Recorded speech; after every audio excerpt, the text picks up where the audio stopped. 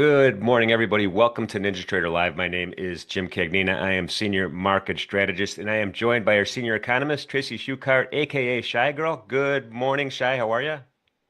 Good morning, all. And Macro Strategist Extraordinaire, Craig Shapiro. Craig, how you doing this morning? Good morning, Jim. So we have an awful lot of stuff to talk about, everything from energy, crude oil, earnings, jobs. So let's just get right into it, Shy. Let's talk about the news. Right. So the big story overnight, obviously, is crude is up 5.37% this morning. Now, what happened is yesterday the Office of the Treasury OFAC listed more Russian sanctions on Rosneft and Lukoil. In an attempt to try to get this ceasefire. I'm not sure that's going to work out. But in the light of these new sanctions, because we already have a lot of sanctions on Russian oil and Russian vessels and things of that nature, but we really haven't blacklisted Rosneft and Lukoil, which are the big companies in Russia. We have sanctions on some of the people involved with those companies, but not those two in specific. In turn, then we had a lot of headlines saying that India will not buy Russian oil anymore due to these sanctions, which is kind of a turnaround from them. However, despite the headlines that are saying Russian barrels to India will go to zero, it is important to note that there is a Rosneft-backed Indian refinery called Naira, and from Naira Energy, and that likely still remains an outlet for Russian barrels because they have long-term contracts, and of course it is partially owned by Rosneft. That said, we could see a lot of those Russian barrels taken off the market. Now take a look. Crude oil is very excited about that, and I would like to note, that yesterday, Energy Secretary Wright said, and I posted this on X, that oil prices are low. It's a great time to be a buyer. And this was yesterday, and it's moved about 7% since he said that on Fox News yesterday.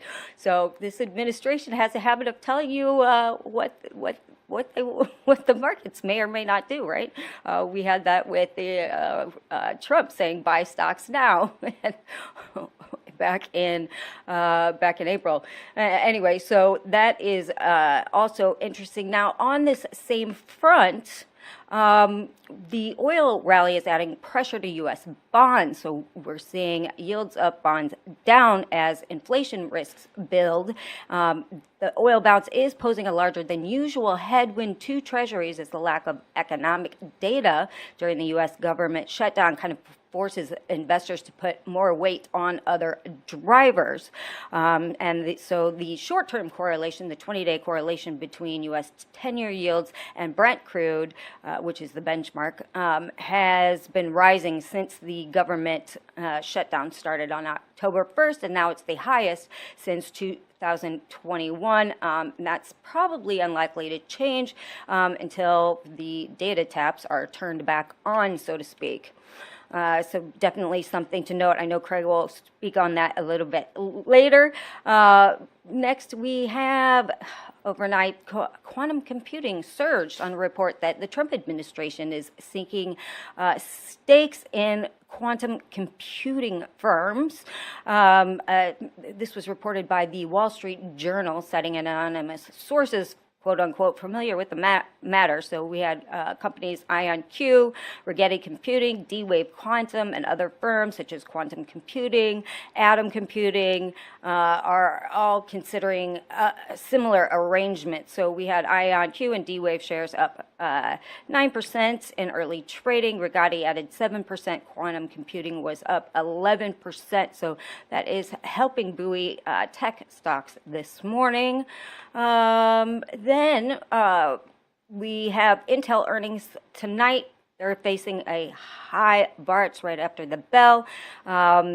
Investors are going to be looking beyond the bottom line for the chip maker. The rally has been very very steep. Several analysts have actually cut their ratings in recent weeks due to they worry that the shares are rising too fast. So that's going to be all important looking at the bottom line, because they are again part of that circular group of AI stocks that everybo's kind of has their eye on. So again, that is right after the bell today. And we have all right, so Besant has a meeting in Malaysia the 24th to the 27th. He is meeting with Vice Premier He Lifeng. They plan to meet again the 22nd to the 27th. They're going to discuss quote unquote important issues in bilateral trades. He's the top trade negotiator, and so what will be interesting to me is the question is, do people start deleveraging in front of this meeting today and tomorrow, or particularly tomorrow ahead of this meeting, because we don't know what the outcome is. And so something to kind of some negative pressure on perhaps the index markets, as people don't want to get caught off sides if this meeting does not go as planned. So keep an eye on price action today from that. Then we have some news from payments. Now it is lagging data, but interesting because we're talking about maybe the economy is slowing. So it shows as of June 2025, we have 67.6% of consumers were living paycheck to paycheck, with 25% saying they had difficulty paying bills. And this is a large jump. So definitely something to keep an eye on as the consumer gets squeezed here a little bit. Then we have yesterday we were talking about how many contracts were traded in gold, right? And you made the comment, Jimmy, that CME must be doing really well. And this morning, Deutsche Bank just upgraded CME Group to a buy from a hold. So there's that. And then just one note on gold. The 4,000 4,100, 4,200 call fly has been the most traded. This kind of means that traders are expecting gold prices to stabilize around that 4,100 area. Well, that's an awful lot of stuff to digest. I was taking notes, and the thing that struck me was the consumer paycheck to paycheck. I mean, you can't just switch from steak to Beyond Meat. Can't do it. So it's going to continue to be expensive here. But how? Let's start with Craig. Craig, how are the consumer really being squeezed here? Yeah, I mean, look, we've been talking for quite some time about this lower part of the K-shaped economy that continues to struggle. It's low-end workers, it's low-end borrowers, home renters, and yeah, the slowdown that we're seeing it in these delinquency rates are picking up for credit cards, for student loans, for autos, and now we're seeing these bankruptcies and some of the subprime auto lenders. So the low-end consumer is pretty stretched, and we're going to continue to get more data. And the outlook isn't great with the labor market continuing to deteriorate. And the administration, is talking about lower inflation or trying to lower inflation, but we have an affordability crisis in this country for a large swath of the public. The rich folks and high-end companies are doing incredibly well, and plenty of spending going on, which is keeping the overall averages of the economy better than not. But for more and more Americans, they're struggling, and you're seeing that play out in parts of the tape as well, right? Stocks that are tied into the low-end consumer, whether they be in retail or in housing or in some of these tertiary financials like Sallie Mae and SoFi and other areas have been struggling, while stocks and industries that are tied into the high-end consumer or into AI CapEx cycle have been doing incredibly well. So I think that is something that we're going to be dealing with and will continue to deal with for the rest of the year and into 2026. Yeah. is Shai what is quantum computing, first of all? I mean, it reminds me of an Ant-Man movie. Is this gonna save everybody or change the kind of the dynamic layout of how we do computing? Well, it is. I mean, they've been talking about quantum computing for ages now, and we just haven't really reached to that level. But, as computing becomes more and more necessary, firms are looking to kind of make this jump into the next level of computing. So it's kind of, all tied into that tech race, AI race, et cetera. Yeah. Okay. We'll keep monitoring that. But I think the story of the day so far for me anyway is the crude oil story. I mean, yesterday we closed, I don't know, in the 58 handle. Today we're mid 61 handle at 61 52, and we're kind of like we're challenging the support level we saw mid-August to September around that 61 half level. We're kind of sitting right above it. We blew through a 38 and a 50% retracement on the upside. And so as we kind of go forward here, a lot of times we get these news events that don't stick. Shai, is this sticky? Are we in the 61 handle for a while now?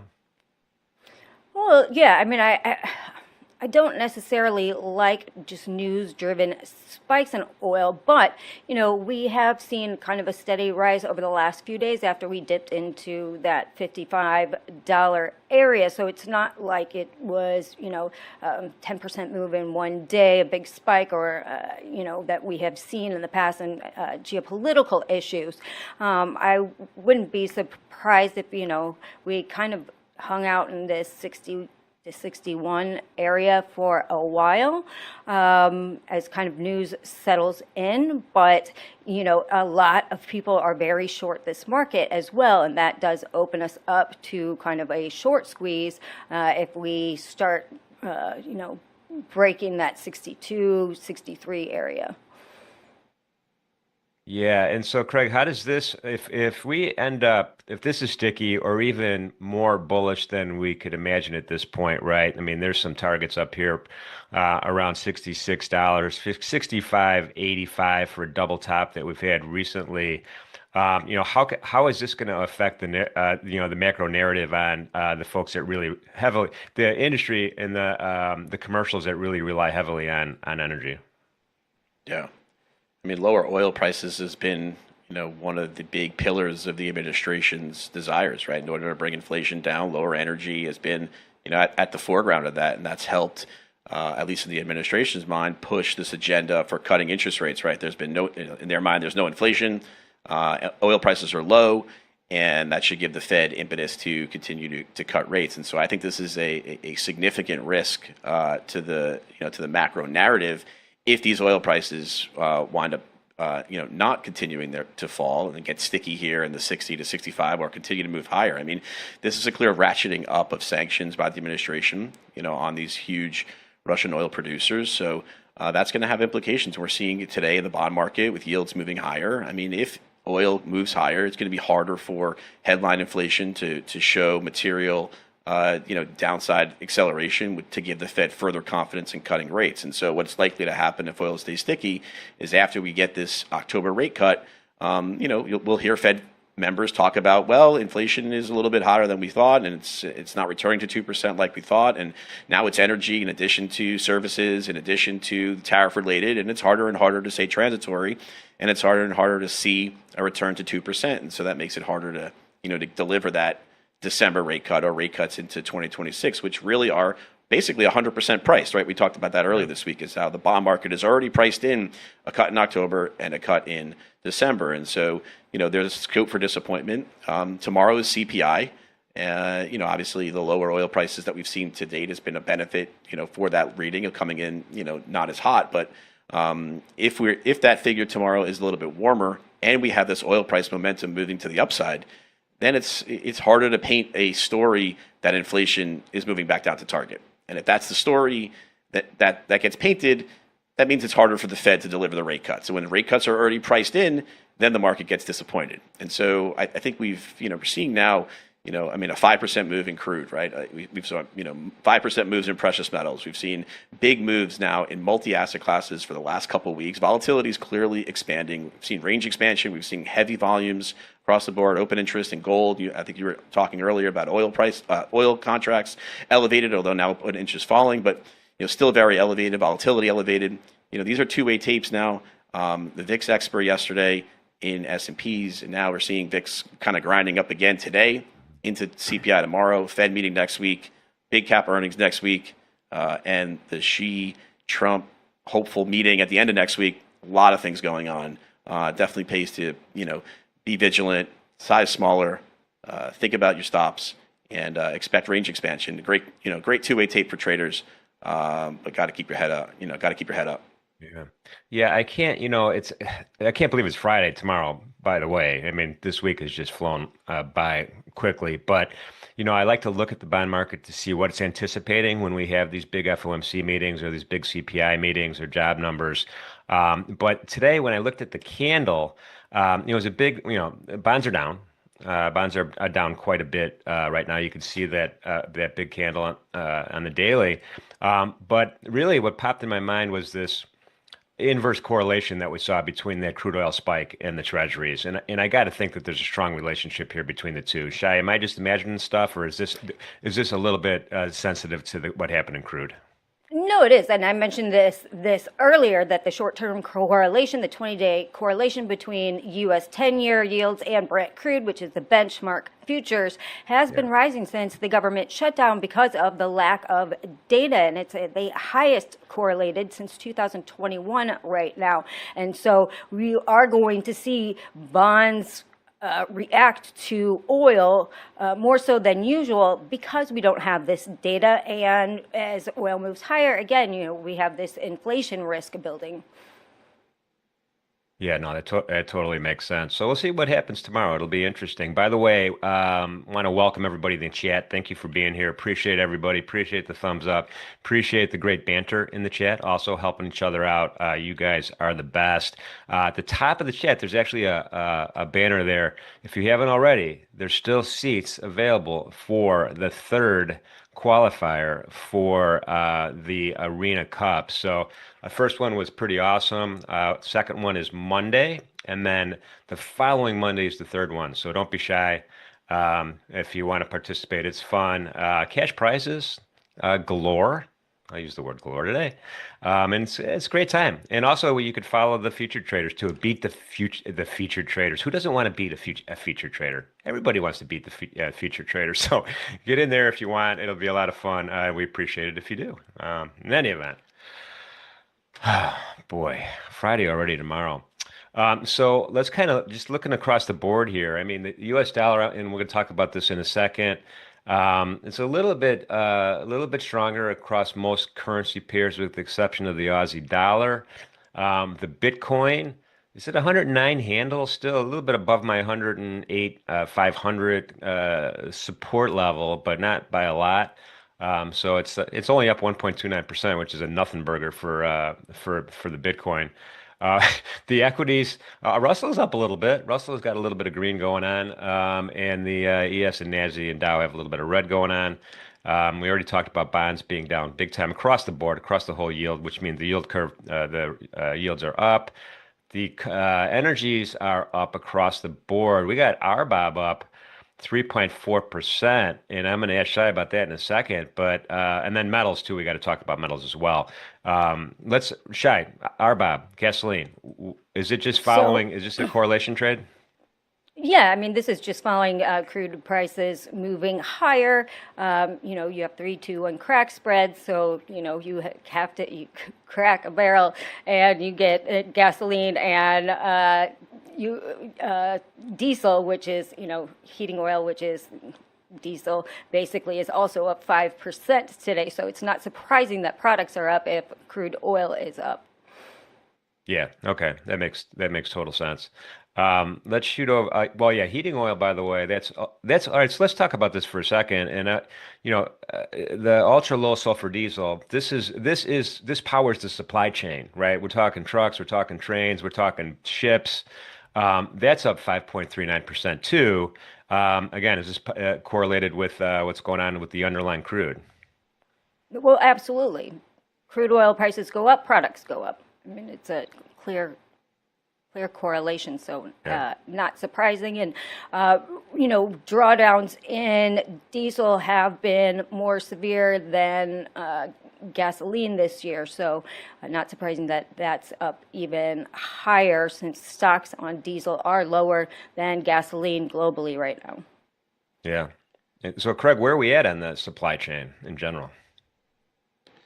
Yeah, look, I mean, I think we've been talking for a long time about how demand trends have been sluggish, supplies have been, more elevated, but we haven't really been drawing down. I mean, we've been drawing down inventories, and so it's been a kind of a more of a, a flaccid market for lack of a better. But now we have this exogenous risk that's been reintroduced, right? These sanctions, which can have a real implication for, supplies, and the question will be, what will there be anything that's put on China with respect to their imports of Russia? Will that change at all? I know the administration has talked about India is going to stop buying Russian oil. I find that hard to believe, but we'll see what happens. And so, to the extent that some of the incremental Russian barrels are pulled off of the Western markets, that keeps the Western markets, more bid, and Russia will then just wind up selling more discounted barrels to China. And so. But look, I think if we see a snug energy market, we're also moving into the winter where weather can become a factor, particularly for gas and in Europe and other areas that are importing. I think the interesting thing about the oil move today is how the follow on into the currency markets, right? I mean, you have big importing regions of oil like Japan, like Europe, like the UK, which are going to see their currencies weaken as energy prices move higher. And so this is a theme we've been talking about for the last few weeks here, this dollar move. We know the administration's desirous of a weaker dollar, but the dollar has been sticky, hasn't broken down. It's actually starting to look a lot better now, trading above the 150-day moving average. Uptrend, looks, like it could be forming here. I think if we kind of got some more upward momentum in the dollar with, rallying, with oil prices moving higher, that would be some headwind, that I think risk markets are going to struggle with, right? Because oil importing countries that own treasuries may need to start selling treasuries in order to get the dollars necessary to start buying the more expensive oil. So these things are all related, high correlation across these markets, as you pointed out, with, the move lower in yields in oil. Now we're moving the other way with oil up, yields up, dollar up, VIX up, right? Those are, that's against what the momentum has been, through the summer and into the early part of fall, right? We saw a weak dollar, weak vol, weaker yields, weaker oil, and now we have the opposite, right? Stronger dollar, potentially stronger oil, vol moving up, and yields, stop going down, maybe start moving higher. That's that's the opposite setup from what we've had from May through the early part of September. So definitely keep your eye out. I've certainly become more negative in my outlook here and trading. So, no surprise there. But well, look, I think we're into a very catalyst heavy period here over the next 7 days. That's going to warrant hyper vigilance and. For traders, definitely, stay at your seats, and for swing traders having those hedges on, right? Being acknowledging that there's overnight risk. Now, might we get a headline tonight that Bessent met with his counterpart in Malaysia and it went well, or it didn't go well? Is this meeting going to happen? Is it not going to happen, right? So we're into the overnight risk potential again here, which again is a different market than what we saw from, let's say May through the end of August. Yeah, And that's both you. Go ahead, Shaq. Go ahead. I just wanted to add one thing on the currency front. The reason we're seeing Aussie dollar higher is because it is a commodity currency, and we are seeing commodities across the board higher today. So just a note on that if you are trading currencies. Shall I explain that a little bit more? Why is it a commodity currency?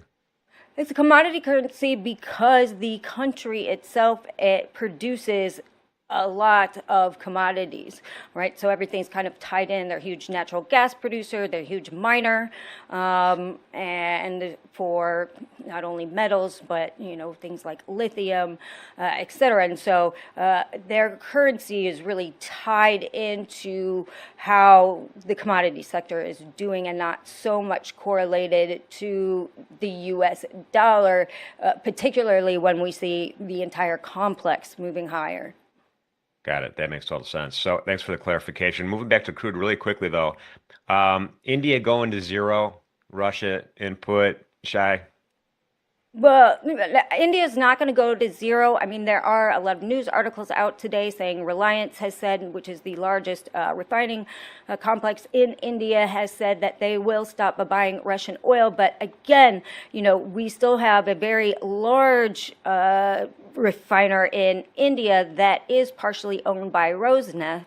And so I don't think those barrels are going to go to zero because they have long-term contracts, and Rosneft has essentially used their stake in that refinery to get those barrels to India. And so zero, no, but let's see if we can get that maybe to 50%. Yeah, I mean, Craig, is this lip service or is there is there team play in work? I mean, it's really hard to say. We know that the administration, doesn't always tell the truth, and so, whether or not Trump had a conversation with Modi or not, and they're going to really reduce the barrels. I think India is an economic actor. They're going to continue to buy, discounted barrels where they see fit. China's going to do the same, and I think. It behooves the president to talk up, his negotiating capabilities. But we'll see. I think economics in the end really rules the day, and until we have a different type of trade deal with India that really has some teeth into it, where we've really cut the tariffs and they're really not going to do this, I think it's a lot of speculation. Yeah, makes sense. Well, we have a great lineup today, Ninja Trader Live, everybody. Shai, why don't you give us an update on our special macro guest? We have Jamie Webster, who's an energy analyst at Boston Consulting Group. A lot of his work he has done on natural gas. So looking forward to talking to him about what's going on with natural gas. We have natural gas up again today. And so I've read his latest report. It's very interesting. They are very excited about the prospect of natural gas. So looking forward to talking to him. I've literally been following him on Twitter since 2012. We've known each other, so great to have him on. Wow, that's a long relationship. Well, looking forward to that. We also have, I think, Farm's going to be with me in a couple minutes, a little bit after that. And then we have Chris and Stowe back to back trading the open and midday markets. Later on this afternoon, we're going to have Leo the Big Cat and XYZ trading the close after Shai's news report and a quick edge report by me. So a lot of stuff happening today on the network for sure. So before we make that transition, though, Craig, any last thoughts on the trading going into the trading day today? Yeah, just one last thing. Yesterday, the Options Pricing Reporting Authority, OPRA, had some pricing issues delivering live pricing to a variety of different trading platforms for options. So just was a bizarre thing that happened in the middle of the day. We got on for about 30, 45 minutes. Folks weren't getting live pricing. So to the extent you're out there trading zero data expiry options and you're not getting live pricing, kind of throws a little bit of a risk into the dynamic in play there. So if you're doing that, make sure you keep your eyes out for live pricing and like so. But look, I think volatility again is putting the floor in here. Definitely two-way trading and a lot of catalysts coming up. So a lot of activity to be expected. Got it. Makes total sense. Shai, any last macro thoughts here?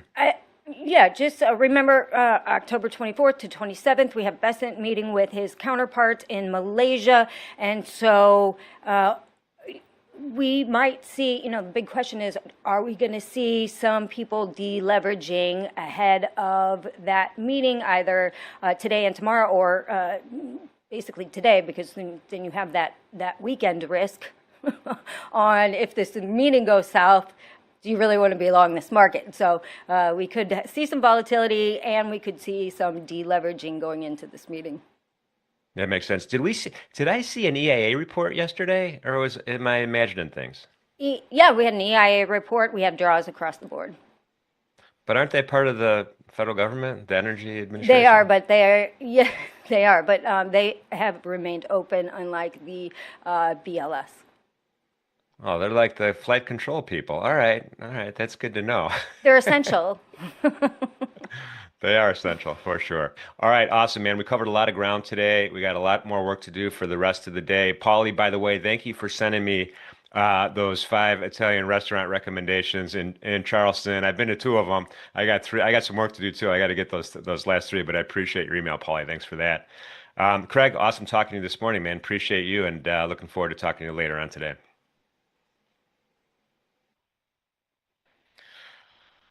Tracy, here we are. Crazy morning, crazy overnight.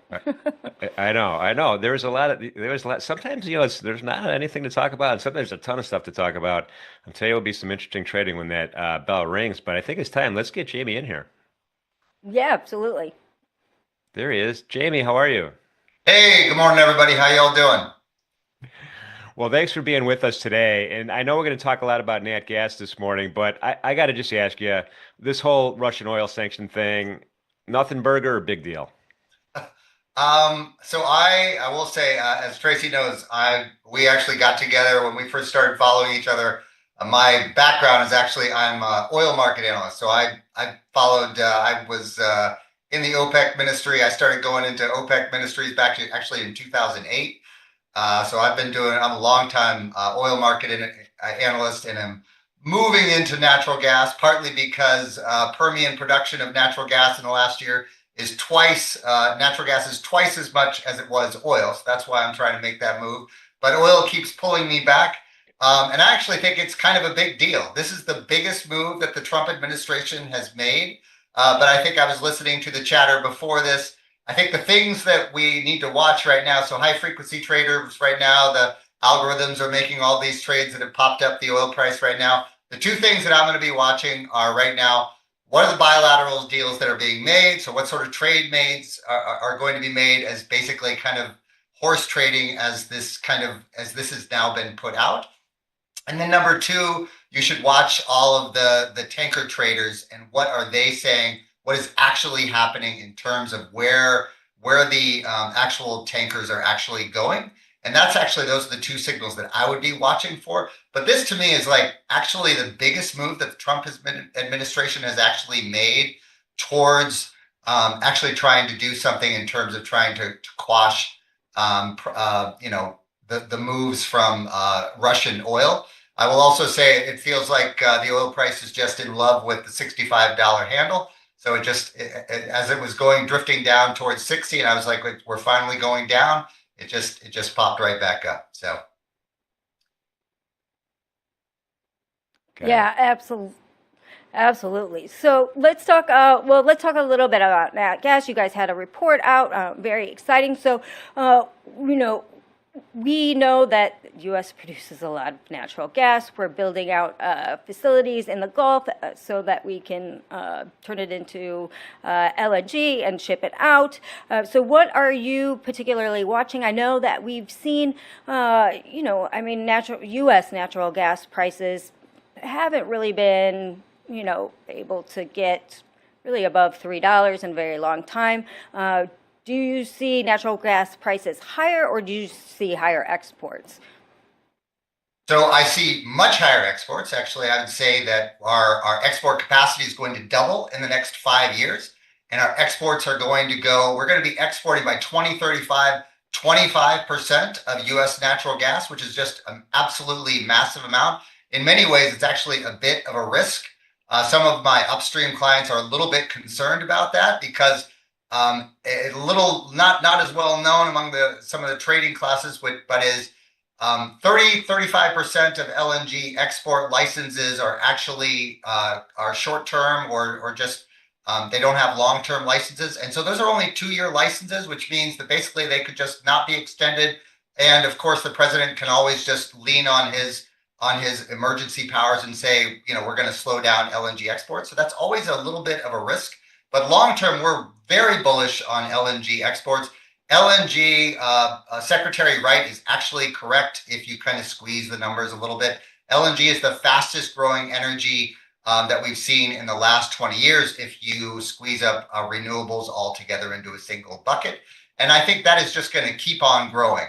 Our report indicates that U.S. natural gas is going to keep on growing. We don't see any sort of peak or anything like that, like the IEA does for a lot of their other sorts of fuels. And the real growth is both LNG, yes, but it's also about electricity. And of course, we're all talking about data centers and everything else within the United States. But realize that electricity is a global issue that is happening, where you are actually having global demand that is happening, global demand for electricity that is happening, and that growth is happening in every region except for China. Every region is going to have much faster growth than in the next 10 years than in the prior 10 years, except for China, which is actually going to be slowing down. And you're going to have natural gas as part of that from about 23% today to about 28%. So it is a big, big part of the story for, whatever you want to call the energy transition and just everything going forward. So it is about natural gas, which is, LNG, which is really about energy security, as the whole world basically changed after 2022. And it's also about electricity. And then, of course, it's also about industrial, which is certainly a big deal within the United States, but it's also true everywhere else in the world as they kind of bring in that natural gas for feedstock and everything else. And let me just ask you, turning to domestically, that seems like if we need more natural gas plants for data centers, et cetera, this seems like a great opportunity in the midstream sector, no? Absolutely. So actually, this is the one area where I'm really paying attention to, and actually the one area where I'm spending a lot more time on, partly because I'm a little bit concerned, but also I see a lot of opportunity, which is one, we're going to be seeing a lot more spending in the midstream towards natural gas. So the last few years, you've seen more spending towards kind of oil and towards intra-basin spending for midstream. Now we need a lot more spending on natural gas, and we need interbasin spending. So basically a lot more longer pipes. The problem is that, as you probably know, it is very difficult to get these sorts of projects in place in the United States. And so the midstream is going to have a really powerful position in terms of connecting this natural gas. So I know a lot of midstream players are trying to figure out how do we get more gas through the pipes, either through additional looping and also coming up with more clever ways to deliver gas in more interesting ways. So either, trying to deliver it all within 6 hours. You're also suddenly seeing, which is something that we had noticed, that the United States is really far behind in new storage, that we really need a lot more storage. Basically, we haven't really built any storage at all. And now suddenly you're seeing a whole bunch of natural gas storage that is really popping up. And so you're seeing, I think, I don't normally talk about companies, but I'll talk about the sector. I think 9 of the 10 big companies in midstream are expected to have bigger earnings in this next earnings cycle than they did in the prior earnings cycle, just because there's just a real big move. And I think the midstream is just going to be an area where you're really going to have a lot of strong growth, because effectively, if you think about it, we've got huge, really strong growth in the supply side.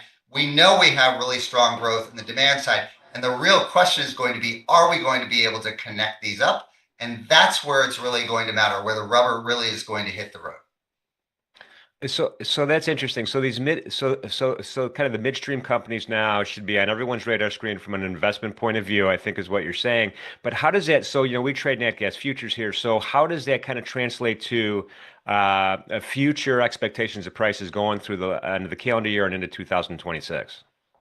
So one is, if you get into it. So one, I would anticipate that your basis spreads are going to blow out. So basically, if you're thinking of like Waha to Henry Hub or other sorts of, those spreads are probably going to spread out a bit more. They've actually been coming in a bit, but I would imagine that those will spread out a bit more. Like last year, we had Waha in the negatives before we had a new pipeline that actually got put in, and now we finally popped back up. But those sorts of spreads are going to be popping up. We're also probably going to have some increased pressure on Henry Hub overall as you start seeing more and more LNG exports, and as you're seeing more and more demand for power generation.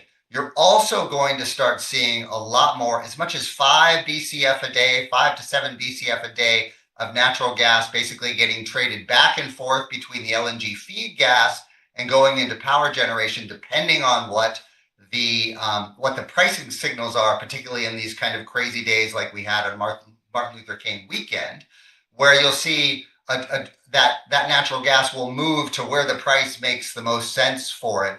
And those companies that are able to kind of see that trade and see where the natural gas really needs to go to are going to take advantage of that. And let's talk about, I don't know if you really watch Canada that much, but, they're starting to export. Is that going to affect the U.S. at all? And what does that kind of scenario look like? Yeah, so natural gas, so Canada is interestingly enough, so when the US started to, so I testified in front of Congress saying that we should export LNG back in 2015, 2016, when we were first starting to do it. And at that point, if you kind of stacked up all the LNG export projects for Canada and for the US, it was actually about equal. And then Canada basically didn't do anything. Now Canada is finally starting to step up. Canada has basically been the back end of the pipe basically for its entire energy life.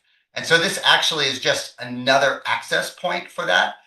This isn't something where, we're not going to have enough gas. There's so much gas that's in the Western Sedimentary Basin that this is just another place for it to go out. I know that the Japanese are incredibly excited about any sort of additional gas that you can get on the western side.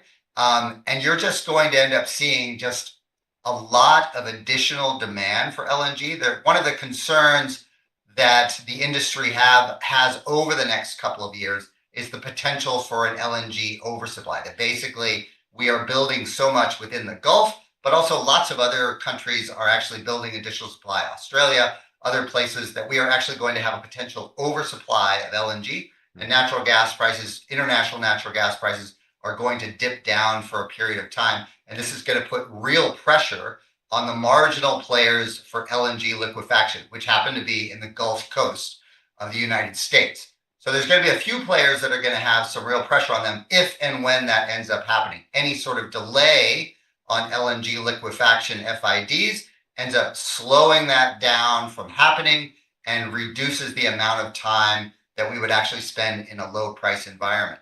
But any time that we have a low price environment is actually positive for the long-term industry, in that, one, similar to what we had in 2008 and 2014 for the shale industry, it will discipline the market.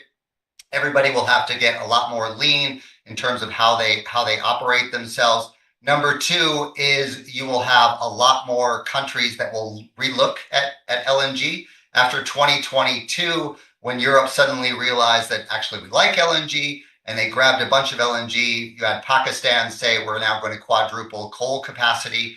You will have currently about 50 countries take LNG. We see as much as 80 countries could potentially take LNG within the next 20 years if you have a low price environment and you continue to have a focus on energy security. LNG is one of those things where you can just pop in a quick regasification unit, and it just gives you another kind of optionality. Yeah. And so any sort of extra supply, yes, it increases the chance of an oversupply, but long term, I think it's just a very bullish, very positive sort of fuel for energy security, which has been an issue since 2022, energy transition, which has been an issue since basically the Paris environment. If you want something that pairs with renewables, if you want something that is kind of lower environmental profile than coal, it kind of sits in that middle sort of fuel and really clicks a lot of boxes for a lot of different people. Hey Jamie, we got a little over a minute left, and Yep. I just kind of want to shift gears real quick and throw you out a fun question. New geothermal technology, is this something finally are we going to hit the ground with geothermal or no? Geothermal, I'm super excited about geothermal. Basically, the shale boys have said, we can take all of our technology and take the shale technology, and now we can apply it geothermal. So we've got a couple of experts within BCG that are super excited about what can happen with geothermal there. So actually, I'm incredibly bullish on geothermal. I think there's still some kind of regulatory and some other issues that we've got to kind of work our way through, but I think we are in very early innings when it comes to geothermal, and it is definitely a kind of space that I would encourage everybody to continue to watch. I think it's a real positive upside for geothermal going forward. Very awesome. Jamie, thanks for being with us this morning. Jamie Webster, fellow at Thank you. Boston Consulting Group. We'll drop your X handle into the chat. Appreciate you waking up early, being here with us. Learned a lot of stuff. You bet, team. Have a great one. Take care. Thank you. Yeah, I mean, he's a subject matter expert you want to Oh, talk yeah. to all day long. He's great. He's great. I like I said, I've known him for a long time. He knows the whole energy realm, which is Yeah. great. So definitely give him a follow on Twitter because he posts a lot of stuff, and every time they have a report coming out, he posts that. A lot of great information coming from his Twitter stream. So definitely follow him. You still call it Twitter. Twitter, I know, X, Twitter, whatever. Same thing. If you go, your app still says formerly known as Twitter. Still, I know. right? I know. All right. Oh man. Anyway, Shai, thanks for everything. I will most certainly be talking to you later on today. And it's time All for right. now Tape Talk. Farm. Good morning. How are we doing? Do you say Twitter or X? Twitter, I refuse to call it X. It's stupid. Stupid name. All I'm right. stubborn. What can I say? I'm stubborn. Now we know how you really feel about it. Yeah. I wonder if the poly markets have a bet saying, when will Musk officially change X back to Twitter? He's stubborn too. He won't do it. It's not going to happen. But I won't call it. I'm not going to call it X. It's too dumb. Like, what do you say? Like, instead of tweet, like, you have to just say post. It's really awkward. I hear you, brother. I hear you. Well, I'm looking at the equity indexes this morning, a little bit of positivity in the Russell 2000. Everything else is a little bit negative. We got the on the daily chart for me anyway, we have the even the S&P is right in that rotation zone between that 8 EMA and the 21 EMA. Little baby candle today. We had a little bit of a bigger reach to the downside than I thought we were going to get yesterday. So we had a decent size candle. What do you think? What do you make of all this? Yeah, I mean, yesterday we got the full P breakdown on ES, which, like, honestly, I wasn't that optimistic that ES would get all the way there. I was pretty sure that NQ would. And then, right as it looked like sellers were running out of gas, we got that last push, right, with that whatever it was that Trump posted, and it was just like, I mean, it was so technical and beautiful. ES came down and swept Sunday night's overnight low, and that was it. Yeah. So I was, I wasn't really expecting that in one day on ES. But I mean, so that sequence is done. It's complete. We now have that, sort of 3-day internal balance that we talked about yesterday. And so now, the decision point is the break of that range. And like to the upside, I mean, it's at the top of all of the range, right? I mean, we've got a, 9-day range or whatever the hell it is. And the top of this 3-day range sits there at the top. So break the upside and go, then it's pretty much all longs as long as it sustains a break. Break it to the downside. Well, now you have 3 days of inventory trapped overhead, puking on top of last week's range. So it gets things a little bit interesting. Do we come all the way back down to the bottom? Or, do bulls step in somewhere and buy the dip? I tend to think, or at least my lean coming into today was that today was going to be an inside choppy, sloppy mess and just wreck everybody. We'll see. Like, honestly, the cleanest scenario in terms of clarity and trading is a break of yesterday's low or a failed break of yesterday's low. So like inside day, nah, just don't get wrecked, right? Yeah. And yesterday's low on the NASDAQ is, that point of control I've been talking about for the contract, right? 24,829, give or take a couple of ticks. We wicked to it yesterday, but then buyers came back in. I'm not sure that we're not going to see that again today. Yeah, NQ does look a little bit weaker. We'll see if they want to test that. I mean, it's a natural area for covers, right? So it was kind of nice that NQ hitting that spot aligned with ES sort of taking its Sunday night overnight low. It just made sense to just be done shorting it for sure by then. But, I mean, NQ on that composite profile, I mean, it's still going to have to kick back out of sort of that primary distribution on that node, which basically runs like right here is kind of like the top. I mean, this is why this area that it's at right now, call it 969 for good measure. I'll click over to NQ real quick since you got my charts up. 969 to 980 I've been using is definitely key. We did see some buyers kind of pop in just below yesterday. So this is the weekly level, but it seems like they've been buying dips, 940s, 950s. And I'm interested to see if that carries forward into today, because basically, again, this is sort of the upper edge on that composite profile that you're talking about. Little baby LVN there. But you could argue that LVN may not be necessarily that important, but I do see it as being important for different reasons. You can see it's sort of the upper edge of last week's distribution.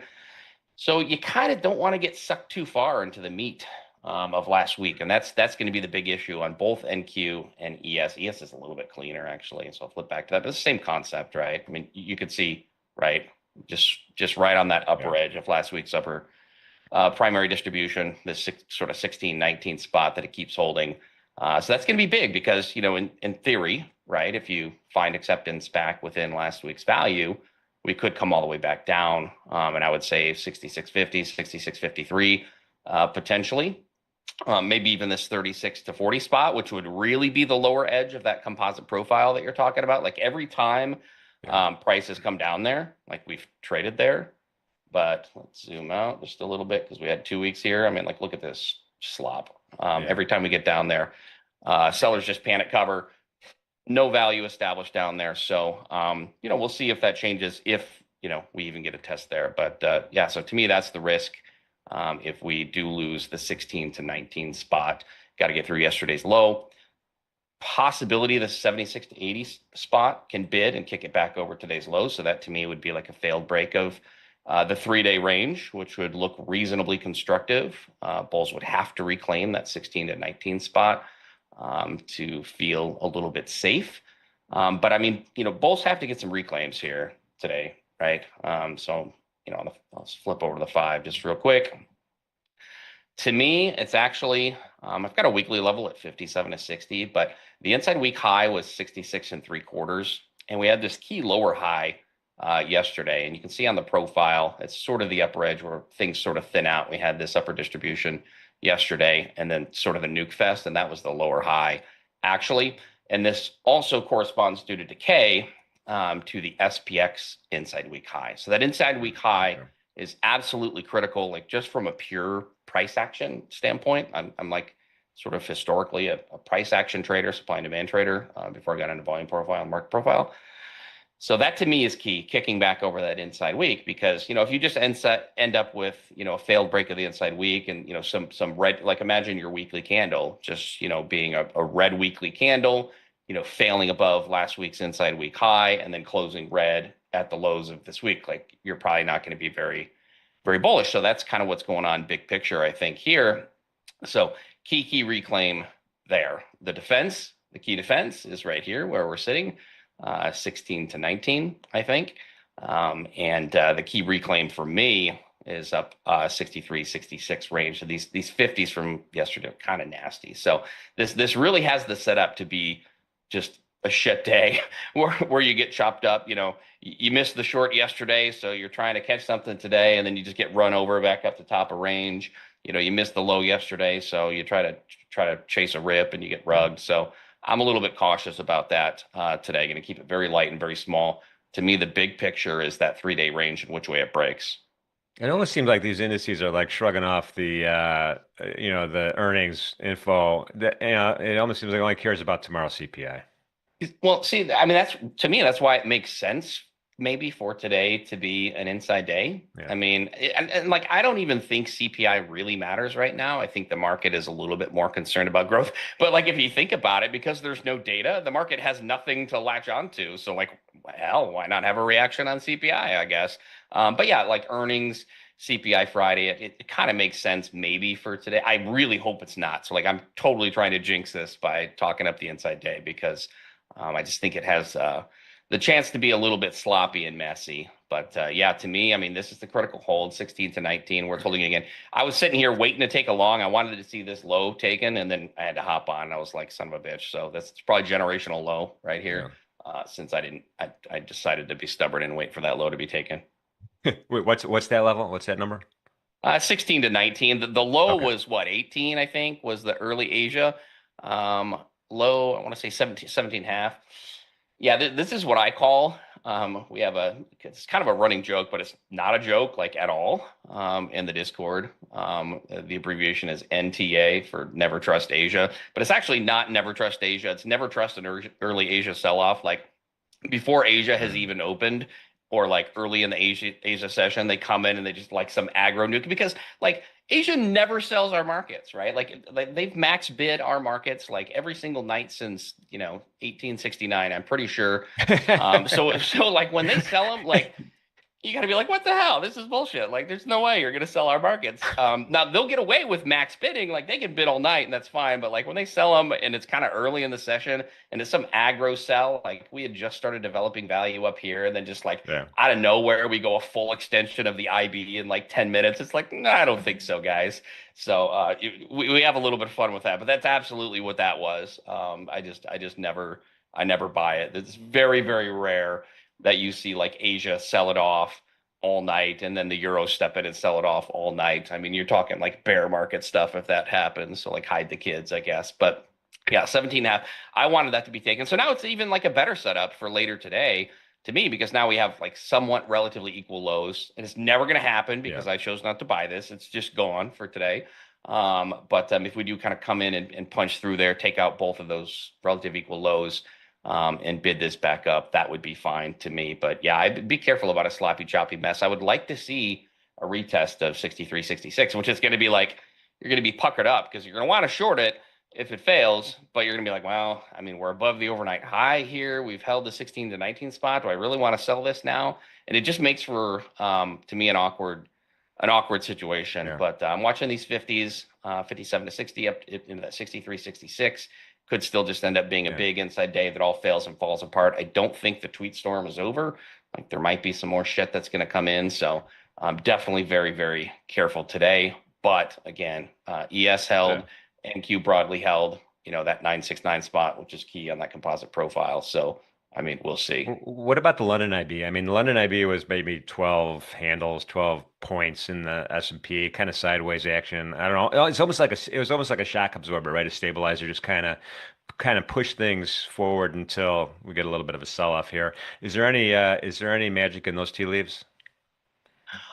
Maybe, and actually, this high was yesterday's cash hours IB low. So I mean, the overnight high is sitting like right Yeah. there. So I mean, there's a lot of IB action going on overnight and yesterday. So if you can accept back in yesterday's IB, it's kind of a good look. But yeah, this was just sort of the sideways choppy grind attempt to sustain over these 40s. And then we did see some solid sellers come in like right at yesterday's IB low. I was watching like 52 to 54 personally. Of course, I was asleep, naturally made a banger of a trade. But to me, you've got this 41.44, which is super important on high time frames. We talked yesterday about how that's a key LVN within that composite profile. And that's kind of the big spot here to me. Like this range, I told my subscribers, like, probably find trade your bias. The easiest way to execute today is probably either longs here or shorts on failed pushes through 41.44. You just got to be a little bit cautious up here. I expect to see Yeah. sellers in the 50s. I refer to it as kind of a gauntlet, maybe. But I sort of feel a little bit more comfortable once we're offering the 40s. So like I took this short from like right when I woke up and paper handed the shit out of it, by the way. But yeah, so this is the range to me to like make decisions in. Nowhere in the middle. Yeah. Just don't diddle in the middle. No, that's a good short. I like it. Don't forget, Jack's one is at 67.50, and then we got a zero DTE, call resistance, gamma wall, a little bit above that at 67.55. So I think you're right. That's kind of be the zone where we expect sellers to come in, but you never know. Mhm. Yeah, that's a spot. I just I'm not chasing a reclaim long of 41 to 44. I just won't do that. That's on these days when we had a nasty bearish sell off and we're trading inside range. Like I'm just very cautious to chase along. I'm really looking for those good dips. Yeah. Like I missed here because I was jumping on and being too stubborn and waiting for that to be swept. So I could have taken NQ actually, but I was Yeah. getting started here. So Yeah, makes total sense. Well, it'll be an interesting day for sure. We'll see, and we'll keep the tweets on our radar screen ready just in case. We'll brace ourselves. yeah, hopefully I jinxed the choppy, sloppy mess, and it's a super clean, easy to trade day. But I just feel like a little bit of caution is warranted. At least you know how it goes, right? Sometimes you take a trade, doesn't work. You take another trade, it works out a little bit. You take a third trade, it doesn't work out. Like you just end up all of a sudden you're taking like 8 trades, and you're like, what the hell? I normally take one or two. So Yeah, I don't know. Kind of feels like one of those days to me. So let's just yeah. have a little discipline today. All right, all right. Well, Farm, appreciate the intel, man. I will not see you tomorrow. I don't think I'm going to see you till next week. Next week. Yep, Yeah. today's Thursday. So yeah, today's my Friday. So I will be off tomorrow and you're off tomorrow as well. I will see you next week. All right, all right. Well, you have a great weekend. Talk to you soon, man. Take care, Jamie. All right, it is time to trade the open with Christian from Trading Boxes.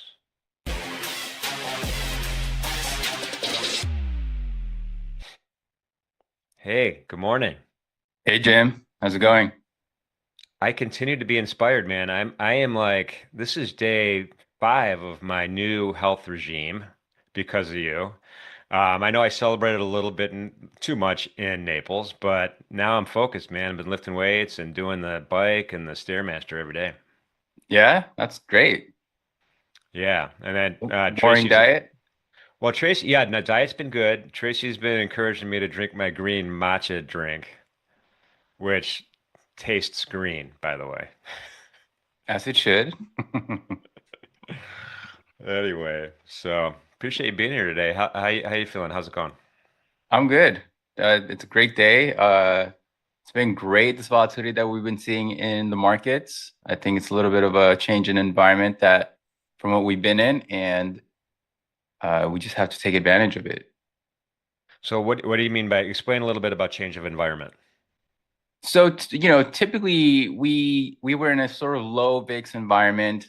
We were just going higher and higher. Yeah. Then we got that big spike 2 Fridays ago, and ever since then, volatility's been higher. The intraday movements in the markets have been larger, wider, and therefore the opportunities I feel, have yielded more in the own trade opportunities that you're finding, whatever strategy somebody's looking at. It's producing more because of the larger intraday ranges, and so I think it's important to adapt to that and understand that, hey, if the daily average range is I can't forget the exact number, but it was like 1.6, 1.7%, then obviously, that's going to be significantly higher. And therefore, you want to make sure that you open up your trades, your trails to that expansion so you can make more in this market right now.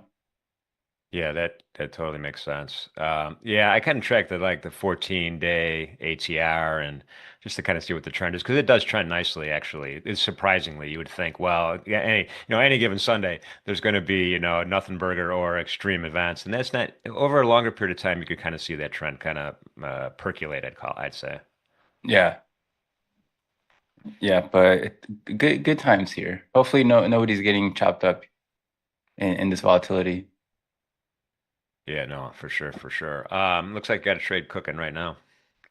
Yeah, I bought this 960s, which has been a significant level in NQ, and we had my setup here, the 90-minute reversal, and I already took 2 partials along the way. We're currently at, I did not place my or target multiples, but I took partials here into 2R, and I'm just letting the rest trade and see if we do see higher. But I can go right into my trade plan here.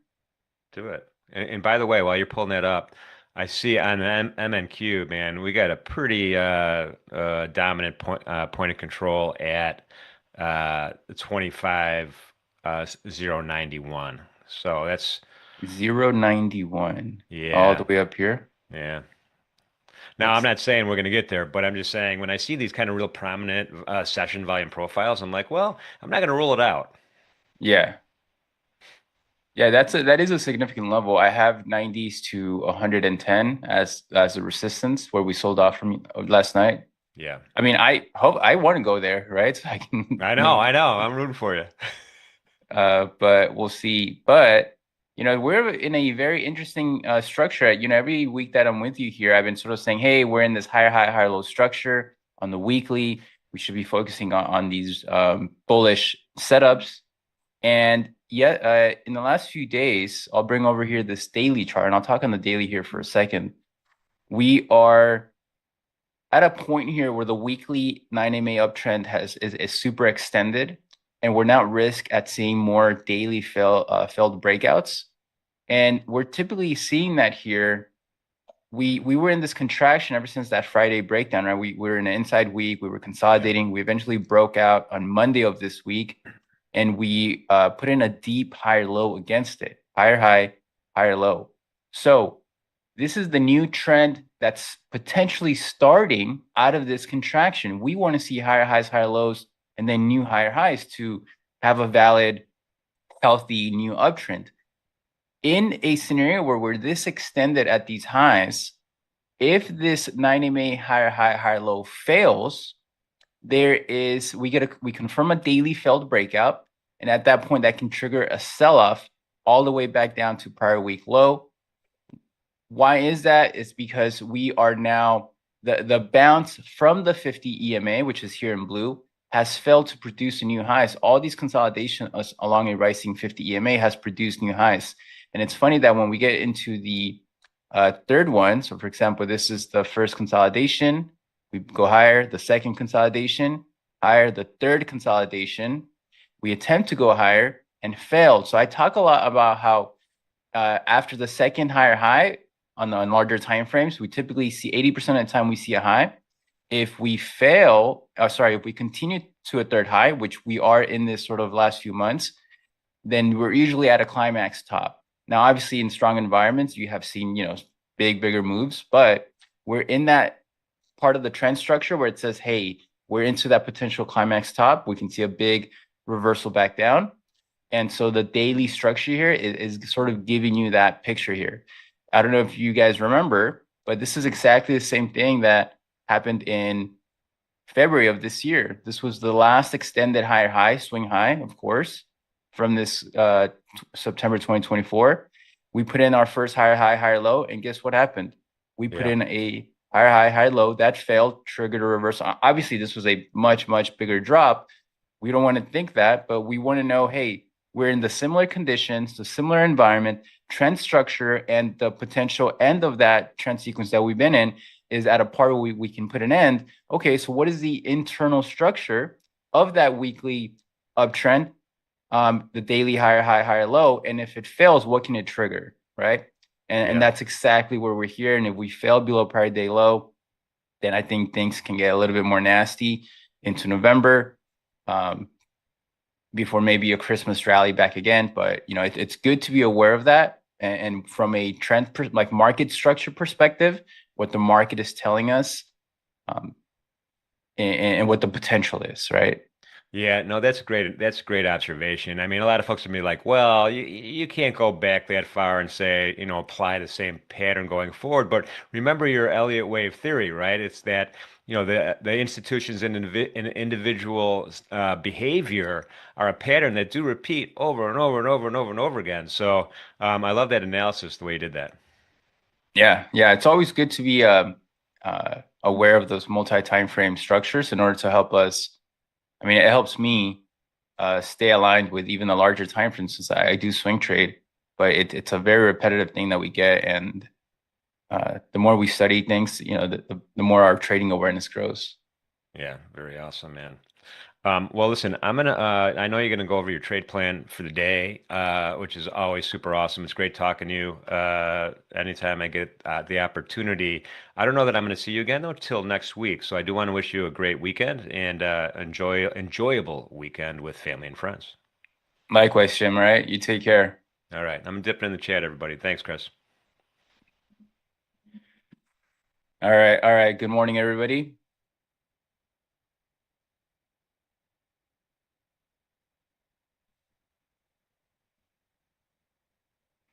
George, were you the one who was talking ish on Tuesday? Sounds like you're back here again. Yeah, a deep higher low can exist. Why can't it? Is it a higher low? You're right. Is it a higher low or not? Yeah. Is it a deep higher low? Then yeah. Hey, morning, everybody. Star, Jay, Carlos, Austin. Yeah, I'm in the West Coast, so I'm up at 5 a.m. I've been in cash in my swing account, Flitch. I did looks like my last quarter here. So I have 3 left. I had 12. My last quarter here might get stopped out here at the lows. And if so, that is going to be a little bit of change in structure, and I'll go over that in a bit. I am well, John. Hopefully you are too. Hopefully everybody's doing well. Good morning. Morning, everybody. We have a lot of people. Morning, Tracy, TY, Video, Arcade, Samuel. Hey, Fractal. Chris, Fisher, Alex, Zachary. Good roll call. Spencer. Nice. All right, so let me go over my trade plan. I'll let this do its thing here. I already did my partials.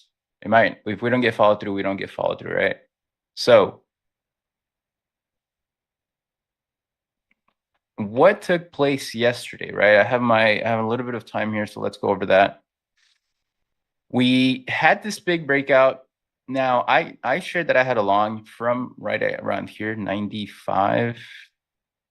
So I had a long here around 95 because we were breaking this daily structure, and it ended up moving higher. We created a SMT at these highs, a divergence between ES and NQ, and then we created a wedge, right? Our classic wedge setup.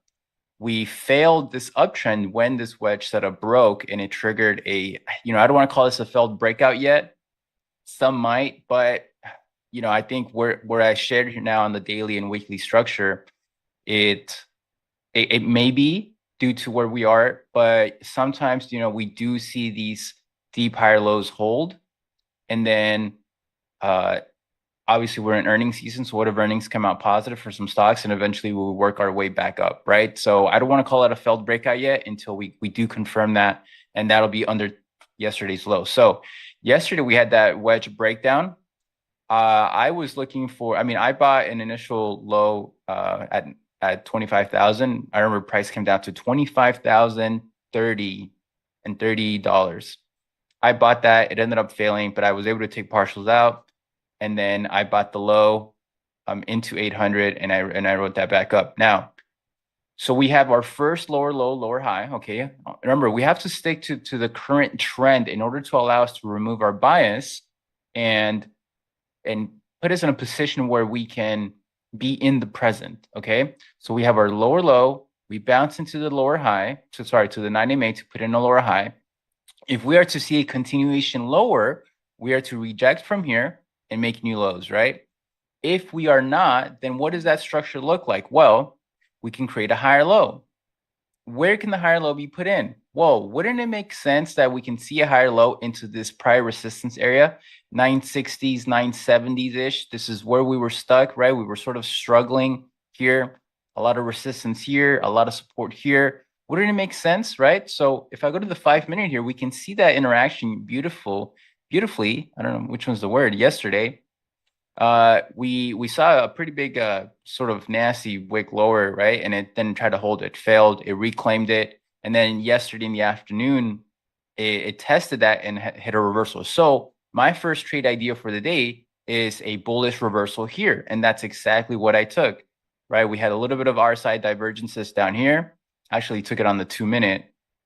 And then we had our lower low, lower high, that reclaimed, and that's what triggered my long, right? So that is this long that you guys see here. And right now it's just moving around, figuring itself out, like, right, like what Mary did, right? We discussed that. We don't need to go over that again. So let's go back to the 4 hour.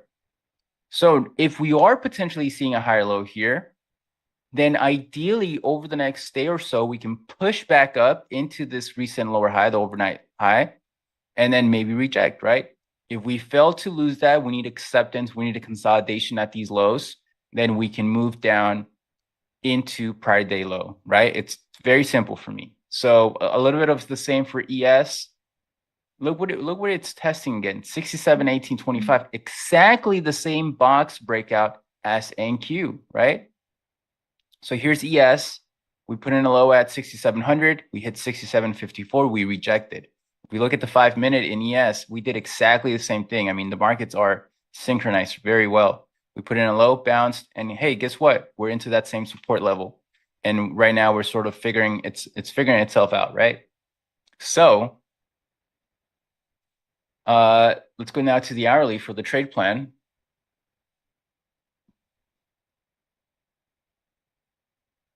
What was the structure in that bounce last night? It was a 50 EMA wedge consolidation. We moved lower. We're now in an hourly 9 MA, possibly lower low, and we're possibly bouncing up to create a lower high. So the first scenario that I have is, can we bounce? We're sort of seeing that. Can we put in a lower high into the 9 MA, maybe back test this breakdown right around here at the weekly open and reject? If we reject, then we can have a little bit more data telling us, hey, sellers are still in control and we may continue lower, right? And that hourly structure helps me understand the intraday path, possibly. If we do reclaim that breakdown, then we can push up back up into that overnight or late afternoon yesterday highs, and then go back test yesterday's breakdown, which would be the next resistance area, right around here, okay? Here to here. So we need to reclaim that to see higher. If we cannot reclaim it, and let's say we remain stuck down here at this 960s area, then we're gonna move lower, break lower, and see prior day low. This area is the line in the sand on the larger time frames that we need to hold, or else we do trigger that daily failed breakout. So I would imagine we see one more reversal attempt, and then maybe if that is then sold off, and then we get some acceptance, we know that we are going to get that failed breakout, right? But it's a step-by-step process. Certain things need to happen in order for us to really understand that. For now, where are we? Well, we're back at a support area. Look at this big consolidation here, this box. We had a failed breakdown here, reversal. We're back testing it again. Okay, so living in the present, living in this 9 MA trend, where are we, right? And that's exactly what made me get this long. And this was a deep higher low. It almost stopped us out. It didn't, and I just need to let price do its thing in hopes of reaching my desired target up here on my last position, okay? And then maybe I'll look for another trade. For ES, I'll go over ES here since some of you guys trade ES. Oh, that's not what I wanted to do. We're still good on time. All right, so we had a similar 50 EMA wedge. We are in a 9 MA lower low, lower high, and we are now we rejected a little bit, but we're still holding. You can see that we're bouncing back up here. I'm looking at the 5-minute charts here on the right, and we're getting that bounce back up. So maybe we do hold and do a complete back test of this 6740s breakdown area. We can reject from there again, but a reclaim of that will be that we obviously go back to London's high or this overnight high, and we can go back to yesterday's breakdown, which is now main resistance above, and reject a little bit or see what happens then, right? If we cannot hold the 6718, this box support, then we go test prior day low. We can take that out and reverse back up until we form acceptance and we trigger a daily failed breakout. And that can mean like a multi-day sell-off, right? All the way back down to prior week low. I mean, there's just no reason why we couldn't get there at this point. So until, certain things happen, I have to live in the present, even though I may, we obviously, some of us get this idea of, hey, no, we're going to sell off. The market's now selling off. We're going to short it. Well, yeah, but let's take it step by step. let's align with the current trend in order to help us execute in the present in our day trades the best that we can, right? Obviously, we go through stops. I go through stops here all the time with you guys, but I remain committed to my process because over the long term, it helps me make more than what I lose. So that's my morning plan, a little bit longer than usual. Hope that helps.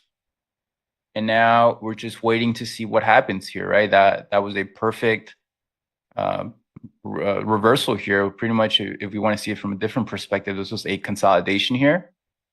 We then started a new potential downtrend, or low, lower high, rejected, right? So you can imagine that from that rejection, we want to make new lows. Hey, what happened? We were not able to make new lows, right? We bounced back up, a little bit of consolidation, and then we bounced back up to the 9MA. Then at that point, the 9MA should have rejected back down. And guess what? We did not. So I got long. I mean, I got was a few points late on my entry. My entry should have been 53, 54. I'm in at 57, right? But we do what we need to do.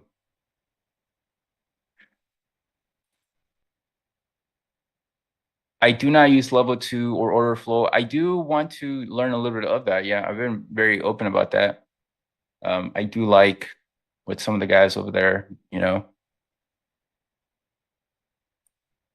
XY still and them are looking at. I feel, I have a similar view on the 9MA as XY does. And I mean, we both track that very well. And I think if I could, because put it like this, when I'm looking for, when my rule is met right here,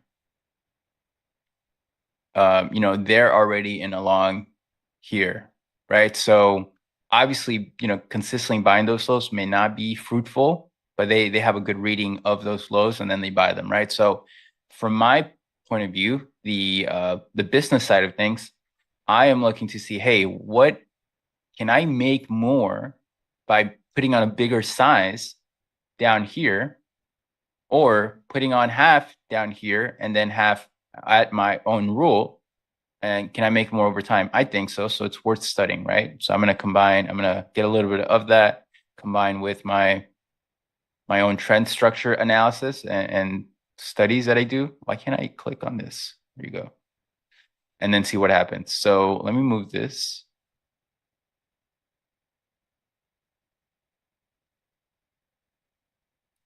All right, so here's our trade. Here's the setup. I already took partials over here.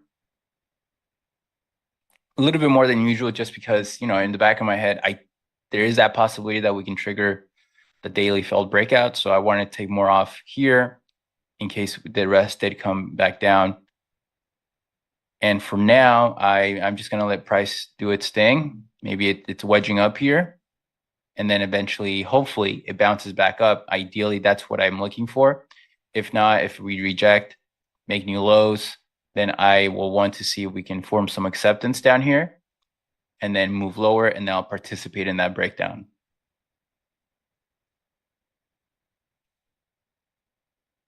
I don't have a trading Instagram, Jefferson. I really don't use Instagram. I just have X. Oh, I didn't put that, huh? I should put that.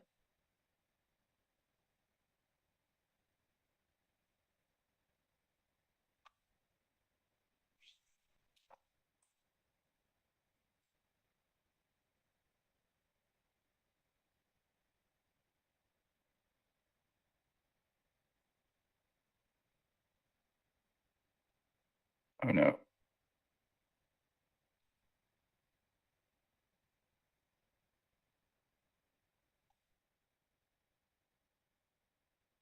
All right. Oh, and I need this up here. All right. So I mean, it's pretty strong. I'm also starting to track gold here for the competition. I have to start trading it. Oh, look at that breakout.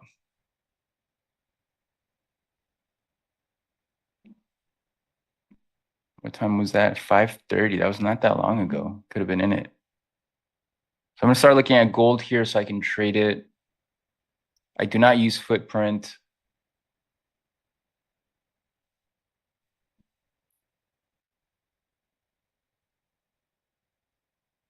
Yeah, don't forget to sign up for the competition if you haven't. Qualifier 3 is now open. Hey, Toasty Trades, good to see you. The Hands, Adam, Jeff, good to see you.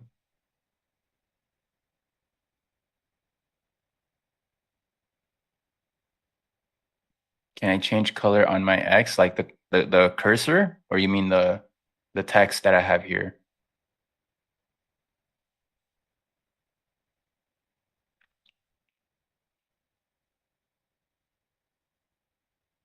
Oh yeah, you can hardly see it, huh?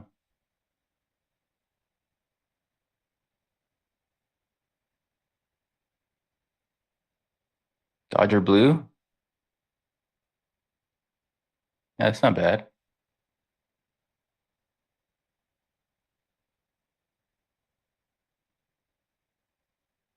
Hey, Fabiola.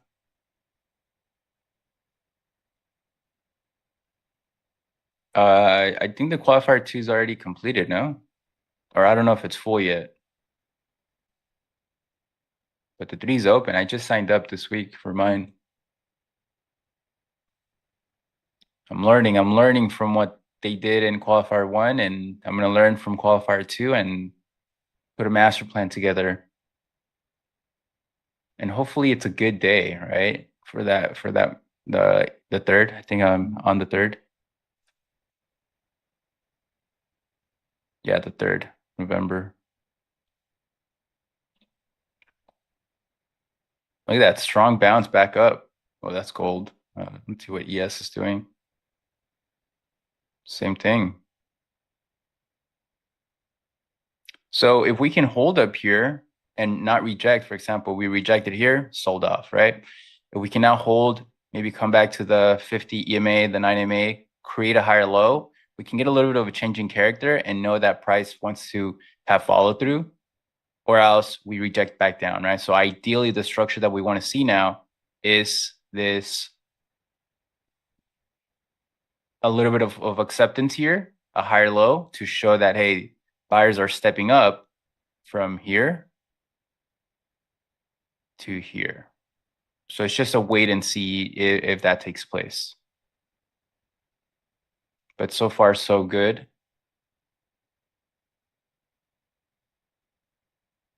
Yeah, let's get those likes up in the meantime, everybody, if you can. We need to get over 200.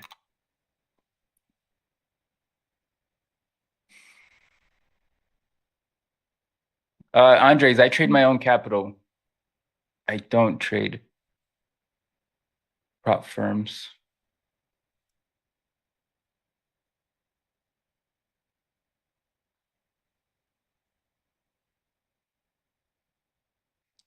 You see resistance at 20? Yeah, maybe. I don't know about that, Gabriel. You're gonna have to reach out to Ninja for that. Look at gold. The daily is pretty strong here. It wants prior day high. So maybe I look for an opportunity here in gold as well. Just ignore this message. So for gold, we just broke out of this overnight range. And I'm gonna look for I mean it's highly leveraged, huh? So I'm probably gonna need to do I haven't even done the math. I know it's $10 per point in the MGC. Adam, is that larger green candle right off the lower zone considered the rejection confirmation? Is that large green, this one right here?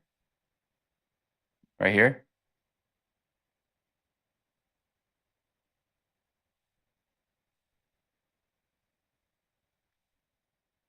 The one that closed higher, okay.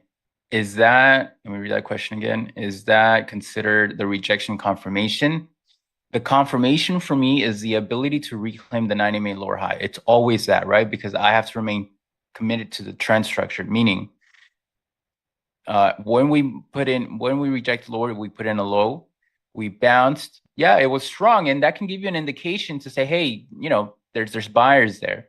But we put in the lower high here. You can see how we hardly rejected it. I mean, there was a little bit of rejection in that candle, and then we reclaimed it. So the ability to reclaim that 9 MA lower high, even though it's very insignificant, right? It's just tiny. You don't see it, but I can see it. That's the confirmation of the reversal. Why? Because if trend structure or market structure says lower low, lower high, lower low, but we change that, what does that trigger now? Higher high, higher low, higher high, right? So that for me, that is the confirmation from a candle perspective. Now you can say, hey, maybe on the order flow there was something here to confirm that, but for me, that's what it is. But look at that, beautiful. It doesn't have to close above it. Obviously closing above it is better. All right, let's see what we get here. The market is now open. And ideally, we want this to consolidate. Wow, look at that. Beautiful. I'll take that all day.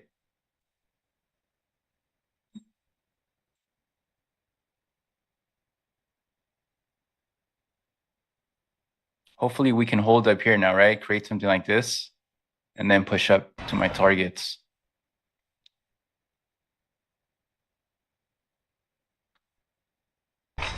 So far, healthy action.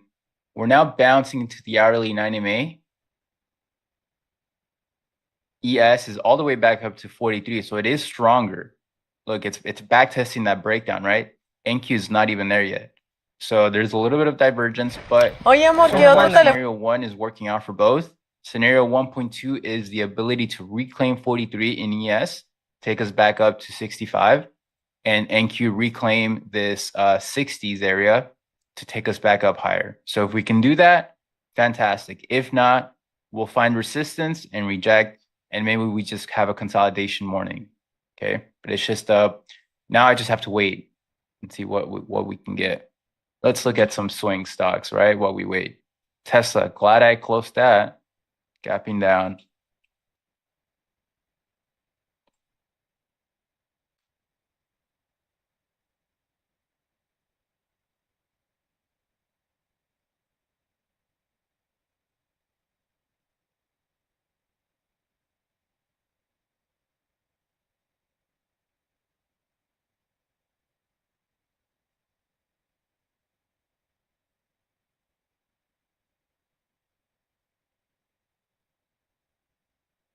Yeah, the nine. I use the 9 MA. 9 MA. It's similar here, but hey, disciplined trader, welcome.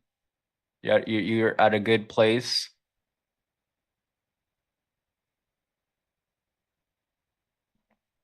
Yeah, the 9 MA is pretty much where I live. You track that sequence, that structure around it. Look, any time frame that you go to, it'll always track that. So you want to.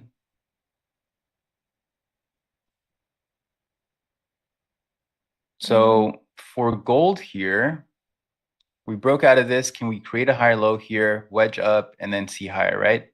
I mean, I really haven't done any analysis on it, but I'm just applying my own analysis of the markets to gold. I do swing trade gold, but I just never have day traded it.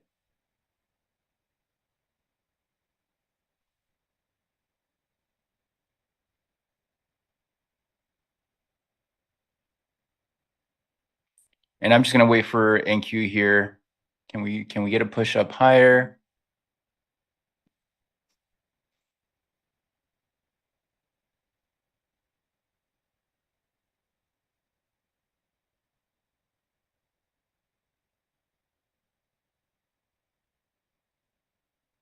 What's the market doing? Let's look at some stocks, yeah.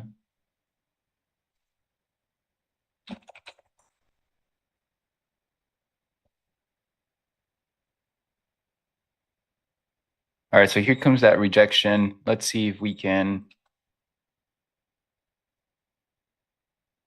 hold. And then let's keep track. Should I do the 2-minute in gold as well? What do you guys think?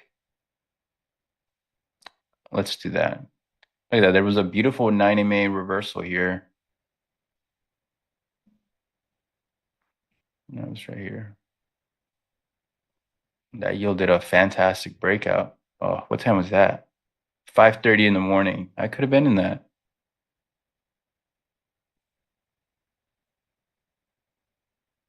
I'll track it here. All right, let's watch it.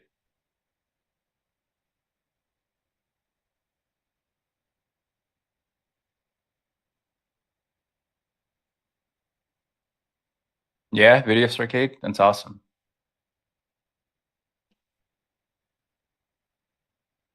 I mean, so far so good in ES and NQ. They're holding really well. ES is holding this test here at 67.43.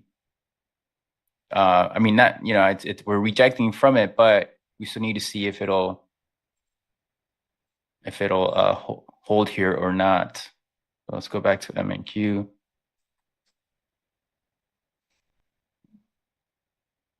What do I mean by 9 EMA reversal?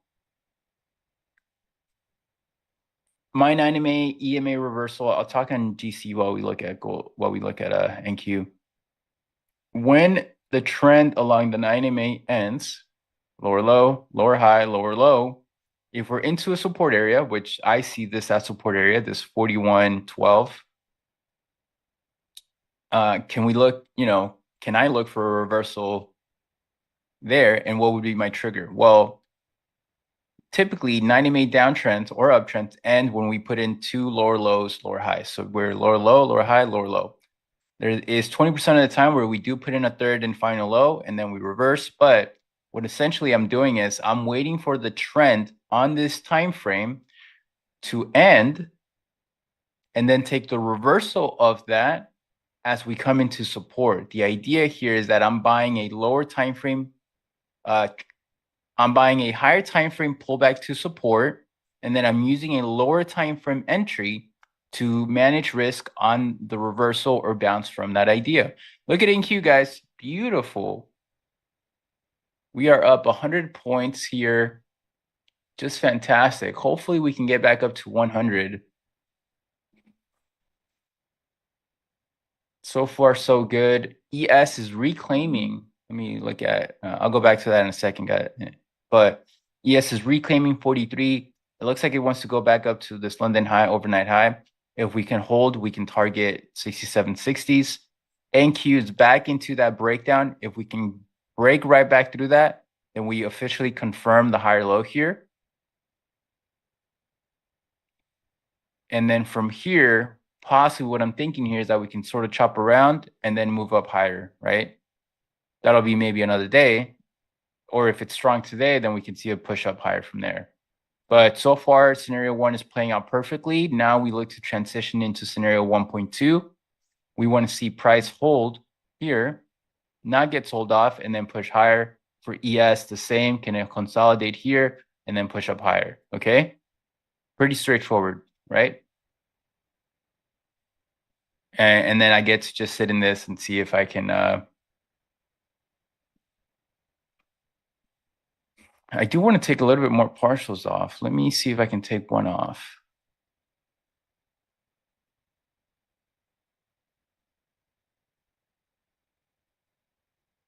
Okay, so I took one off out of the 3 that I have left here at 4R. And then I can sit more comfortably in my long here. And then you know what I want to do here is, can I change this to 1? How do I change that?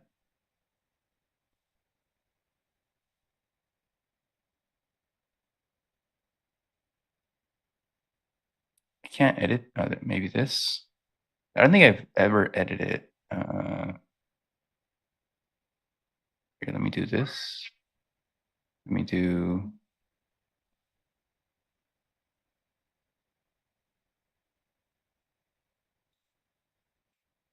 I'll do that, and then I'll put my stop. At this point, I'll put my stop at break even. And then if we can get up to 5 point, maybe 5R, I'll take more off.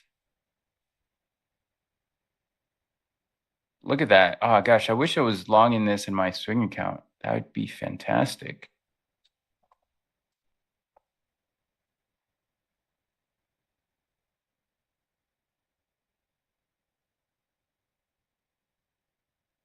Yo, Shab. Learning and earning, all right? That's what the Thursday segments are called. Um, what's my advice on trading pre-market? Look, I'm a very location-dependent trader.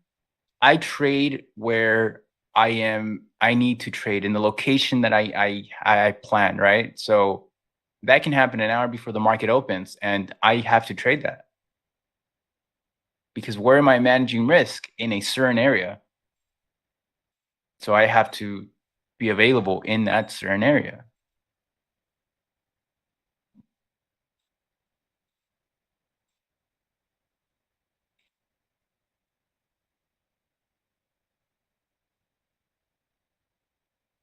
All right, let's see here.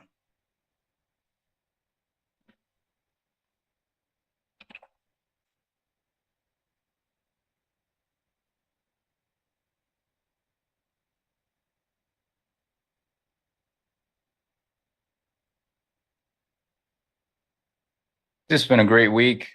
Yes, Miss H. I plan my trades and I trade my plan.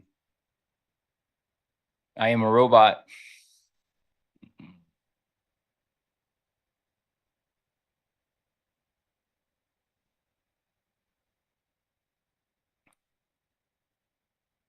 I can see that fly there. I just I'll take the stop, you know. I can't sort of like for me, for my own approach, if I were to say I need to be deep in the money to hold through the open, I am putting my own hey Brian, I am putting my own feelings. But again, if your data tells you this, fantastic, right? But for myself, if I say I'm gonna close it uh because there's not enough cushion, then I'm sort of not no longer trading the chart, right? I have to trade the chart. Okay, so for gold, we're starting to form a wedge here. Now, guys, if I have a loss here in gold, again, I'm just testing it out, right? I'm not. Please know what my intentions here are. I'm okay with going through stops here. I'm trying to learn how to trade gold to get me ready for the competition. Oh, maybe it won't get me that next partial, but that's fine. I'll just sit through this. Let's see gold. Let's see the 5 minute on gold. Oh, gold may want prior day high. Let's see how many. I have 3 contracts here.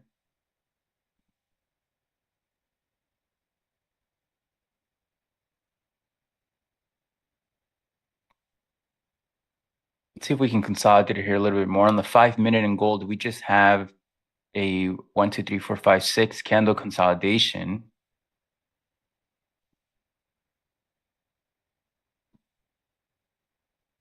There is an aggressive entry in gold here, right here.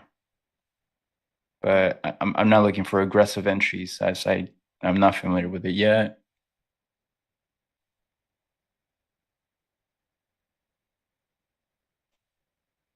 Let's see what some stocks are doing.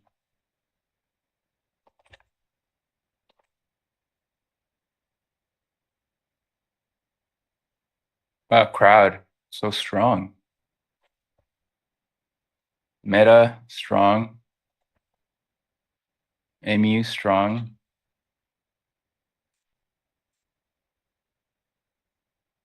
Netflix, weak. Microsoft, pretty flat. Nvidia, little red. All right, here. We think this is breaking out in gold. What do we think here, guys? I think so, right? Looks like it. Kind of wanted to see another rejection here and then see if we could put in a higher low and then break out. But I might miss it here. I do think it wants prior day high here. It wants to take that out. Very strong from that overnight consolidation. Oh, look at NQ go. Can it take me out here on this next exit?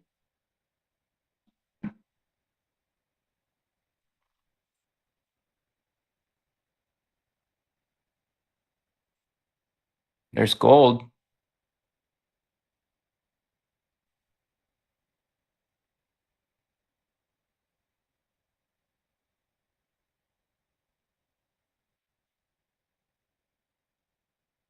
Oh, awesome. So I got taken out on another contract here in NQ.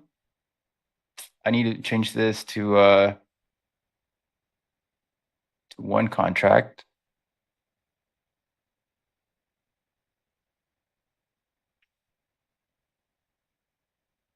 Fantastic. This is a pretty great trade here, if I'd say so myself. We hit our targets from the trade plan. Let me share that again.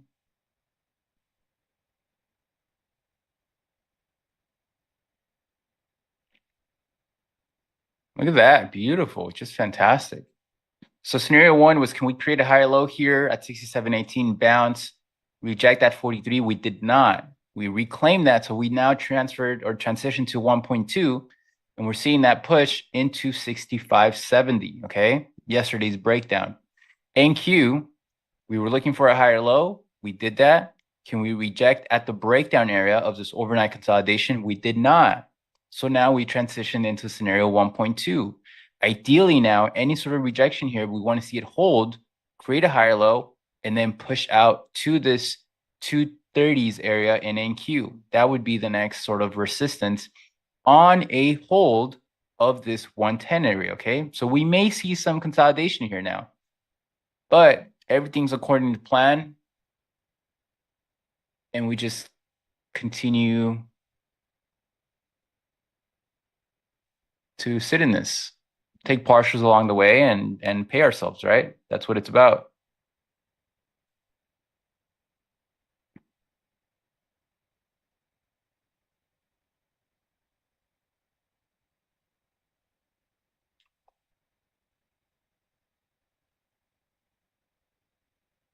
All right, getting a little bit of rejection here. Oh, look at that, gold. I'm glad I waited. So that's a higher low I wanted to see here. So now ideally this holds and maybe creates a little consolidation and then moves up higher, but I need sort of like a picture perfect setup in gold here in order for me to trade.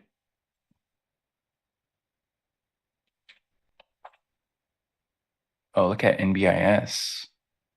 I did want to buy that.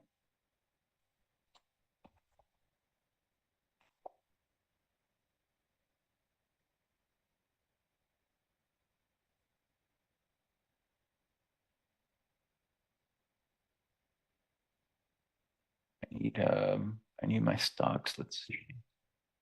What a strong push, guys. We all making our points. We long.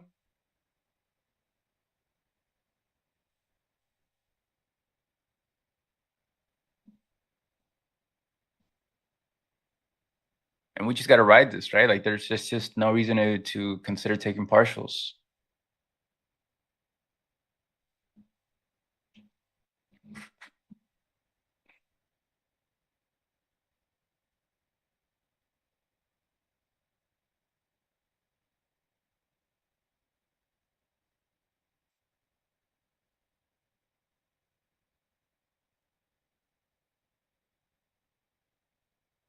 Thanks, Tracy. Trump to make an announcement at 3 p.m.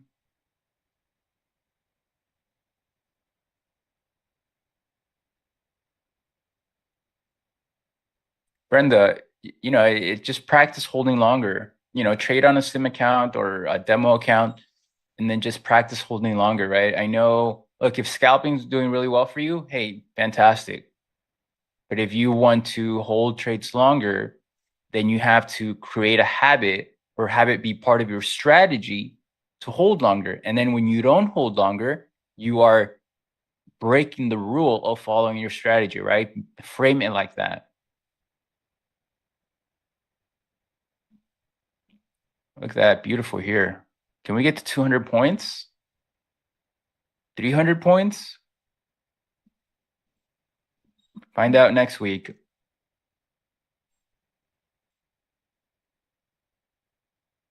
Gold is just hanging around. What's ES doing? ES is fantastic. Look at this beautiful push.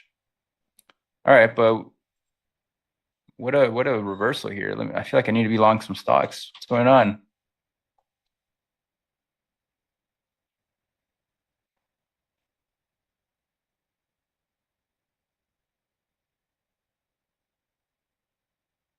Meta. I'm glad I'm long Meta.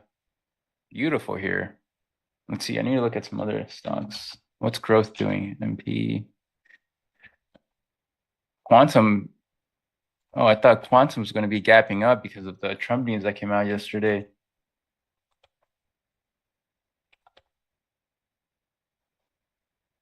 Look, just when you thought the semis were about to sell off yesterday, look at this reversal. Beautiful. I mean, now the semis are putting a very healthy consolidation up here that may want to see higher prices. So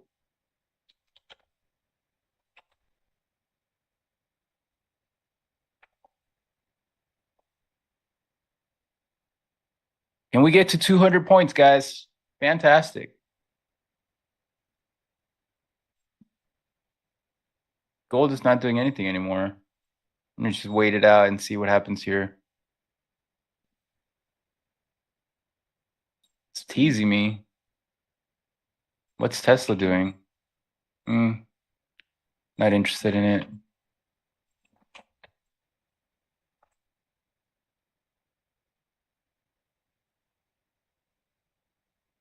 Crowd so strong. This weekly breakout and crowd is going to be beautiful. I do want to add to this. We have a 1, 2, 3, 4, 5, 6 week consolidation. Okay, we're above 200 points in our runners here. Beautiful. We couldn't ask for anything better. The trade plan is working out. So ES and NQ both moving into scenario 1.2. We're into that breakdown area. Can we reject from here? NQ is a little bit weaker. We're not exactly there yet, but hey, we're making our points, right? That's all that matters. All right, so ES is at resistance, so I'm kind of tempted here to close NQ. What are we at? We're at probably 7R on those runners. Do I want to close it? Do I want to close it?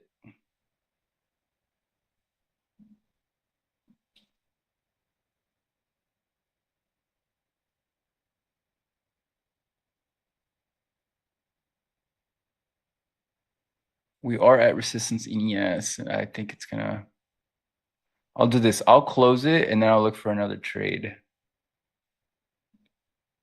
Let's see. I'll trail my stop to below the candle, last candle high. Okay, I'll be a little bit aggressive on that. So then if we get another candle that goes higher, I'll move my trailing stop up. Yeah, we're really a little bit overbought. We do have some divergences here on the 2 minute.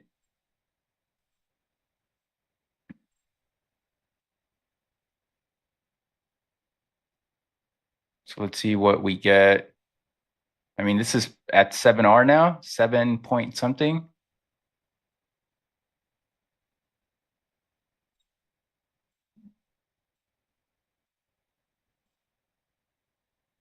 Yeah, which is a beautiful trade.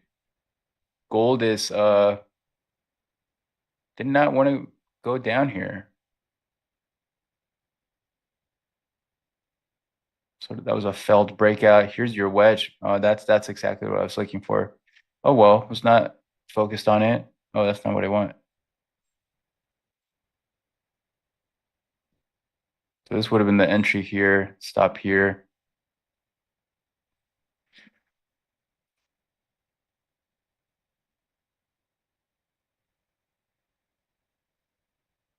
All right, let's see if we can push up to a new high here.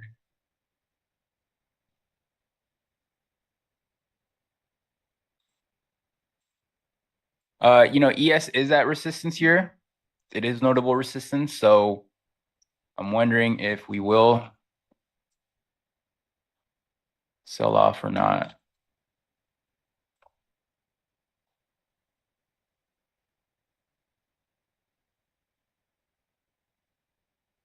Look at that. All right, so we have a new high here. So I'm going to trail my stop to below this candle low.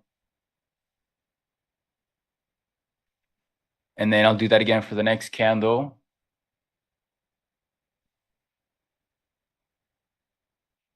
Well, 210 points. Fantastic.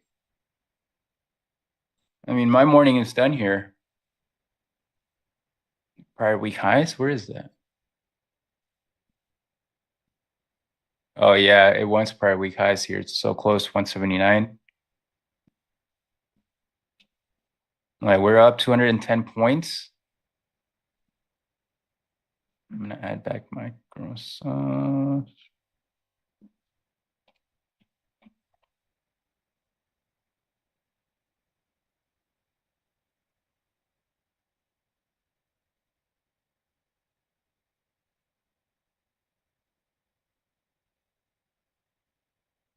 Yes, it still can't reclaim that.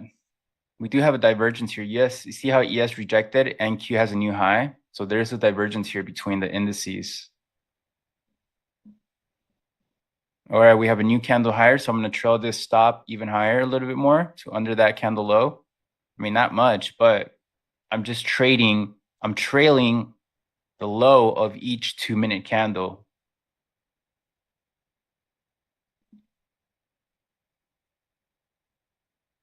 Yeah, guys, like it up, please. We have 1,000 in here.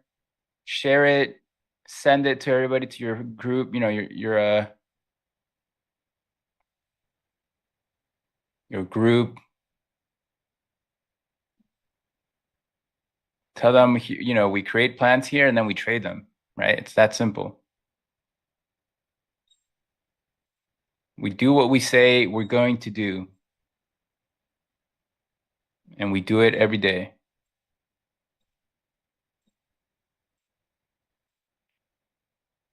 All right, we may be getting some rejection. ES is still selling off from there. Look, it's not selling off, but you can't. That's resistance, right? I've been over that.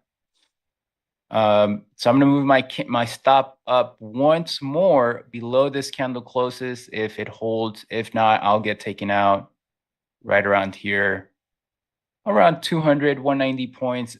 Fantastic trade, right? Couldn't have asked for more.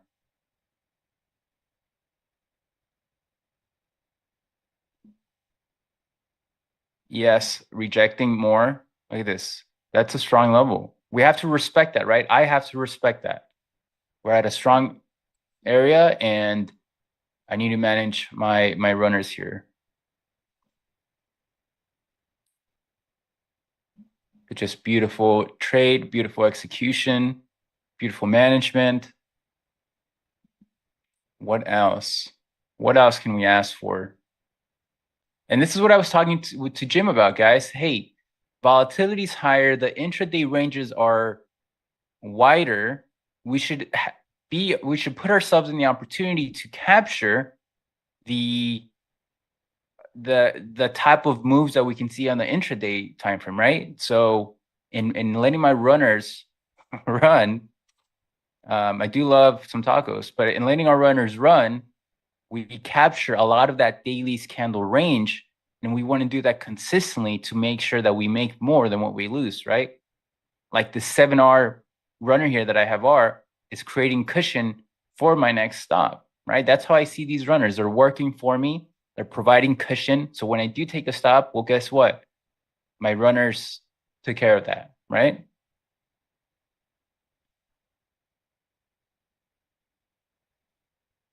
Thank you, GC. I mean, gold is stuck here. I'm glad I have not placed any trades.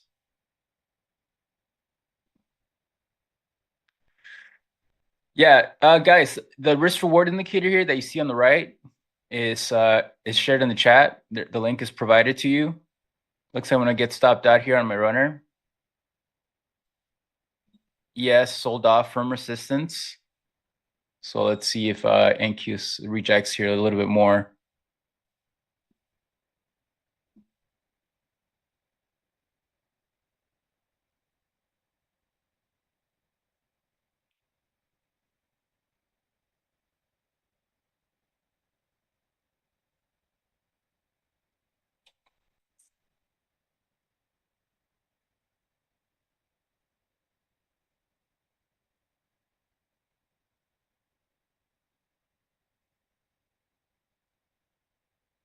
Oh, look at that. Beautiful.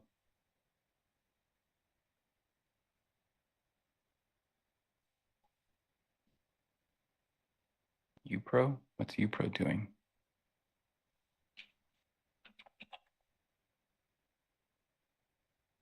All right, so I am going to trail my stop even more. Should I keep it here or should I move it to the next candle already? No, I'll keep it here. Let's see what happens.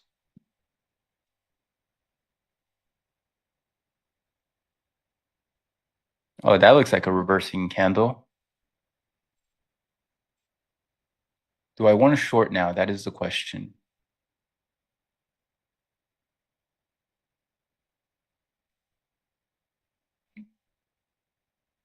All right, guys, and that completes, I think, my longest trade on the stream.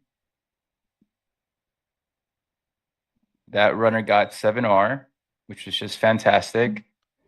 Now, oh, I got a little bit of a love there.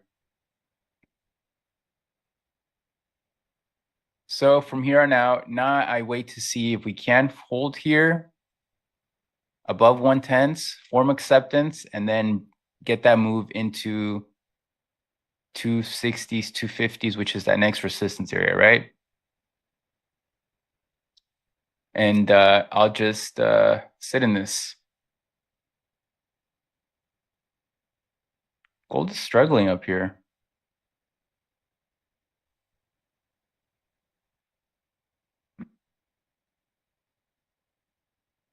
I feel like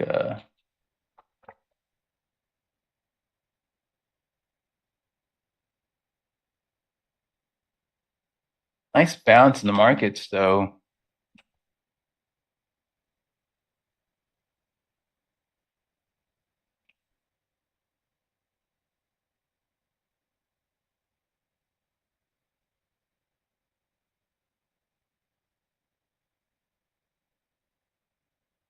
All right, so now it's just wait and see to see what else we can get. In the meantime, I'm going to be looking at stocks here to see what they're doing.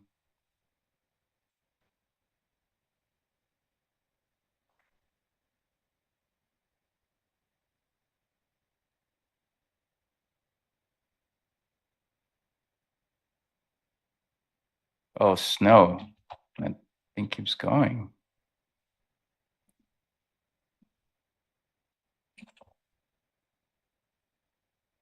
And then maybe south, maybe we need ES to really reject, but that was a pretty big reversal, guys. So I'm thinking that we do hold. But let's wait it out and see what happens here.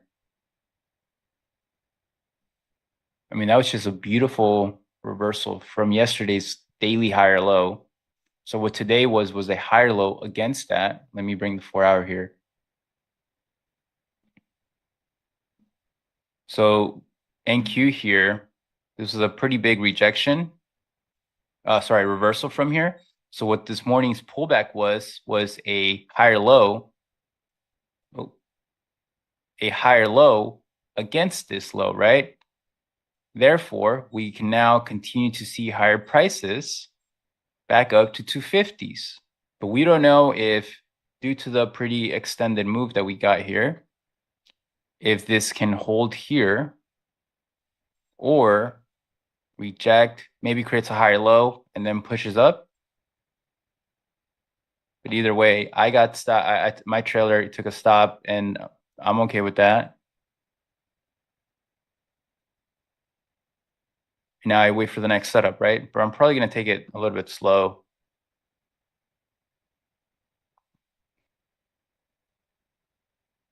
That was a great trade.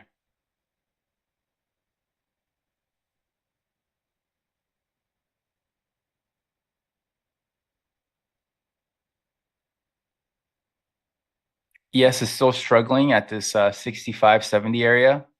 This was that big breakdown from yesterday. Here's the hourly.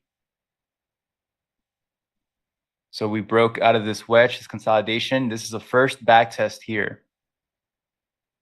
and we rejected a little bit. So here's the 5-minute chart, just rejection. Since then, now we want to see, hey, can we hold a pullback, right? Can we create a higher low and then form some acceptance up here, and then maybe we see higher? If so, that's what I'm interested in trading. But now that we're at resistance, I sort of want to take it easy, right? Because we can reject back down and then maybe see if we bounce. So NQ did not exactly get there. It did get to prior week highs, which is right here. And then it fell to really reclaim and go higher. If we do reclaim that, then we can see that 230s, 250s breakdown area and then reject, right? Get some resistance. Now we want to see higher lows come in and hold.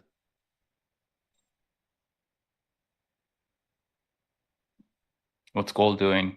Maybe ready to break out here?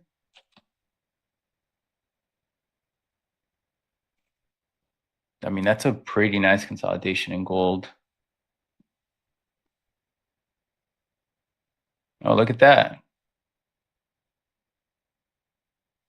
Gold higher, long gold, short NQ. What's the move here?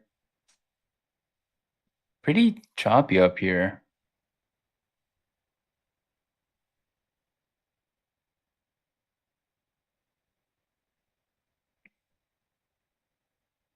ES remains a little bit weak against this resistance area.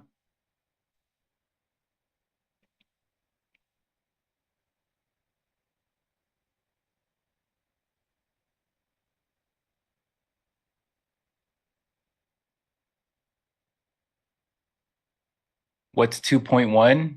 2.1, 2.1 is why are we talking about 2.1? 2.1 is all the way down here. Price needs to have another incredible reversal back down to consider 2.1, right? For both ES and NQ. But we just did not. We're in 1.2 right now. We need to lose, to go back to scenario one, we need to lose 43 in ES, and NQ, we need to lose 60s.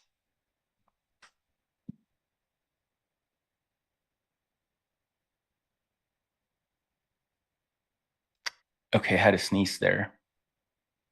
So, all right. ES remains weak. You know, I could have shorted that as well. I kind of wanted to. That would have been, but it's okay. That would have been this trade here.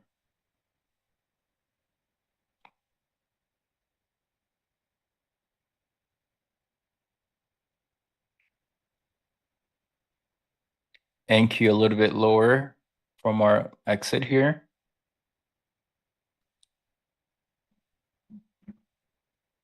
Fantastic trade though, huh, guys? Now we just wait and see.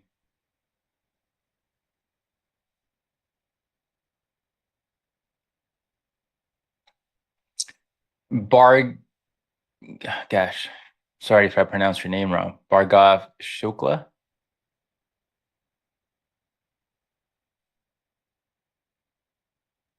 No, it's just me today. Thanks for popping in here. I was long. I closed it up here. 200-point long. Fantastic. The business duck is fired.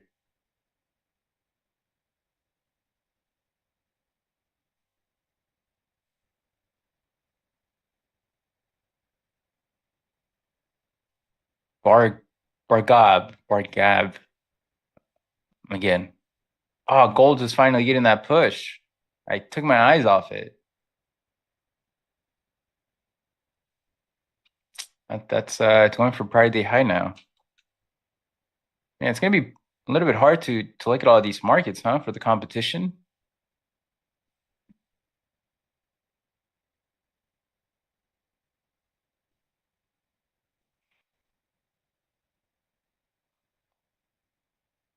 Oh well.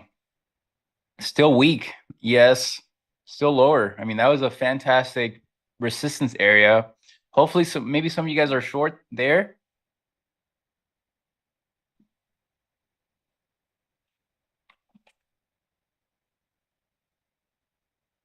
Look at that. Beautiful. You got getting your points. Uh, yeah, I don't know, Bhargav, I don't know why it's your messages are not going through.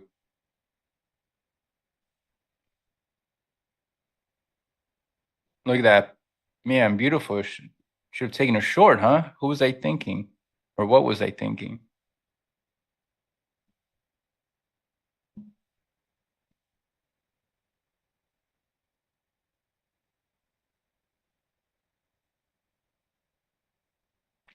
I don't know, Harvey.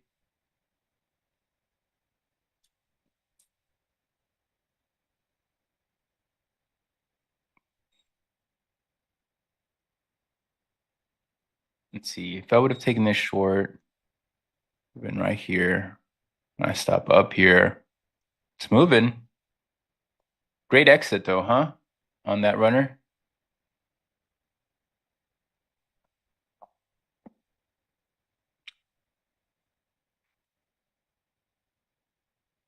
Hey Nautilus, where you been? You just missed our morning trade.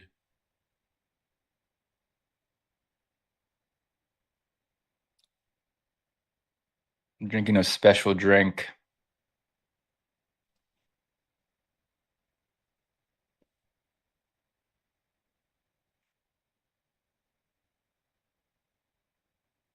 Short here with an entry trigger FOMO and stop loss. I haven't traded the qualifier. Mine is on November 3rd.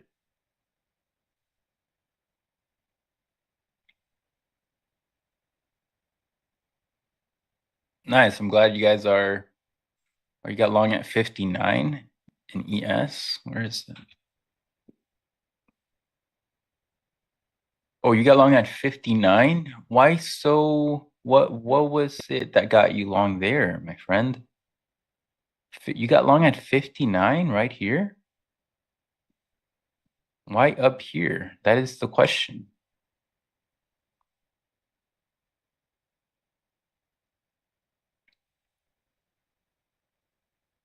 You got long at the end of the uptrend. You know, you want to make sure that you position yourself either at the break of a consolidation or at support for a long, not when we're into resistance.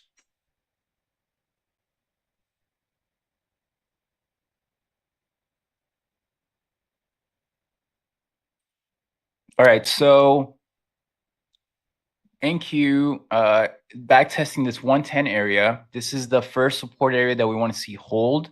Now, can we wedge up?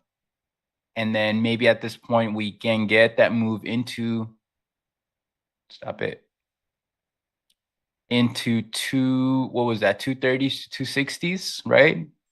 Yesterday's breakdown. If not, then this will break lower. Okay.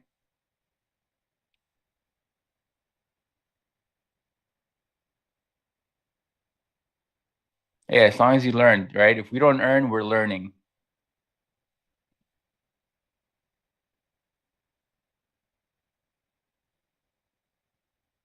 Could another entry point have been the pullback after my entry? Yes. This reversal here triggered a 90-minute reversal, lower low, lower high. The reclaim of this could have been used as the new entry. My entry was right here.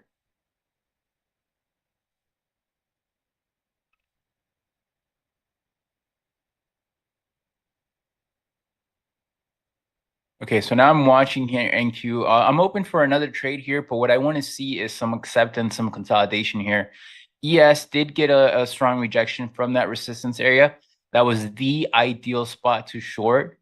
If you took that short here,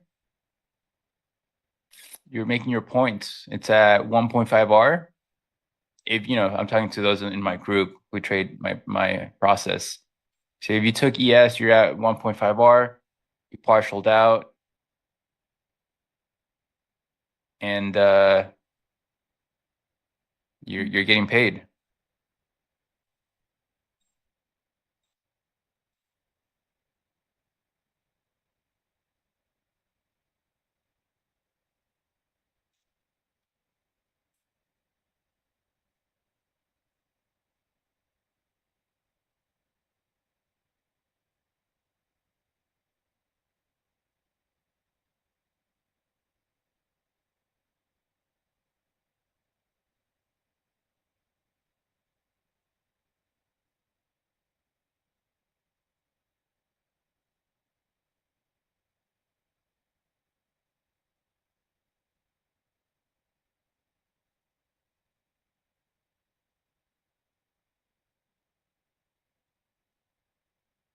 All right, NQ doing much better. Tech is stronger.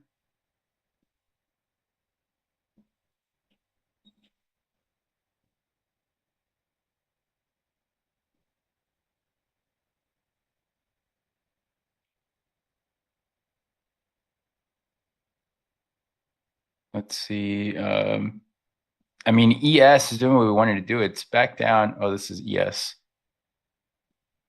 Let me remove this. It's back down into that 43 area. So we can hold here and create a higher low. When I say higher low, against the sort of area here, right? Swing high, swing higher low. And then from here, can we create a structure that can be conductive for higher prices? For NQ, I mean, ES is just weaker since that rejection up here. I mean, that was the spot. Look at that. Beautiful, beautiful rejection. NQ is a little bit range bound. It's stronger, right? We're seeing a lot of strength in tech still. Semis had a night. Oh wow, crowd. Beautiful. I'm so glad I have that.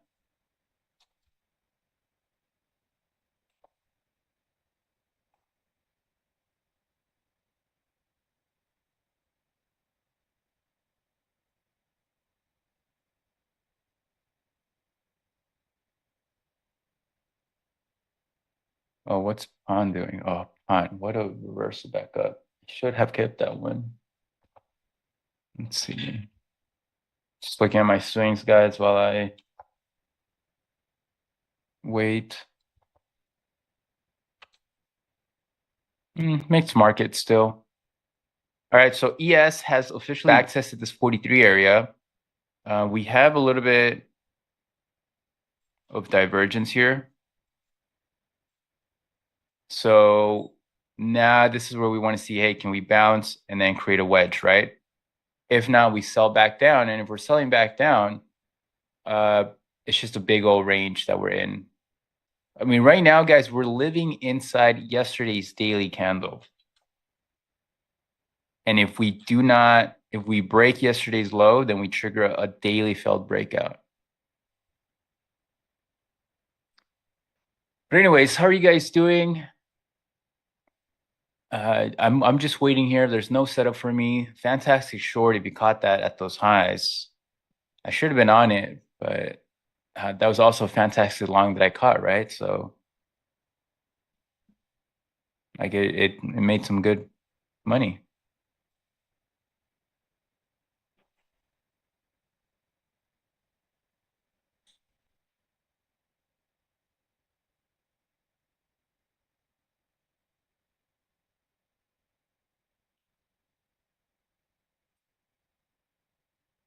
No official merchandise, Harvey. Question here, do you have a set number of points you use for your stop or based on structure? It's based on structure. What now, say over time, I've analyzed what my average stop is, and it's around 25 to 30 points to 35 points in NQ. And this is, but it's based on structure, right? So that must tell me something. And so therefore now in the back of my head, I already know that my average stop is going to be 30 points in NQ, 60 points if VIX is higher. But it's based on structure. Why is it based on structure? Because you want to make sure that you are aligned with the trend that is taking place. If I enter here, right here, if I enter, for example, here, and then I have my stop here, well, guess what?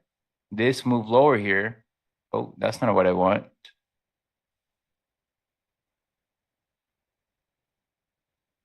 This move lower here stopped you out, right? But you can see that support was never, like the actual low of the support was never invalidated down here. That's what kept me in my long. I kept my stop down here. And pretty much what this tells you is that until we make a new low, this is support. And we created a deep higher low and bounce. If we were to break in lower, then at that point, the structure changes and we can see lower lows, lower highs.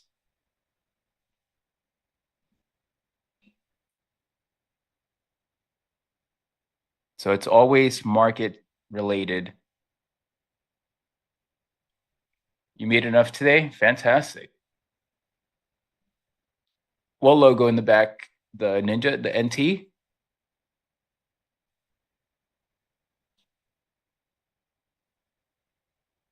We are living in that one Friday's Inception candle for almost 2 weeks. Yeah, are we still in that? Let's see. Yeah, we're still inside that Friday's candle range. Yeah. It's just mean reversion inside that, right? That's what you have to think. All right, so ES completely rejected from that 65-70 zone. I don't know why I was not more on it to short that. I should have, right? I should have. But look at that beautiful rejection. I mean, here's the 5-minute here.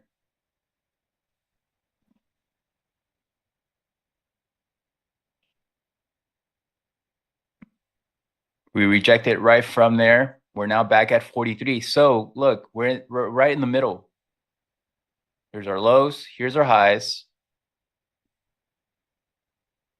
No, it's this one, right?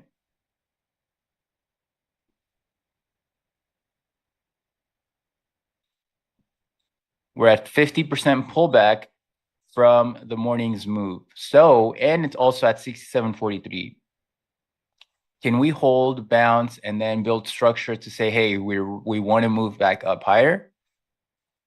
If not, we fail here and eventually come back lower, right? Those are the only two scenarios here. For NQ, the same. Do we have that here? Not exactly 50% back, but we are at the 100 area. So can we bounce, create structure here that says, hey, we want to go back up higher? Or do we break lower and then come back down to 960s? That's it. Very, very simple. So now I need to wait for a setup here that can help me manage risk on a new long idea or short idea, because I did not catch the short from here, right? And I'm okay with that.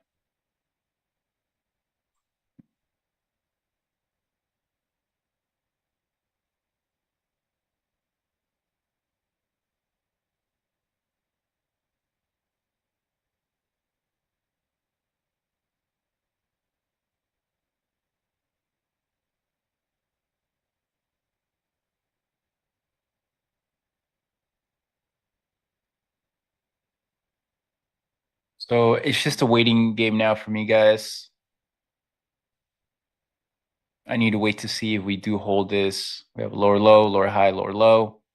Can we bounce up, create a higher low, right? Change that structure, then create a little bit of a wedge, and then break out higher. So if we can get something like that, then maybe I consider a new long up here.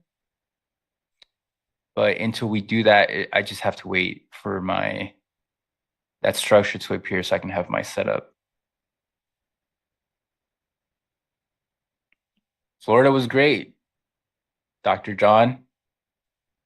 It was a fantastic time with everybody, meeting everybody. Felt inspired, right? Came back inspired and excited to get back to the markets and get better. It was a great, great time.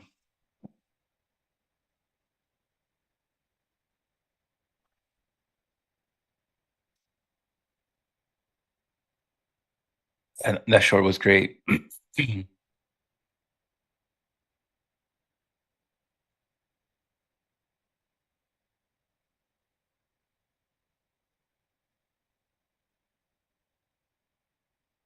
Oh, what was that? Look at that. So it looks like we do want to hold. So now we're changing the structure here. We have a lower low, lower high, lower low. We do have a divergence here with NQ. With Delta. Look at this. We created equal lows while price created a lower low here. Low, lower high, lower low. That was a divergence. So I missed that. In our side, we did not have a divergence. You can see how I used Delta here. Delta did not make a new low while price did, and that gave you an indication of a reversal setting up. So now, hey, we have the information to tell us, okay, we're holding this 100 area zone. ES is holding that 43 zone, right? Now, can we look for higher prices? Yes. So what I want to see now is a wedge here to then help me engage on a new long, which can be a move up into that 250s, 260s area. Okay. So I need to wait for that now.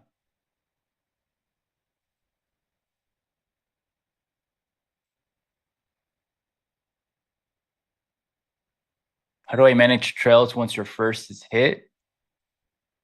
I typically, depending on the structure, I'll hold it for. No, it's not the same thing, Flitch. RSI and delta are completely different things. However, there are moments like what we just saw now, where there can be divergences in delta where it does not make a new low. The participants inside of that, right, are not as aggressive down here, and then price did make a new low, and we got that indication of a reversal when delta did not make a new low with price. So I've probably started using delta this year.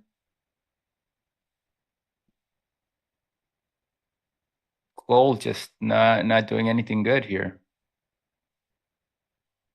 I think for gold, I may wait for reversals. Let's see, was there any delta divergence in ES? No.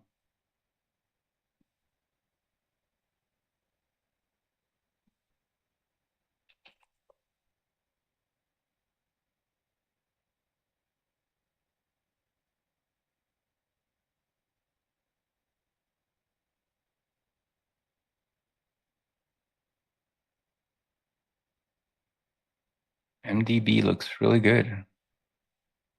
All right, so we're bouncing, we're holding. Can we form a wedge here now and give me the setup, or create a setup that can help me engage in a new long here?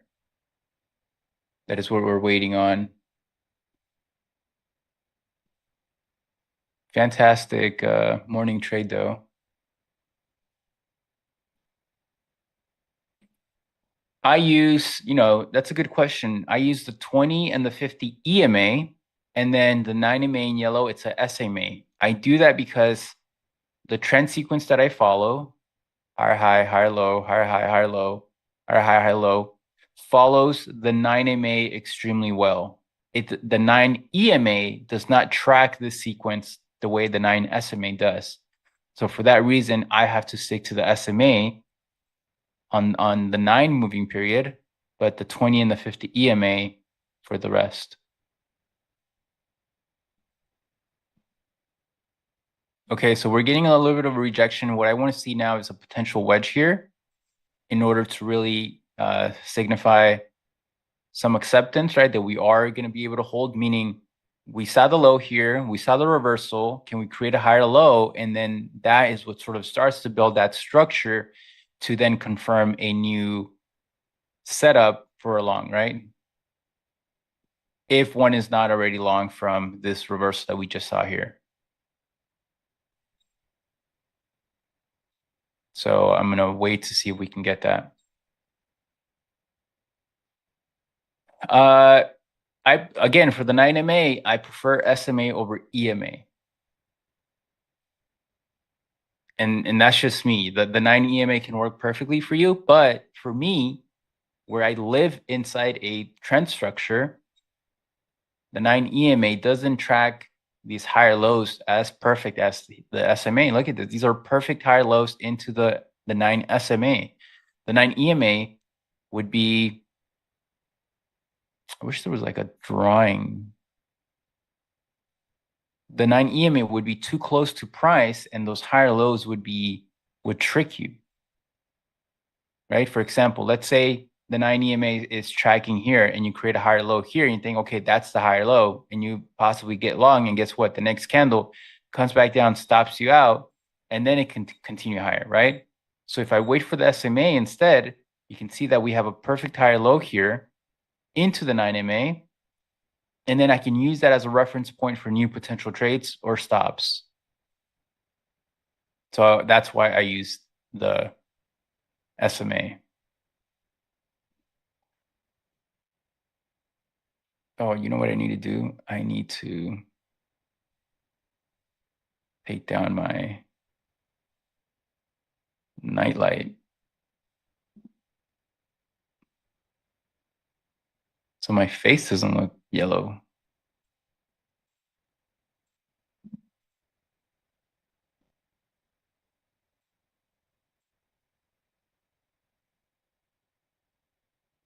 Mm, yes, just hear those alarms, huh? They're not as loud as they used to be, so that's kind of good. All right.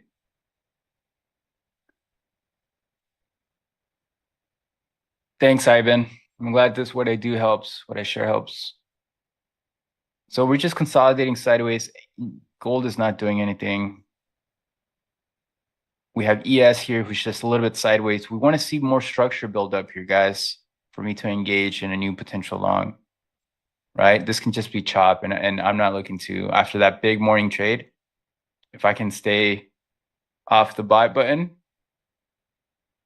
for a bit, then great, right? We need to see what happens here, and that's what we're doing. Price is figuring itself out, like someone we know. And as we, through that structure, through that process of figuring itself out, you build a cocoon, and then you break away from this cocoon, and you become, right? I won't get into much into that, but what that cocoon represents is a box, okay, or a wedge. The cocoon completes, and then you can have a breakthrough, right? Breakthrough, and price follows through. Fantastic. So it's just a waiting game. Jose, I didn't say it. You said it, okay?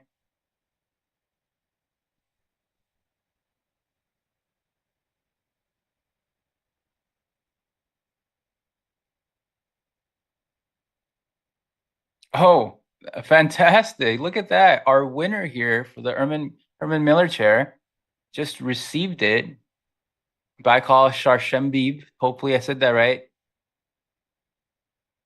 A fantastic congrats to him for winning the chair. Let us know how it is.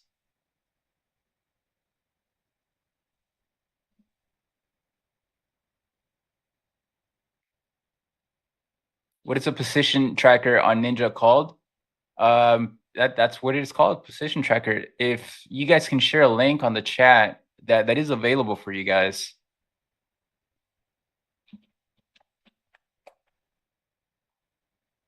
If I can find it.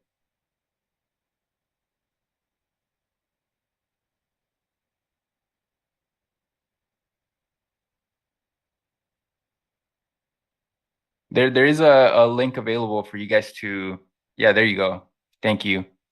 So if you guys want the position tracker that I have up here, it tells you, I've customized it where it doesn't show me the dollars. I don't want to look at that. I rather look at the points. And so you can modify it to however you want, and you'll constantly have a look at the dollars you're risking and making. All right, so we're pushing up a little bit higher. We didn't exactly get that wedge structure that I wanted to see, so there's no long entry here for me. Yes, it's still kind of stuck here. Let me bring that over here. Oh, that's not what I want. Here's ES. ES has more of that structure here, but it's lagging a little bit. Maybe we do break out of here, but there's not enough structure here for me to sort of engage in. It's just right now, it's just dancing around sideways. NQ is stronger. It's leading. And if you're long, then hopefully it goes for you. But I have to continue to wait here. It's just not enough of a structure here for me to engage. But look at that, beautiful. Let's see what the 15-minute is doing. Yes, it's just kind of stuck here.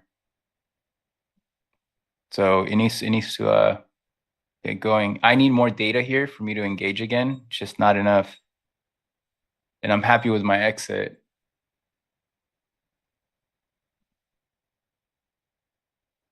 But if we can hold here, right? So let's say we do hold here and NQ is getting ready to break out.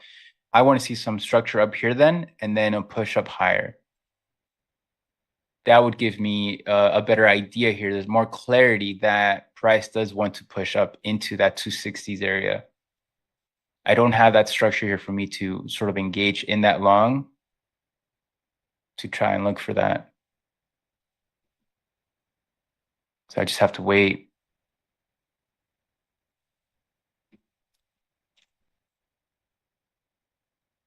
Wow, look at pawn. Fantastic. I should have held that.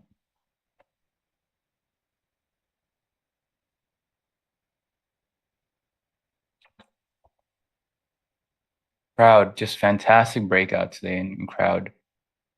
Look at that, beautiful. Okay, so NQ's going here. Let's see, no structure for me to engage, so no new long for me.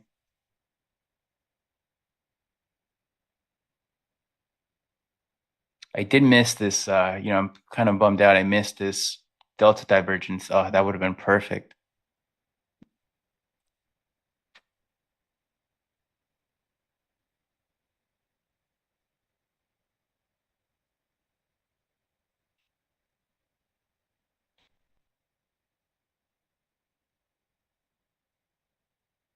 All right, so let's see if you guys are still long from this morning, see if it goes up to that 260s area.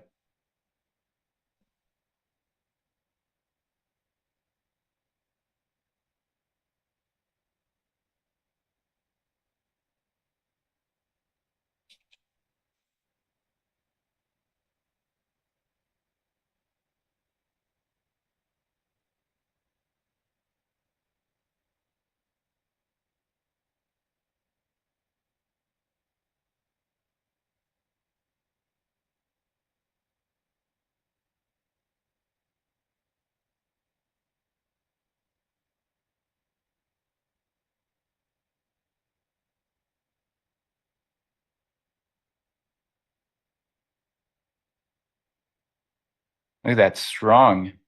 You guys long? I mean, that's where we wanted to see price hold, right? The 43 in ES right here. And we're seeing that sort of bounce back up. And then NQ at 100, 110s, 100 area. So we saw that. Not exactly the structure that I wanted to engage in a new long. So I have to wait to see if now at this point, we do form some acceptance up here and then higher.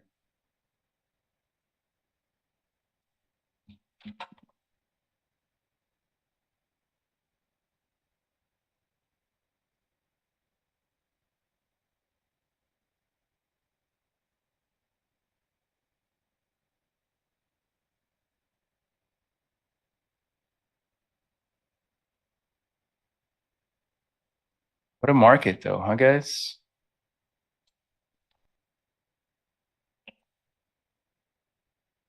Wow, semis are on fire. Semiconductors possibly a new leg up here as we enter November. So far, it's been a correction through time.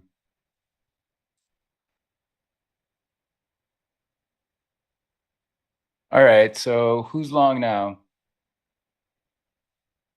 Hey, Mike. Yeah, I was long. You might have missed the morning. I was long from here, and then I took my last partial exit right here. So I caught 7R on that trade. And then so we hit resistance for ES and NQ, and then I closed it, and then we pulled back into support. Yeah, fantastic. We pulled back into support, and I didn't get that wedge structure that I wanted for a new long. So I'm sort of just sidelines here. I wanted some structure here, some better structure here, but it's just been stronger, and we're seeing higher. So I have to wait until to see what else we get. Long from 67.45. That was a fantastic entry. What did you take? Oh, you just bought that low, huh? ES is struggling. NQ's leading here.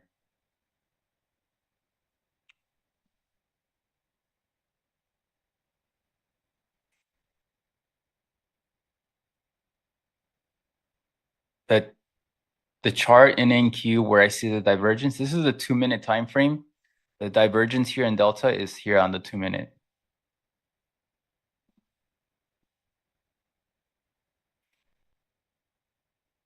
Nine MA higher low would have been a good buy here as well.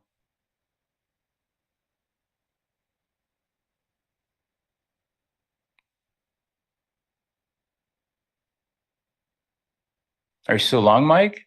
Or are you close to it as well?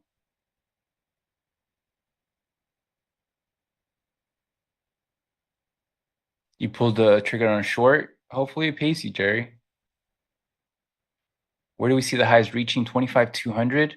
I see higher. I would say 250s is the next area of resistance.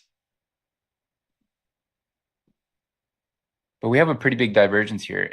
NQ is already at new highs. ES is not. ES is really, needs to get back above this 65, 70 area. That is a big resistance area.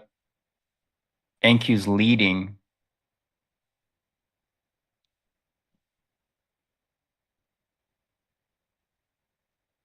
Just very strong action in NQ.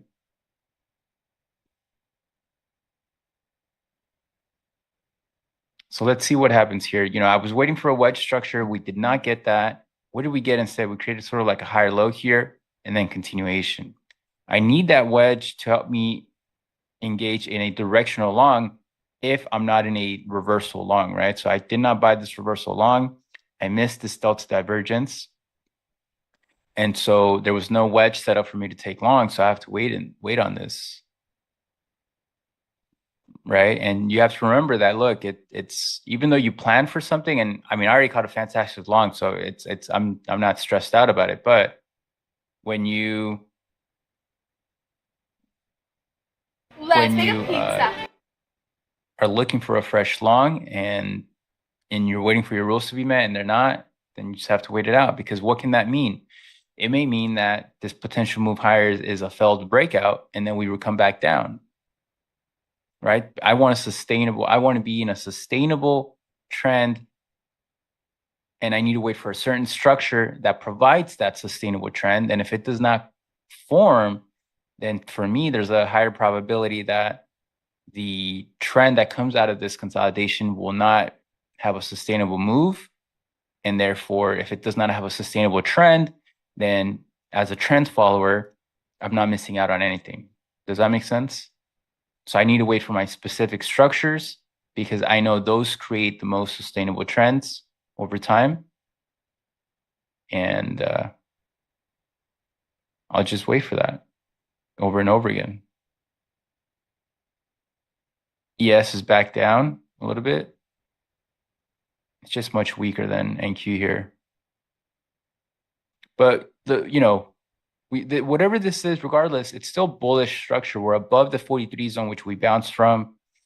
This is a correction through time. So as long as this holds, as long as NQ holds 110s, this is still bullish price action.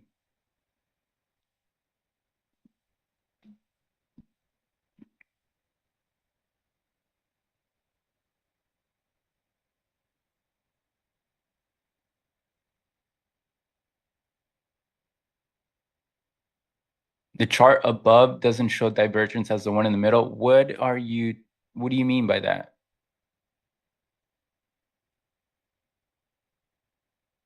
This is one chart.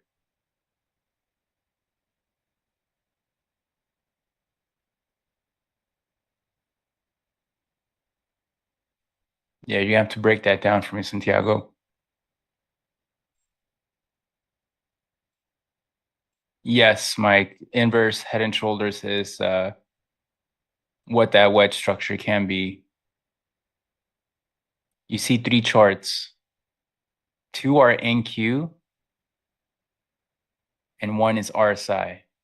I see what you mean. So I think you mean instead of charts, you mean panels? Because this is all one chart for me.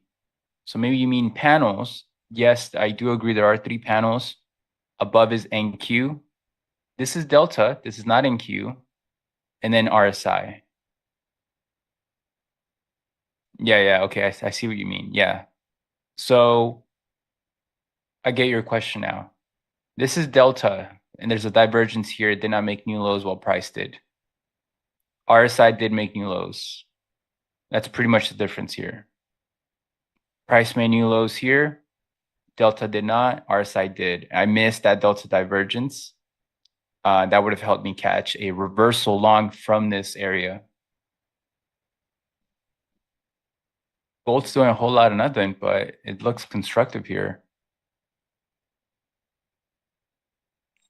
I don't like that it chops a lot.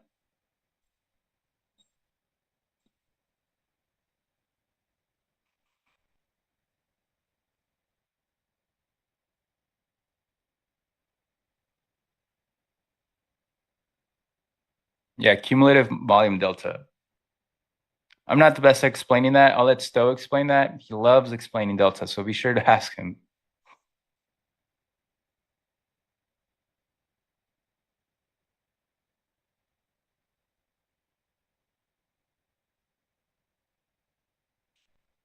Oh God. Just want a sneezing attack. A rising wedge on the daily and NQ.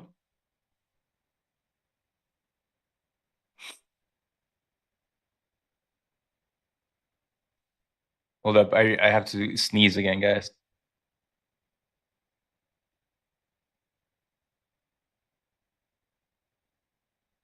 Okay.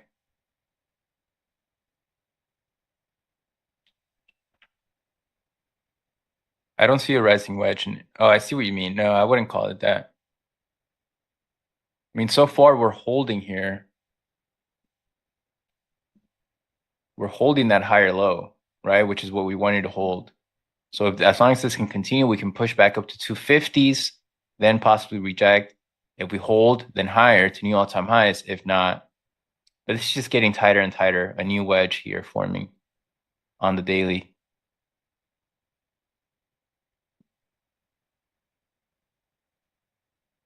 Oh, and gold finally breaking out. I saw this wedge here.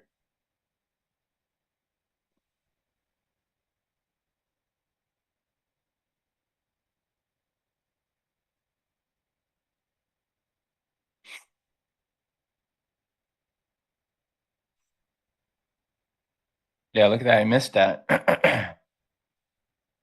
I have 2 weeks to trade it though, so I'll be fine.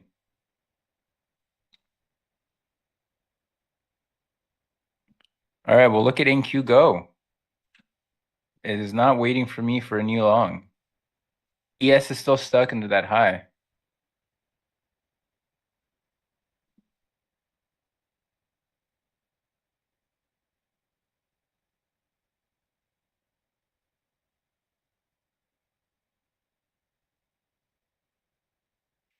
NQ is strong.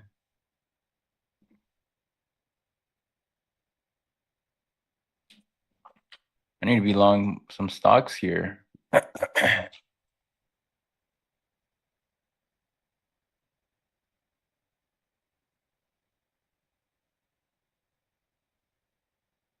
Wow, what a move in semis.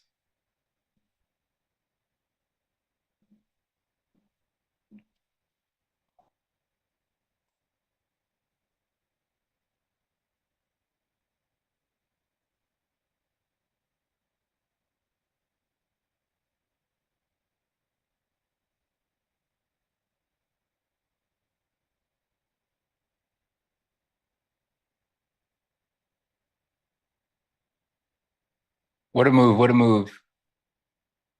So I'm just gonna have to wait here, guys. There was no structure here for me to get long. I missed this reversal long, and so I have to live with that. But hopefully you guys are making your points now.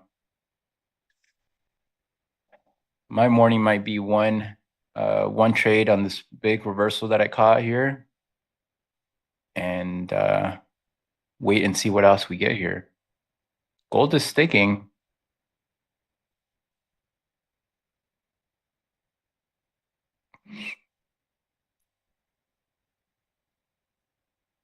It's awesome. Thank you. I'm glad what I share helps.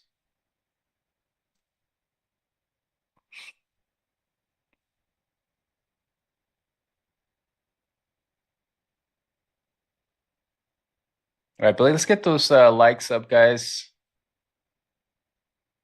Help us out. Let's get to 400 if we can. It was a fantastic long. I missed. Let's see. I have not been. Where's my stop? Right here, right? So it's up around 30 points from where I got off after capturing 195 points. So I'm okay with that. That was a beautiful long. Just did not miss this divergence down here to take on a new trade, and so I have to wait. But that's a great morning. I hope it was a great morning for all of you. It's been a great week. And I think we'll see a little bit of rejection back down here. Maybe back down here and then create the structure that I'm looking for.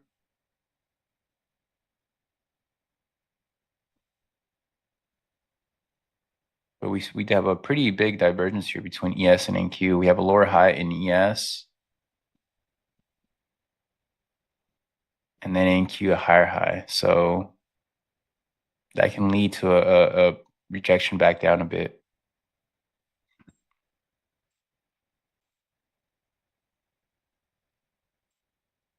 Five-minute wedge in ES. Let me see. No, I don't see that. I mean, I've been waiting for that. I don't see it exactly.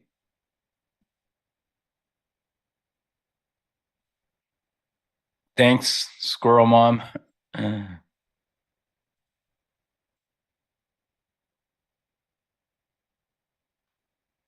Yeah, nice, Mike. It's just those support buys, right? Those are the main money makers.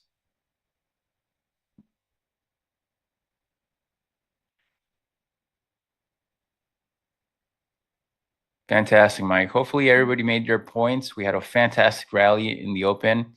Price is back to where I exited my last partial. So we, essentially have been sideways since I closed my long this morning. I mean, I was pretty much done in the first hour, right? My long was at 40 minutes before the market opened. And then I closed it at 30 minutes in. So my morning was pretty short. And we're back at where I closed it, essentially not doing anything. So this is what I talked about, right? If I can leave one last message here. We didn't form that wedge structure that I was looking for here, which typically is what creates a more sustainable trend, okay?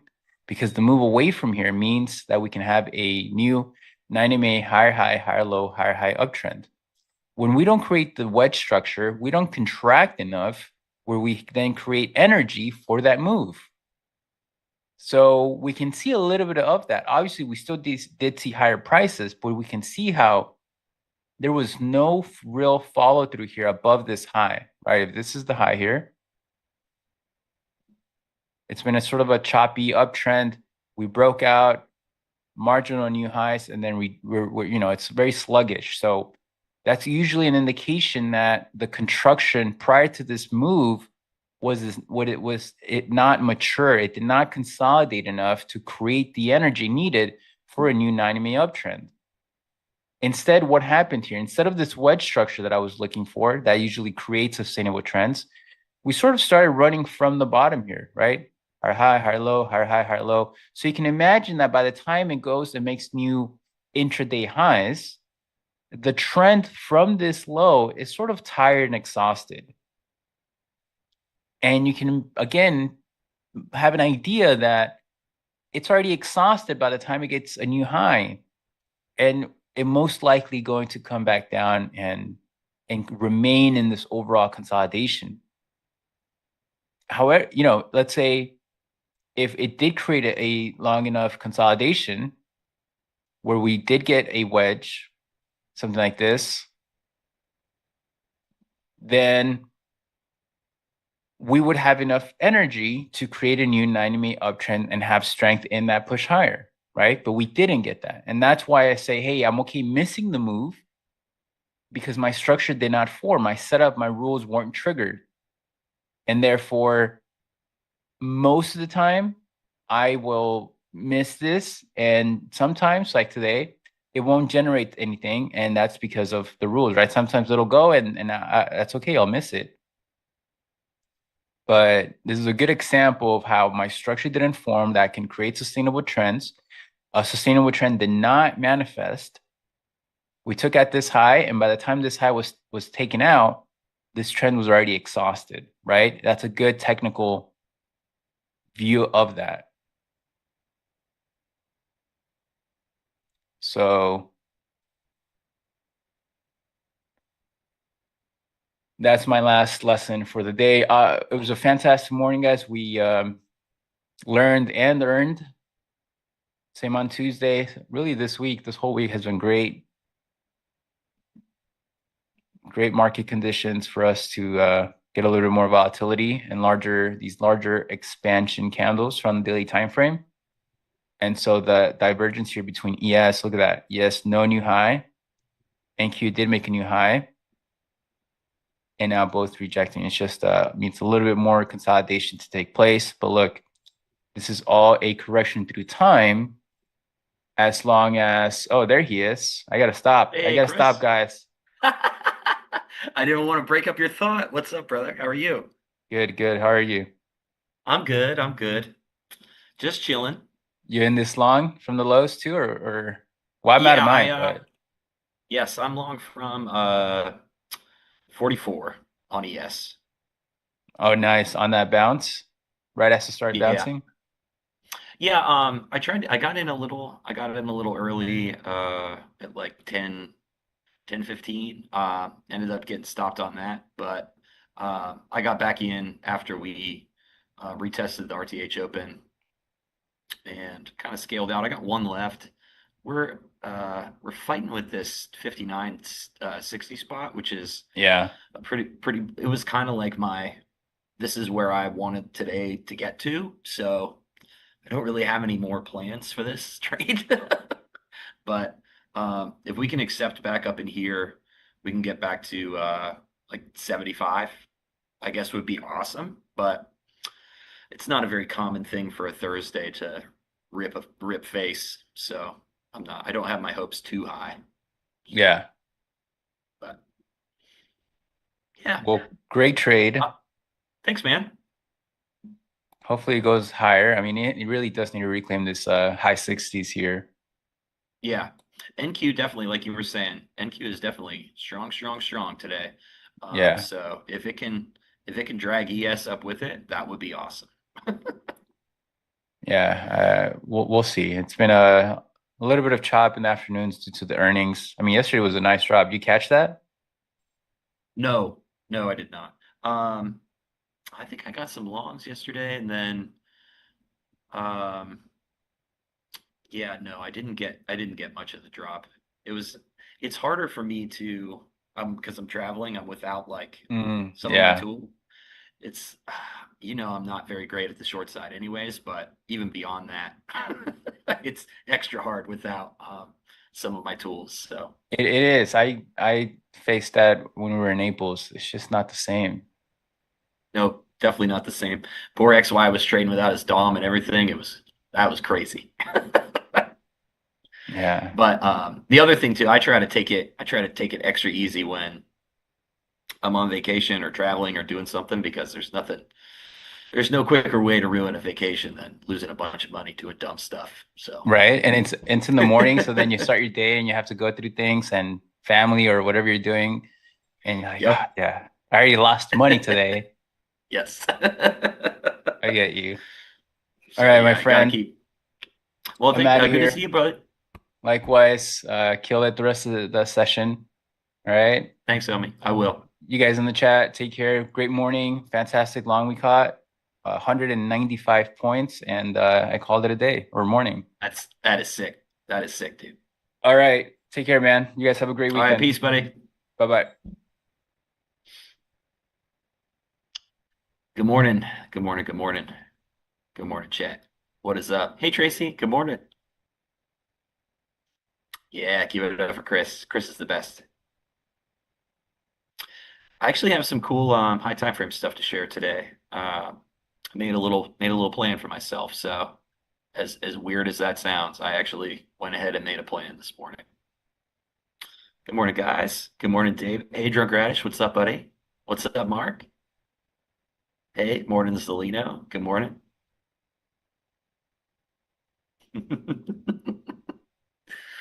You guys may get a kick out of this. My friend and bandmate is sitting on the couch across the room from me, listening to me say good morning into a chat room right now. It's pretty funny trying to explain this to normal humans. Morning, guys. There you go. But I gotta say good morning. It's part of the good luck, you know? Good morning. Trading for keeps. Good morning. Man, 200-point long from Chris. That's awesome. Dude is a killer. Can't take it away.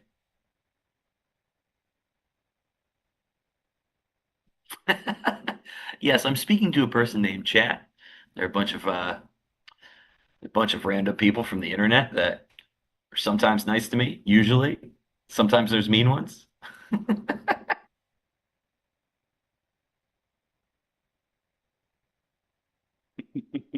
Hey, morning, Ryan. What's up, brother? How are you?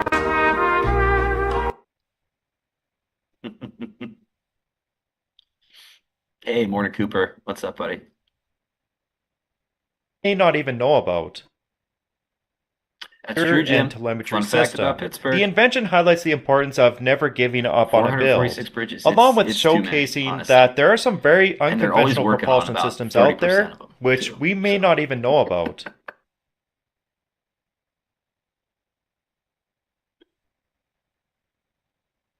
No, Throne Shop. I am not tied into NBA/Mafia poker games.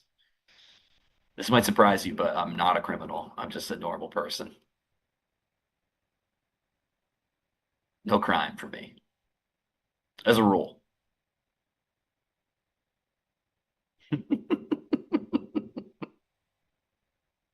Morning, Don. Good morning. Yeah, hey, Ben. What's up, buddy? You're right, recursion. That is something a criminal would say. Fair. Fair. Fair.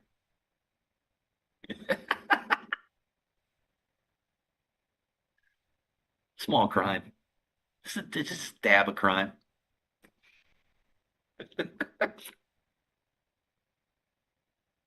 Hmm.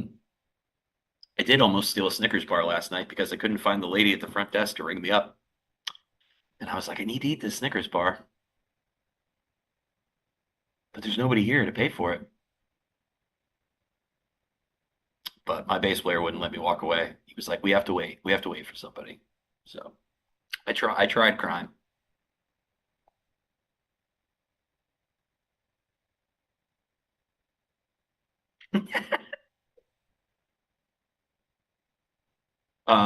Let me pull up let me get this big guy. Ditch this because my screen's a little small. All right, so this is what I was looking at this morning. And obviously we had a, pretty grouchy liquidation day yesterday. Like I said, I didn't. So I want to look at both ES and NQ. So here's NQ. And like I talk about all the time, purple bands are monthly stuff, and then the gray bands inside are weekly.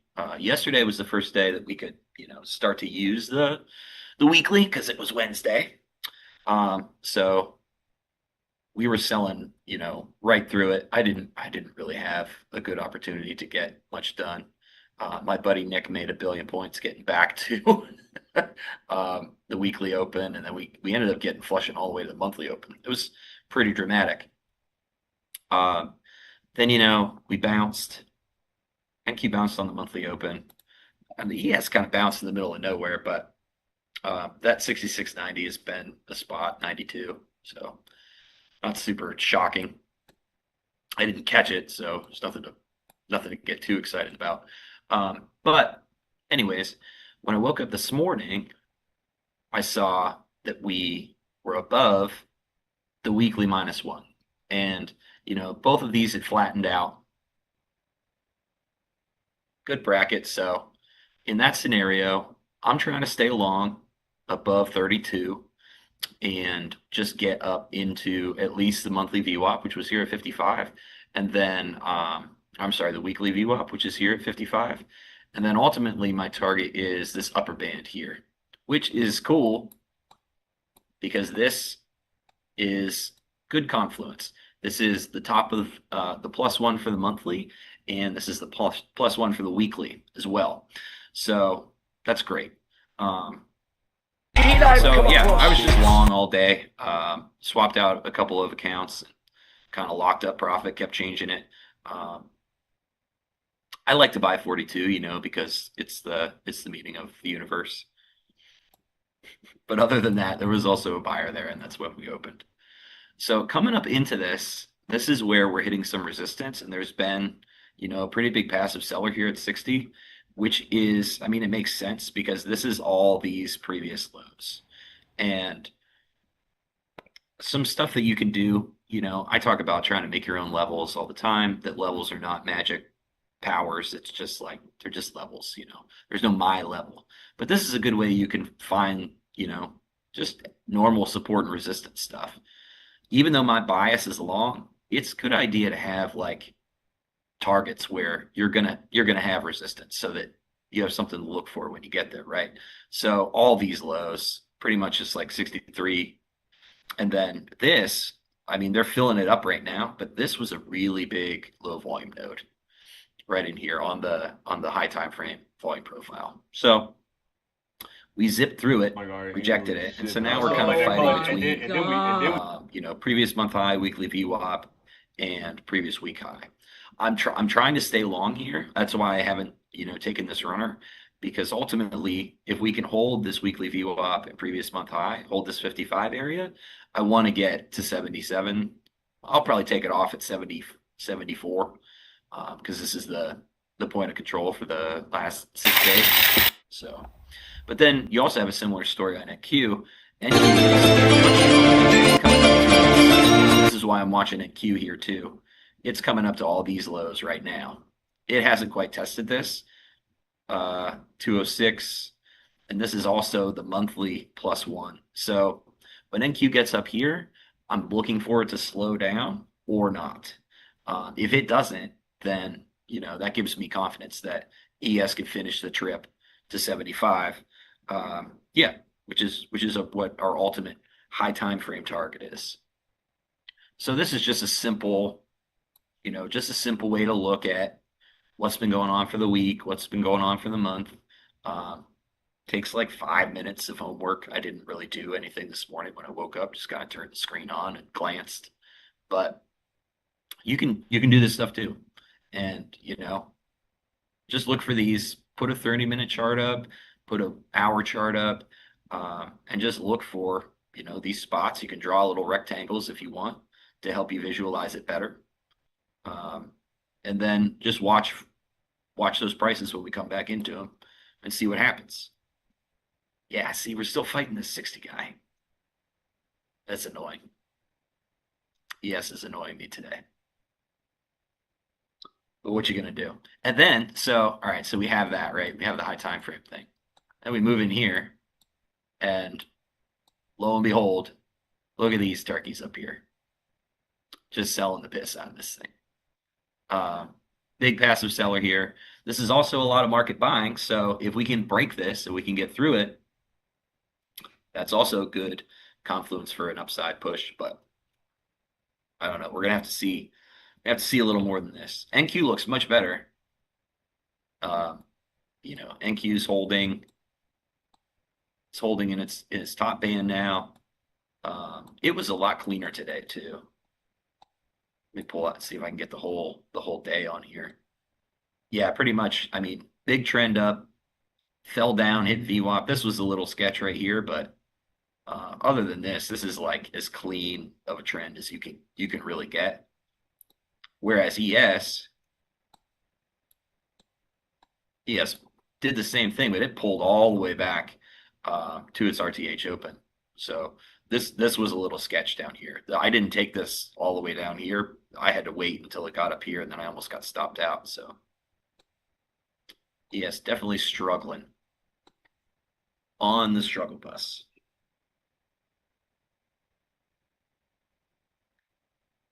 ES might be hungover. Who knows? Who knows what it did yesterday? Ooh, edge alert. Ooh, talking heating oil. Okay. Yeah. Heating oil's up. That makes sense. I just had to turn my furnace on.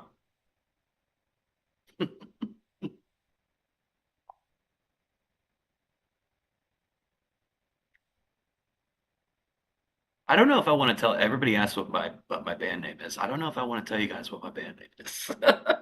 That's why I don't answer that question.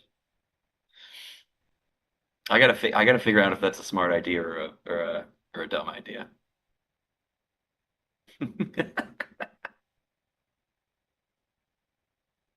Ah, yeah, this looks like garbage now. This freaking thing. You keep rejecting this 60 spot if we can't get through it. So this is the little battle. I figure what time it is. 11:15. Okay. So we got 30 minutes. Everybody's, I mean, still very bullish, holding above overnight high for now. We're holding above the London 30-second opening range, all that stuff. So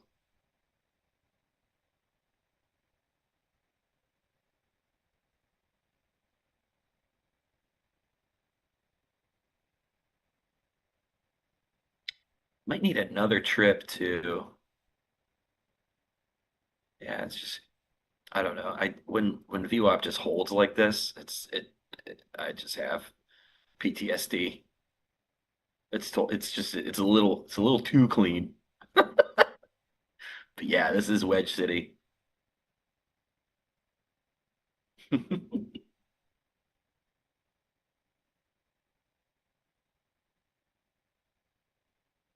But anyways, yeah. So that's my little speech for the day. Other than that, I'm just here to hang out with you guys. What's up, Wowzer? Hey, Jai. Good morning. Good morning. Good to see you, bud. Good morning.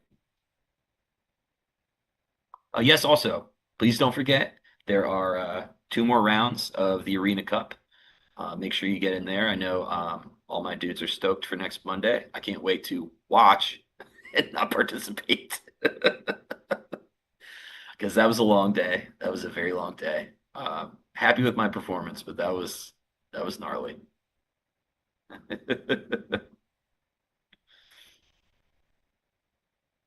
Hey, Omni. Good morning, brother. How are you?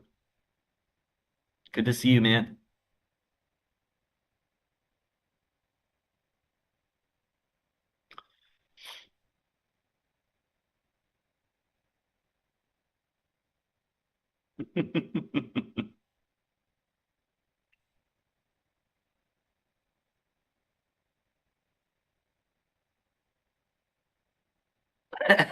Larry, does my bandmate know that I'm a worldwide respected rock star trader and streamer? No, he doesn't. And no, I'm not either. Worldwide. No, no, I don't think so.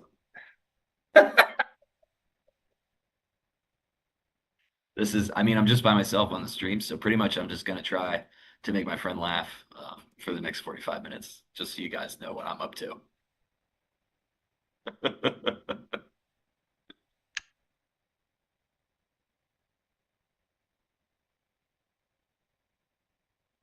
Kashif has a good question. Kashif?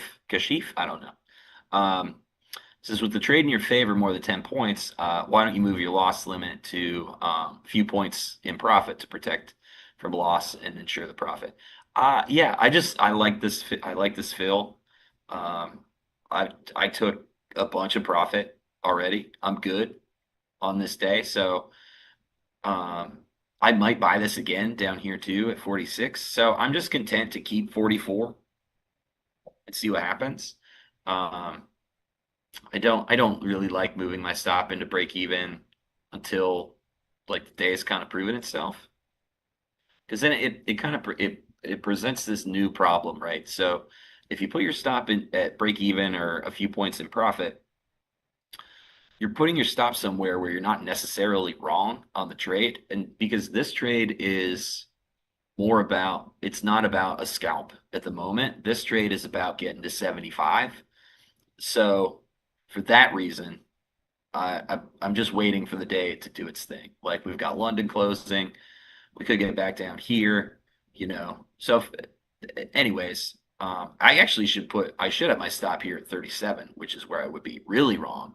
So the fact that I've already moved it up here, that says a lot for me. So this is already an aggressive move up. Um, yeah, but if you're in a spot where you want to be long and stay long, because I want to stay long 42, I want to stay long at this 40 spot. If I move it into profit, then now I'm taking myself out of a trade that I wanted to be in, and I take myself out at a spot where I'm not yet wrong about that trade, just because I'm concerned about saving the money. That's not necessarily my thesis for this specific trade. If it was just a scalp and I had like no target, I had nothing going on, then it would be different. I would move it, or I'd probably already be out. Like I would just be done at 59 at the top of this balance. So it's just a little different depending on what the trade is for me.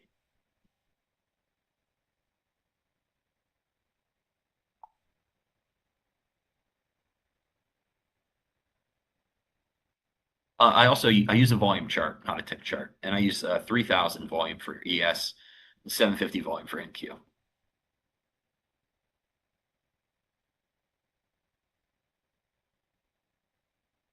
Yeah, George, I'd like to see 66 first also, for sure. We get an IB break, check that stat. That would be good.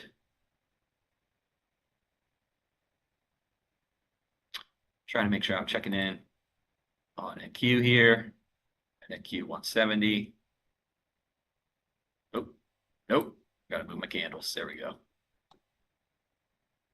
Yeah, this NQ's kind of fading off here. Okay, 128. Yeah, this could easily come back down here to 46.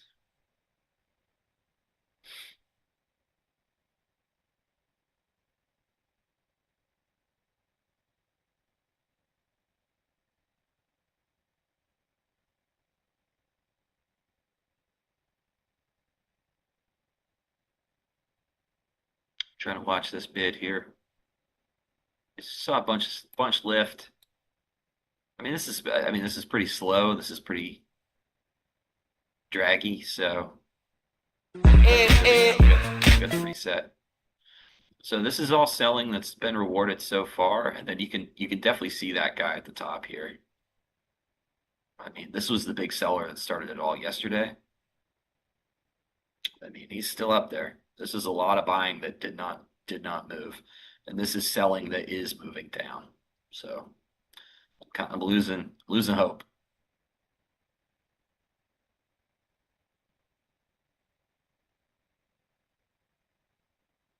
But we'll see. Never know.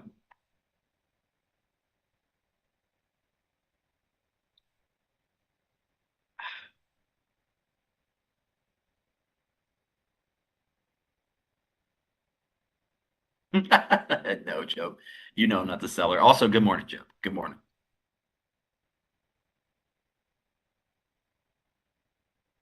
Yes, Pablo, yes.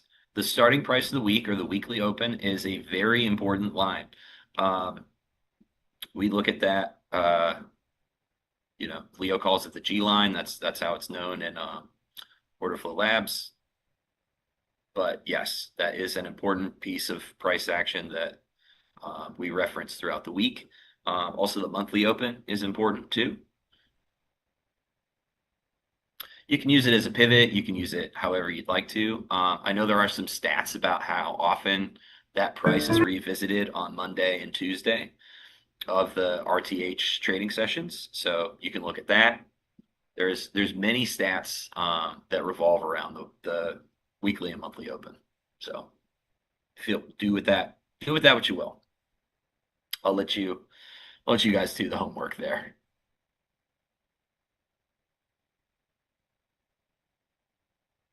Damn it. I made a new term.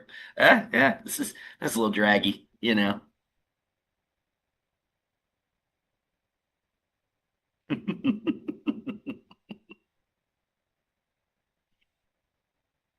Jim did tell me I'm allowed to make up my own stuff, so this is Jim's fault. All the terms. NQ's so much stronger. So the supportive bid here, but like these lows begging to get run. But like this is, I mean, there was some dude, I don't know if you guys saw this earlier in the day. Somebody lifted like a bajillion watts here at 113.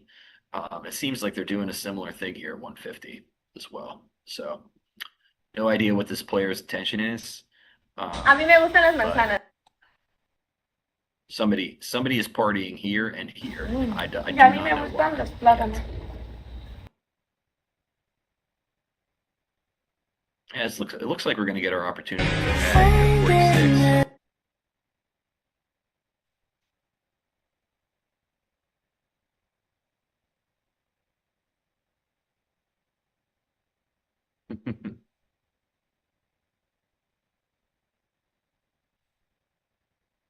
Okay, come back down, check in. Let's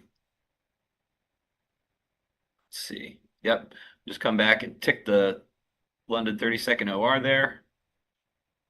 You can see it's still support. I mean, they were really short off of it all night. So I mean, it was almost the overnight high. London was completely net short. So now we're on the other side of that pivot. And nice, that's productive. You see, we ticked that stop. We ran that stop too. So that's nice. So see what we can get.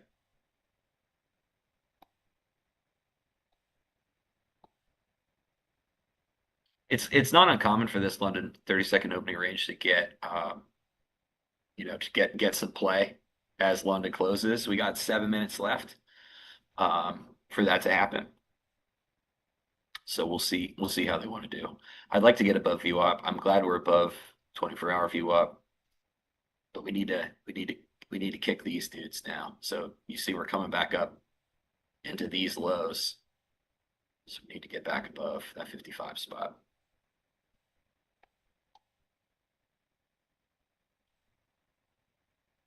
Lewis, I don't use time frames. I use volume-based charts, but yeah, I use 3,000 volume for ES, which is what I primarily trade now. And as far as like for placing trades, I'm typically just a scalper. It's kind of I don't know, chat. It's rare that I have like a high time frame ish setup, but I'm kind of playing a weekly setup at the moment. Following that dramatic move. And then so what I'll do is I'll look at if there is a weekly setup going on, I'll look at that like context idea and then get that in my mind. And then I'll use the day's price action to figure out how to get into that position. So like for example, I wanted to be long 67.32. We didn't get that price, but within the day, I mean, we drove right out of the 30-second opening range, so I was good to get long there. So then I'm just using daily MGI to lean on my higher time frame context idea.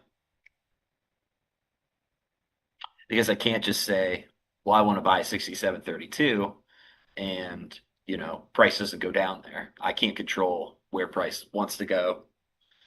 I can only control like what I can do, where I can enter. So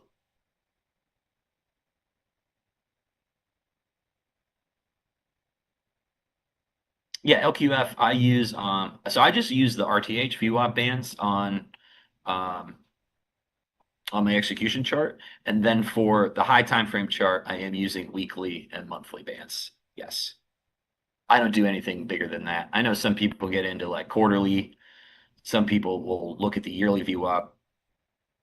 I don't do that. I mean, not that I should, maybe I should, but I just don't.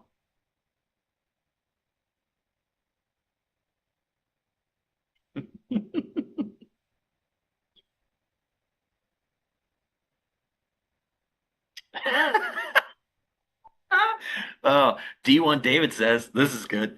D1 David says, you seem to do great in the arena trading gold. What's your general setup for gold? That's funny, dude. So that is the first time I've ever traded gold. So my setup is beginner's luck, number one. Number two, I just bought it. That was it. Um, I happened to just look over at the gold chart and saw that it had sold down and then it was back above its RTH open. So, and was just retesting the RTH open from above. So I just clicked it. That's it. That's all I did. Please don't, please don't try to read into anything I was doing with gold because I don't know what I was doing with gold. I was just trying to, you know, trade. I was just trying to win the contest.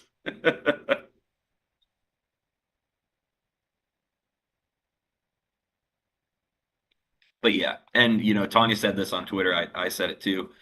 Um, it's really important to know that we are trying to win this money for charity, and which means we have to beat each other in order to get first place. That's not how normal trading works. Normal trading is just, making money and protecting your risk. So as we have fun in the arena competition, take the way that we are managing risk with a grain of salt because we're playing a game within the game. Um, yeah, just please remember that. I mean, it's still fun. It's so much fun.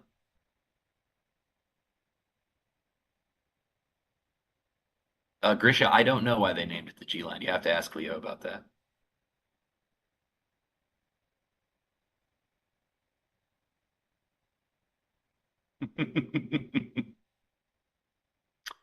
Yeah, Arcane Historian. I can share my workspace with you. A lot of the stuff you'll need is you'll need some Order Flow Labs tools in order for it to work. But yeah, I'm happy to. I can share. I can share what I have. You can if you're in Order Flow Labs, you can just send me a message on Discord, and I'd happily send it to you. There's nothing proprietary or fancy about it. It's pretty simple. Um, actually on my if I would have my numbers a lot smaller. A lot of these fonts are just massive, so you guys could see them. But yeah,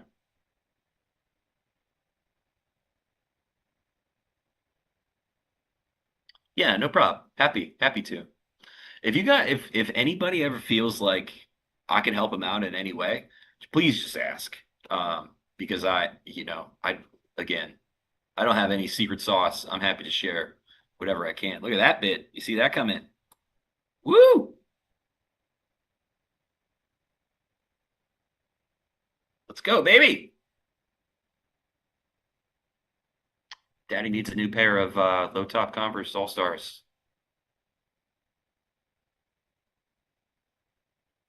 Actually, I do need a pair of Hokas. We determined over the weekend, or that wasn't the weekend. We determined last week in Naples that maybe my that actually Nick told me he's like, dude, how many miles have you run on those shoes? And I was like, I don't know, like 750. He's like, that's crazy. You have way too many miles on those shoes. That's why, uh, that's why you can't get out of this plantar fasciitis thing. So, stream side, do you need 20 bucks? I'll give you 20 bucks if you need 20 bucks, happily.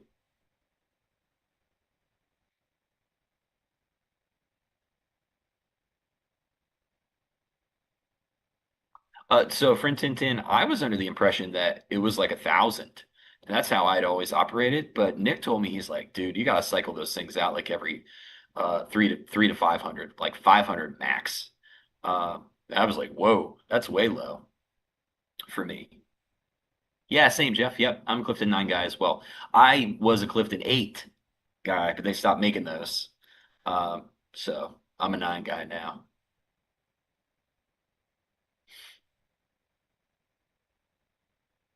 Jeff, as far as the charity goes, I didn't. Well, I still have an opportunity in the championship to win money for the charity, but my favorite charity is always just my local food bank. Um, they do really great work. One thing I used to do a lot a couple years ago is we had a cool program in Pittsburgh where uh, you sign up and you're kind of an Uber driver, except you go around to grocery stores and pick up all of the dented and damaged food that they set aside, and you bring it to the food bank. And that was a really cool thing I got to do during COVID. And um, because I was just trading, I would get done, I'd get done by noon, and then I would just go, hit a couple of those. And it was super fun. And you get to meet a lot of cool people that you wouldn't normally get to meet. So I had a good time doing that. But yeah, as far as charity goes, I just like my food bank. I mean, everybody needs food, and there's a lot of places that, not to get all preachy and weird about it, but there's a lot of places in America, but in my city especially, that are food deserts, meaning that like there's neighborhoods that don't have a grocery store. There's neighborhoods where people can't get fresh produce. The only grocery store they have is the dollar store. And no offense to the dollar store, but you can't get bananas in there. You can't get apples. You can't get, you know, vegetables that aren't in a can.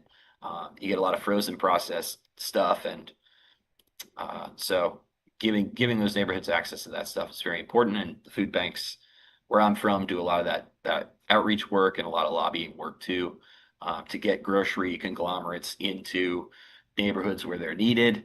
Um, yeah. So yeah.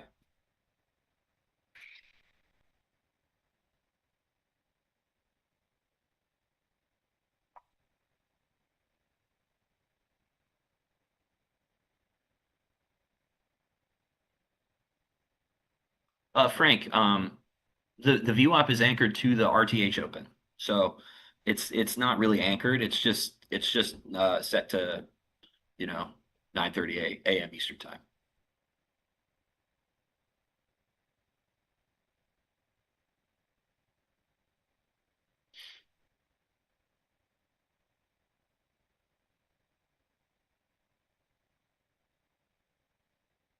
Oh, Larry asked how many times have I watched Spinal Tap. I literally watched Spinal Tap every day after school for like 3 years. I loved that movie so much.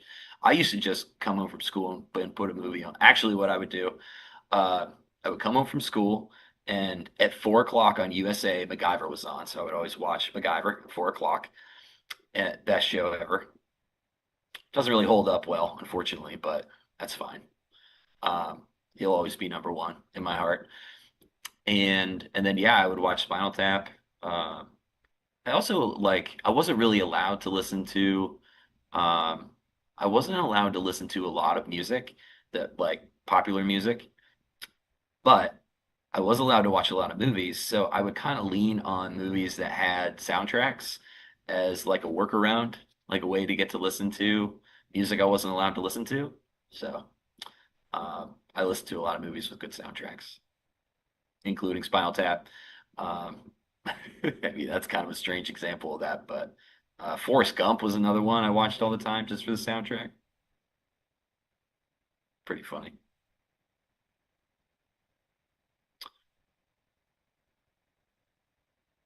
Thanks, Chill Vibes. Thank you, brother. Nautilus, I live in Pittsburgh area. If we get back down below the 60 guy, I'm gonna be so disappointed. I bet what's happening. Yeah, It's 11:35. I bet what's happening is NQ probably got up to that spot, kicked off of it. Yeah, 206. Yeah, this is gonna suck. 206 to 214. This is gonna be a pain. I mean, there's no, there's really no way around it.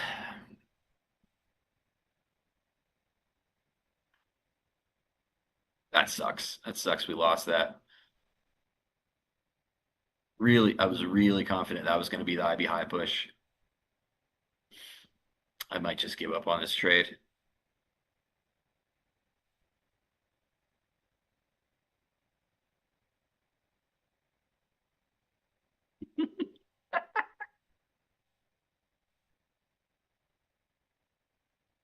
Angry Trader asks, what is my win rate?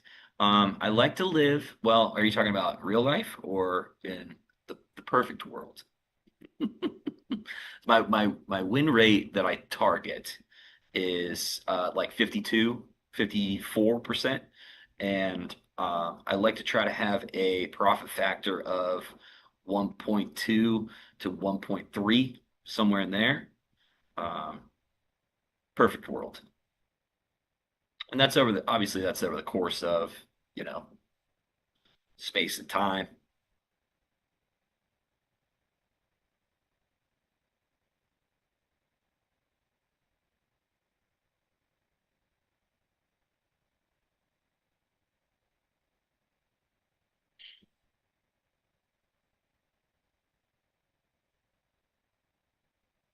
Lame. Lame. It's got dunked on.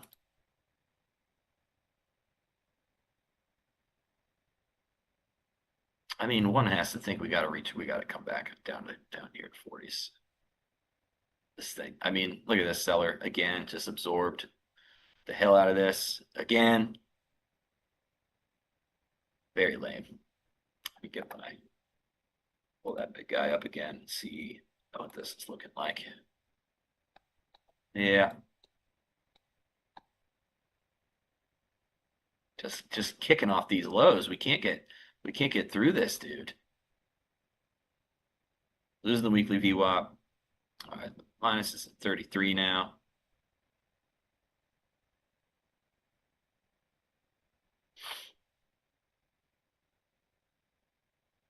Yeah.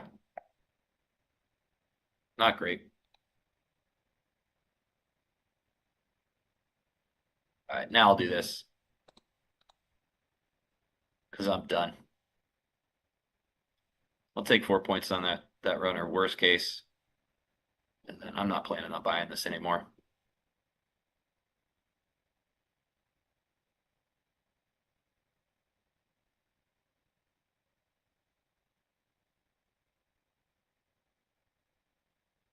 Reuter says, I'm thinking about signing up for OFL, but I see from you guys really aligned how I envision myself trading.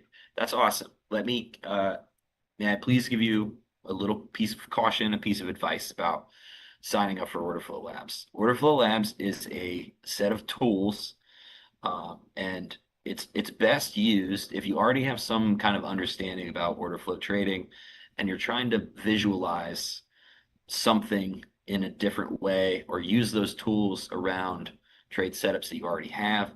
It's not a place for beginners. So I just don't want. Leo says this all the time. I know Job says this all the time. Everybody says it all the time. We want you to be ready to use those tools when you get in there, and also the learning curve exists. There is so much education. There's so much documentation, videos, stuff about how the tools work, how you can adapt them. It's a great community. There's tons of amazing traders in there, not just the owners, but also just, normal folks. We've got a lot of great friends in there. Gary's been in there for forever. Yeah, lots of folks. But so I love Order Flow Labs. It's amazing. It's one of only two things I've ever put my name behind that I support. But please just, understand it's going to take a little time to get used to the tools. And I would only get in there if you already have a good understanding of what you're trying to visualize with order flow trading.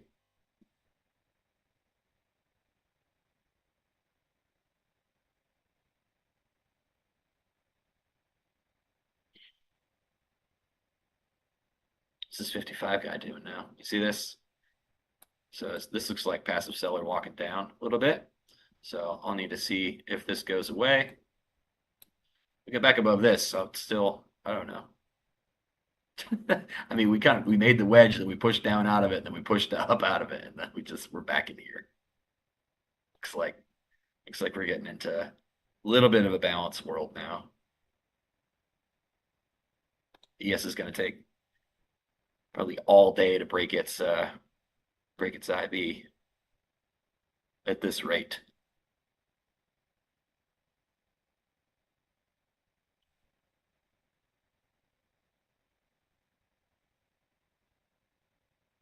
I'm sorry, Frank, you asked the question. Frank says, okay, is that the same for weekly and monthly? I don't know what you mean.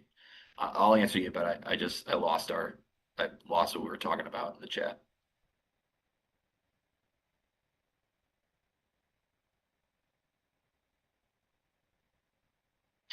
Gabriel, the stars on the graph are delta flips. And what that shows is that's a study that shows when you can set a threshold of delta inside of each candle that you want to visualize. And when that threshold changes from one side to the other, it will print that star and show you that the delta dominance of that candle has flipped from selling dominance to buying dominance, or buying dominance to selling dominance. And that's actually a good example of what I was talking about with the tools. Like, that's a tool. You can use it however you want. And I have different settings than Leo. I have different settings than XY. I have different settings than Nick. You know, I craft this to be what I want to see. So that's the cool thing about the OFL stuff. It's extremely customizable, but you also have to kind of have a vision for what you want to see before you dig into, doing all this stuff with it.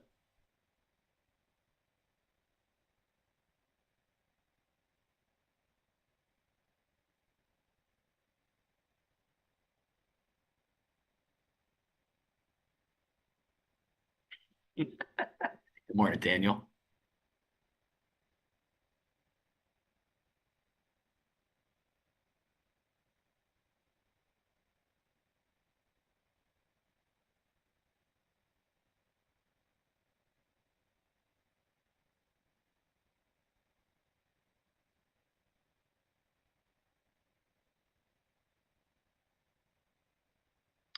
Oh, Apple lost the lawsuit. That's okay. They can afford it. They've got money. Pretty sure.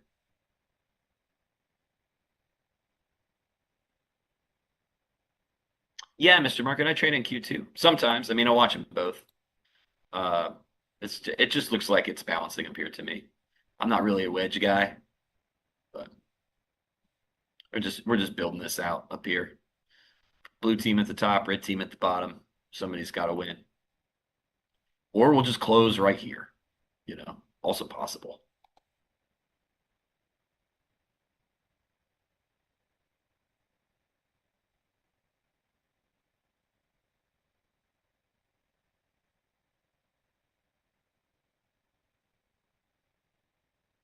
Hmm. Yikes. Now the market's mad.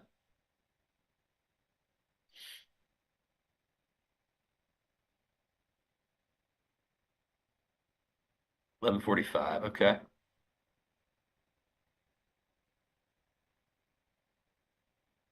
Yeah, they're gonna get us. Yep. There we go.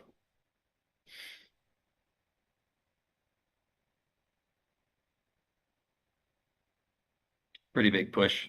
That's okay. I feel good about this.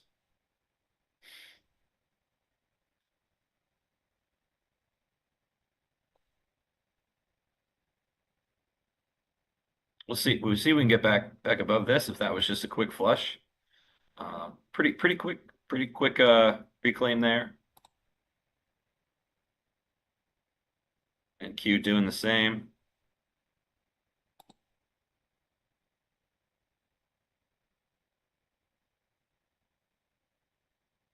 Pay attention to this delta.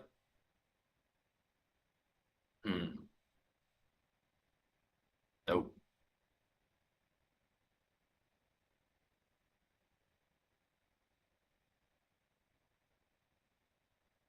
Nasty.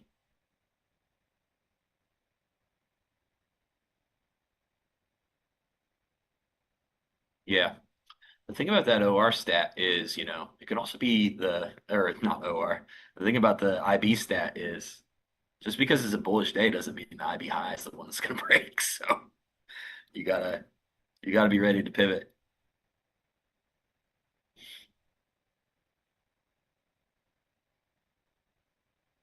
Yeah, if it can hold this, it might just, it might turn into a balanced day.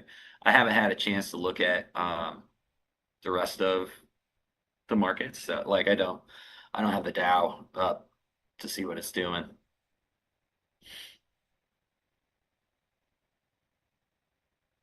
But it's definitely market is definitely in its feelings right now.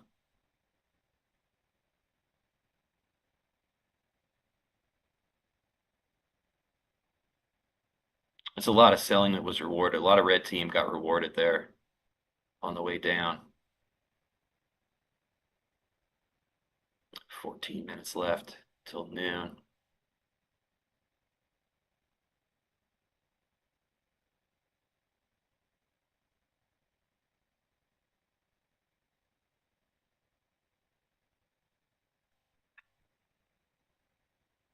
Boy, my voice is killing me. Turns out screaming into a microphone all night will take your voice away a touch.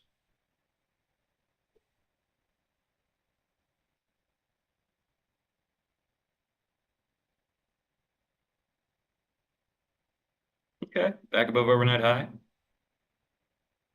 Maybe. Maybe.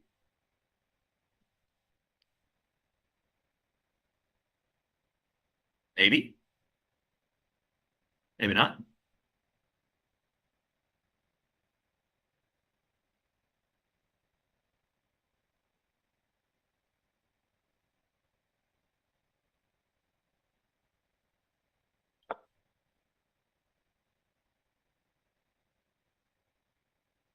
It's just yeah, I can't get behind this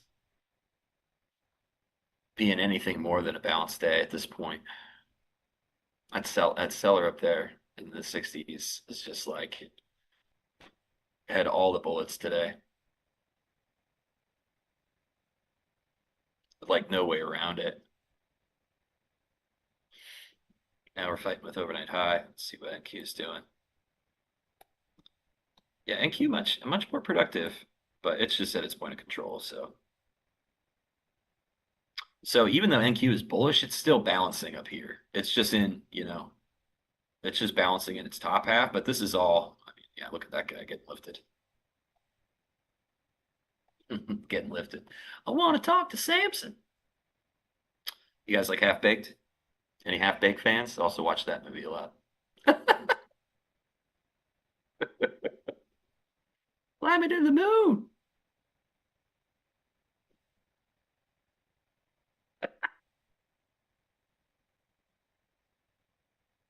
NASDAQ 100 asks, how do you know if it is a balanced day or a trend day? Well, the answer is that you don't until the day is over. But there are things you can look at as the day develops to give you clues as to, what kind of day you're in. Uh, so you can watch, I made like a hour-long video about this. It's on paintingthetape.net. And I talk about at length how I use VWAP bands to determine trending environments versus balanced environments. And also how I use those bands intraday to, pivot between those environments because I don't trade like the whole day. There's a lot like when people talk about balanced days versus, different kinds of days, ultimately that's all hindsight because what I'm trading is, I'm trading like 10-point rotations um, inside of an entire day. So my trend bias is going to change throughout the day. So I mean, I'll just do a quick example. Um, so this is strong trend right here. When price is locked inside of one of the VWAP bands, this one is a strong uptrend because it is holding inside of the +1. And I've got this is a little vertical, but yeah, if you can look at this, when price does this, it wants to hang out inside of that band. that is an uptrend. Now, when that band flattens out and price leaves it, and then it begins to reject, this is when it gets more, neutral. And neutral being when the bands are flat and price is bracketed. So then I'll also look at the developing volume profile, which is over here, and a D shape with the point of control in the middle. That's a balanced day. Now there's no way to know if it's going to stay this way forever. Anything could happen. News could happen. Price can happen. Anything could happen. We can leave this balance up or down. Nobody knows. So you don't know if it's a trend day or not until the day is over. But the metaphor I like to use for myself is when we start trading at 9:30, it's like we start in a dark room and the market slowly turns the lights on until at 4 o'clock you get to see the whole room and everything that's in it. But until then, you only get like little clues along the way, and that's what you have to use to make trade decisions with in real time.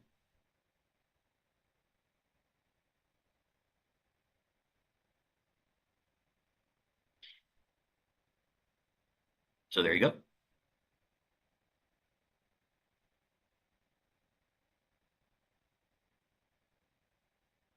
Hey, no problem. No problem, my friend. Yeah, the website's all free. There's got Nick and XY stuff should be up there soon, so that's gonna be cool. I think they're gonna work on it. The website dude's gonna work on it over the weekend, so I'm excited for that. And then we'll have a new episode up. I got to get Kane on to talk. Um, Also, I was gonna ask Jim if he wants to be on the podcast. I had that idea last night. I was like, I need Jim on this podcast, I think.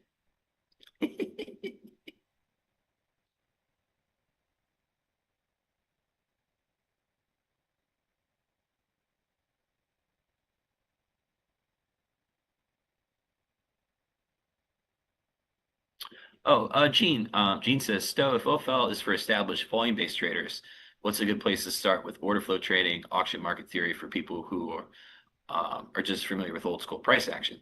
Like again, not trying to plug the painting the tape thing over and over again, but we're making a free education-based spot for all things, that we get asked here all the time.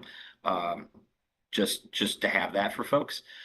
The other one that I like a lot is a website called Trading Riot, and he does sell something. I don't know what it is. I've never bought that, but that's where I first read the most helpful, concise blog posts about delta, order flow trading, auction market theory, all that stuff. So if you want to just dabble and kind of get your head wrapped around what that stuff is, go to either paintingthetape.net.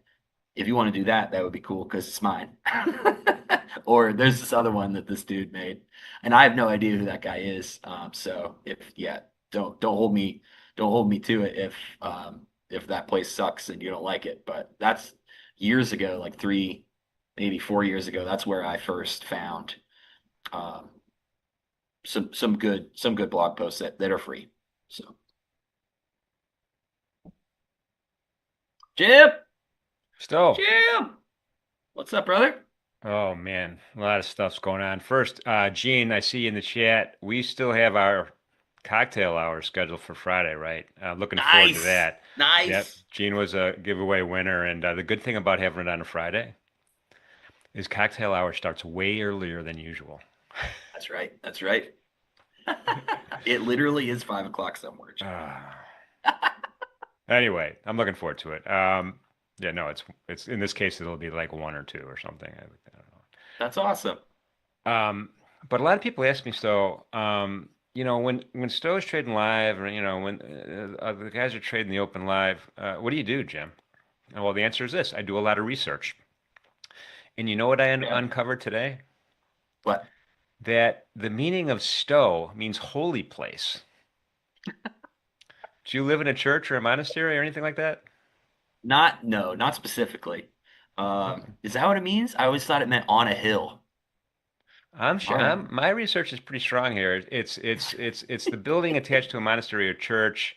And originally it was meeting place, right? But mostly for Okay. religious purposes. I don't know, but or you could be. You're not Chinese, are you? Not that I know of. No. Okay. This is an old English seventh century term. So, and you have a coat of arms too. You could download and use. That's cool. Okay. Yeah. I'll have to tell my folks. That would make, I mean, yeah, that would make my dad and sister very happy. They're very nerdy. We love a Renaissance fair, frankly. So that's cool. We can get that coat of arms Yeah. working for the Let's next do it. time we hit the Ren Fair. Oh my goodness. In any event, thank you for that, Stowe. Everybody hit that thumbs up for Stowe, man. He just landed on the line. Great discussion today, man. Appreciate you for sure. This Sure. afternoon, I think, I don't know, every time I mention who's coming this afternoon, someone else shows up. So I'm going to go out on a limb though and say it's going to be Leo and XYZ. Okay, cool. I hope so. That'll But be who fun knows? if it Who is. knows who's going to Who show up? knows? Anyway, thanks again, Stowe. I will talk to you soon, man. I'm not going to see you Sounds tomorrow, am good. I? Yeah, I'll be. Are you going to be here? Because I'm Oh, going to that's be right. I here. will see you tomorrow. That's right. Never mind. I'm not going to wish you a happy weekend till tomorrow then. Okay, cool. That sounds good. All right. All Thanks, right. Stowe. Thank We you, can do a chat. quick I edge appreciate you, report. folks. All right, brother. All right, real quickly here, we got the NASI right now. I just have this daily chart up. Again, I have that volume profile spread out through the contract roll. A couple things that are going on here right now that I have my eyes on. Remember, we had this peak, I don't know, double, triple top, however you want to call it. A lot of resistance right up here at the highs, 23, 25, 3, call it 55. And then we had a lower low and a lower high on the next candle after we peaked out there. And now we have an inside bar, but we have a lower high as well. So I want to see how high, even if it's just a wick, we can get today on this NASDAQ before I'm totally confident we're going to be breaking through these highs. Right now, we're above the midpoint of the previous big red candle, so that's a pretty good sign as well. We're above this target wick right here at 25,179.5, so that's pretty good. All the moving averages are moving up pretty nicely, so that's a good sign. So what's the bad sign? Well, this volume profile point of control bothers me a little bit, all the way down here at 24,830, and you can see that it's pretty prominent. So I'm a little worried about it, but we'll see how this thing kind of matures as we go throughout the day. Stochastics are still pretty strong, so I don't want to freak anybody out. Cooper's saying 25,250. 25,250. Yeah, there you go. We're getting there. We're getting there. In any event, let's pivot to. I've been talking about this market that just is so interesting to me. This is and now it's not for everybody. It's heating oil. It's not for everybody, but it's pretty interesting. And I'm just going to pull up an intraday chart. It'll take a sec for my data to kind of percolate a little bit here. So bear with me a little bit. Thank you for that, stream side. Appreciate you. This is today, right? And this blue line that I have going across the bottom of the screen, this is the RTH close for heating oil. Now, I know heating oil settles way before that, but I just kind of wanted to mark that off to get an idea what's happening here. And remember, look at this candle right here that we had at 3 to 330. It's a big benchmark green candle here, right? So I just measured where the RTH was, and I brought it up. Now, I got to move it up again since I made this chart. This thing is still cranking. It is rallying. One contract's worth. This is one contract. If you were to sell the contract here and buy it back, you would have lost $4,522. If you would have bought it down here and sold it at the highs, you would have made $4,552. So this is a huge move. Put this in perspective. This is a 4.5 handle move in bonds. So if you had one contract done in bonds, we'd have to have 123 print. So this is a tremendously big move. No end in sight. There is no wick at the top of this this daily chart whatsoever. A decent point of control though. This is a really nice. It was a really nice P-shaped volume profile. Is Farm wouldn't call it. He'd call it something else. But it was a really nice P-shaped profile here. Until we hit the top of the value area recently. And these are the last two candles. These are 30-minute candles. A lot of volumes coming in right here at 2.3605. And look at where we're at right now. So we'll see if this thing keeps on moving or not. But ultra low sulfur diesel is the contract. It used to be just heating oil. It's used for heating oil and transportation. Think supply chain. Really important. One last thing to point out. The dome. This is a good thing to look at. Kind of get a sense of what the bid-ask spread looks like. how tight it is, how loose it is. You can see it's loose, right? So we have bids and offers, but you know, the last traded price is usually separated by a few ticks up or down. So if you are going to trade this, and be careful, it's not for everybody. Remember, limit orders on your entries, limit orders on your profit targets are usually best practices. That way you kind of mitigate some of the extra transaction costs you get with a large bid-ask spread. So that's heating oil. I'm gonna keep an eye on that. Thank you everybody for coming. Appreciate everybody being here this morning. Thank you for the thumbs up. Thank you for the likes, the subscriptions, everything. You guys have been awesome. Looking forward to this afternoon. Me and Shai are gonna kick things off. And then we have Leo and XYZ. So having said all that, folks, thanks for being here, and we'll see you this afternoon.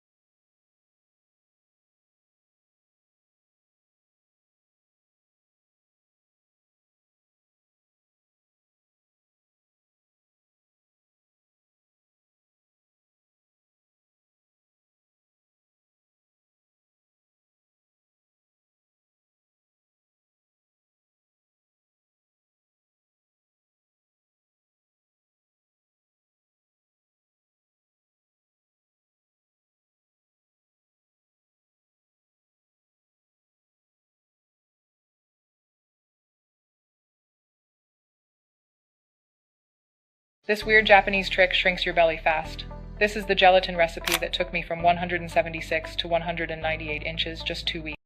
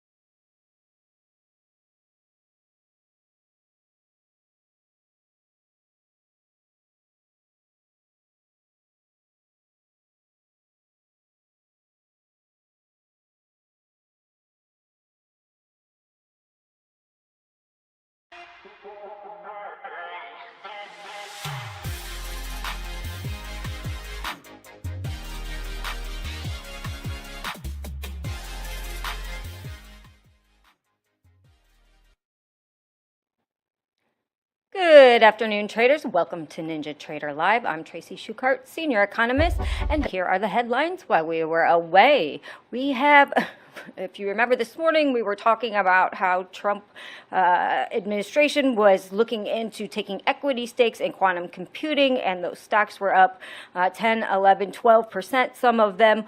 Well, I guess the report that the Wall Street Journal published was not true, as we had a Commerce Department spokesperson told Yahoo Finance that the Commerce Department is not currently negotiating equity stakes with quantum computing companies, which is really strange because Rigotti Computing was on CNBC saying that they were in talks with the U.S., but then I guess a Commerce Department spokesperson said we're not. So a little bit confusion as far as messaging is concerned and what's going on with that.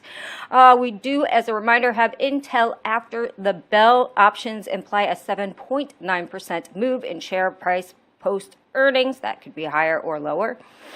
Then we had U.S. mortgage rates drop to the lowest in more than a year. So mortgage rates, the average 30-year fixed loan was 6.19%, down from 6.27% last week. We had data from Freddie Mac show today. We did have home builders slightly up on this.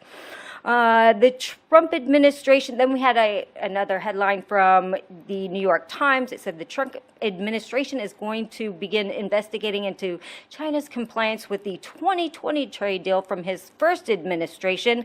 I guess they're preparing to file a trade investigation into China's failure to uphold the terms in a trade deal that he signed in the first term. According to a person familiar with the investigation, this move could result in more tariffs and increased tension between the United States and China. Markets did not seem to care about that at all, because that was followed almost immediately by presser held by Press Secretary Leavitt, and she said that Trump is going to meet with Xi Jinping next Thursday on October 30th on the sidelines of the Asian Pacific Economic Cooperation Summit. So everybody's looking, obviously, for them to de-escalate the simmering trade war. Markets definitely seem to like that and pushed higher kind of on those headlines. Then we have the Trump administration opens Alaska plain to oil drilling. Now, they have been talking about this since he first got in office. This was a big thing. They want to open up the Western Arctic, and they've been kind of exploring ways to roll back the current restrictions, and it looks like that has been worked out, and they will now open oil and gas leases in Alaska. We'll see what that really means. The last time they attempted this, they got no bids because everybody was worried about the environmentalists and any kind of lawsuits that may or may not happen. So we'll see kind of how this pans out, and if they get bids, it's kind of a different situation than it was 8 years ago. So we'll see how that pans out. But interesting to note, it did pass. Then we have Binance token surges after founder Zhao is pardoned by Trump. So that cryptocurrency BNB, which is the transactional token on its namesake digital platform, jumped 8% after that pardon. And I don't know if you know him, but he's known in the crypto community as CZ. He served a 4-month sentence in 2024 after pleading guilty to implement adequate anti-money laundering measures at Binance. Levitt was also talked about this during the presser, and she said President Trump exercised his constitutional authority by issuing a pardon for Mr. Zhao, who was prosecuted by the Biden administration on their war on cryptocurrency. So we did have news in the crypto markets. And speaking of CZ, Binance, Peter Schiff, you know, Peter, very known for gold and kind of his anti-crypto stance. CZ and Schiff were kind of having this back and forth on X, and finally Schiff has now challenged him to a debate, Bitcoin versus tokenized gold, which best satisfies the condition of money, which include being a medium of exchange, a unit of account, and a store of value. Who wants to moderate? So everybody is kind of talking about this perhaps debate that may or may not come to fruition. And those were the headlines moving markets while we were away. I'll hand it off to Jim for an edge report.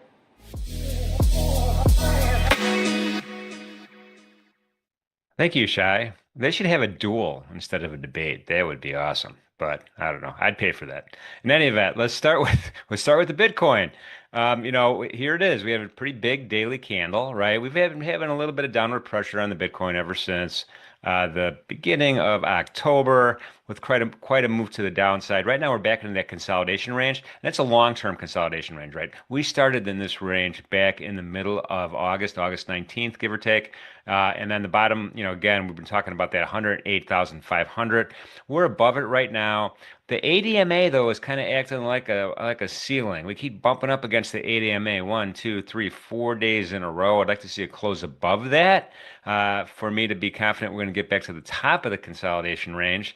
But right now, it's just kind of sitting there right now. And then the 21 EMA crossed under the 50. That's usually bad when that happens. Looks like it's, I don't know. We'll see if that separation keeps getting bigger and bigger. That won't be so great. And stochastics are kind of stuck in the mud. From an intraday point of view, decent volume profile. I know it looks a little bit, I don't know, hazy or wavy or whatever because of all of these volume notes, but you can see the outline of it. It's relatively normal distribution. We hit that Mentor Q one-day max. Gift that keeps on giving. Just a little while ago, actually, not too long ago. And then we kind of sold off a little bit, kind of back down underneath that one-day max, underneath that 0 DTE. Put support. We have a lot of separation between the session volume profile all day long in price. Buyers are in charge. We got a nice bump over that initial balance, and you know, we just kept on going. So point of control officially is at 110. 125. So we'll see if we get a retracement back down to the point of control. A lot of times it does act like a magnet, and it's conveniently located right next to JAX 2. Let's roll over while we can. I did want to show you a soybean chart just for fun. This is the fun chart of the afternoon. I don't know, are the Chinese buying our soybeans or not? Well, the chart will tell the story. We really have a price increase or a rally off of the bottom here. And, you know, I'm in November, 129,000 contracts traded, pretty heavy. So, you know, nice kind of rally going all the way up to these highs that we saw back in the middle of September. I have that highlighted with a plum-colored rectangle. No wick at the top of the candle today. Buyers are in charge, not a lot of sellers. We broke out of this resistance range at 1029 and 3/4. Moving averages all sloping up. The 8 crossed over the 21, crossed over the 50. This is looking bullish. This is not looking like we're done yet. We'll see if we could break out above that 1050 level later on. Let's shoot over to Dr. Copper, though, because that's another good story today that I have my eyes on. There we go. Still in the consolidation range, still in that step up pattern, although the step up pattern kind of was broken. We just kind of slowed our roll here. But this consolidation range really started back. You know, this is an October consolidation range. Let's just call it what it is. We're driving up toward the top end of it right now. We did print 5-spot 1 a little while ago. Now we're a little bit south of that. Still a big green dominant candle. All the moving averages arcing straight up, looking pretty strong right now for Dr. Copper. Obviously, I want to see a candle close above this rectangle. Let's just call it 5-spot 20. for me to start thinking about the next step up for Dr. Copper. And stochastics are just sitting in the middle. They're not really telling us anything. I am going to look for a crossover though. Crossovers in the stochastics on a daily chart in the middle of the stochastic range, in other words, between 80 and 20. Those are sweet signals. So we're not there yet. We're just about a little kiss about to happen, but we'll see if we, one more big green candle, we could have that cross, which again could spark a little bit more of bullish. But intraday, we're above VWAP most of the session. P-shaped distribution, so many P-shaped distributions today, where the bulk of the volume is at the top of the volume profile, and at the bottom of the volume profile is that tail that you see, or the stem, or the handle, or whatever you want to call it. Point of control, we're just a little bit north of that right now in this particular market. Typically, from here on out to the close, you're not going to see a lot of movement in copper. You obviously saw a lot overnight, including during the London initial balance, where we just kind of kept that overnight momentum rolling up to R2 and Mentor Q 1-day max. Imagine that. All right, that is this afternoon's Edge report. We are ready to trade the close with XYZ and XYZ. Oh, How you doing, man? uh-oh. Yeah, Nick's working through some technical things again, so In sound check, he did sound like he was broadcasting from a submarine. right. Deep sea underwater. So it's an audio issue. We'll see if he'll come back, but if not, everyone's stuck with me again. No, you know what we could do? We could just tell Shab, hey, listen, the afternoon show now, we're just going to call it XYZ and CAGs in the afternoon. And We maybe another guest. Maybe. maybe, yeah, you never know. How you doing today? Doing all right, doing all right. Found myself on the gold chart again. Ooh, nice. So Tell me what you got going on. yeah, if it were just NQ, I wouldn't be able to do anything. I'd be willing to take shorts under this range here, but for now we're sitting in this. It's a bit of a heartbreak story. I tried to peel some profits off up here and it just didn't fill me. So You missed it. we're seeing what's up now. Now I'm like, maybe I should just take off maybe two of them. I'm not really too sure yet, but a bit of a heartbreak, yes, in gold right now. But we'll see. Well, I think you're still sitting. Let's see, where are you logged from? What price? What's your average price? 41.50 even. So tried Ooh, to take some fills at 41.60 and they just didn't fill it and they popped back under. okay. Just gonna see what they do. Maybe get into some NASDAQ shorts if we can leave this volume behind in the 250s and start trading in the 230s. But yeah, we will see. Yeah, I like the gold trade. I mean, really, this is a Pitbull song right here. Nothing's going to stop you now. I mean, you've got your Right. stop at break even and you're green so far, and you have a point of control, official point of control here for the daily volume profile session, I should say, not RTH, but the whole session is 41.59.4. So that's looking sweet. Yeah, we'll see. Yep, I am in gold again, Tracy. We'll see. Maybe I might just take some off now and then just run one or two. But yeah, I tried to fill. I had really good open profits up here, but they just didn't fill it. Yeah. And I should have chased it down, but man, it is what it is. Well, Maybe don't forget, NQ can give us a short. we got zero DTE gamma action down at 41.50. Jason, yeah, I got lucky on this, Jason. It was the impulse move down and it filled my orders.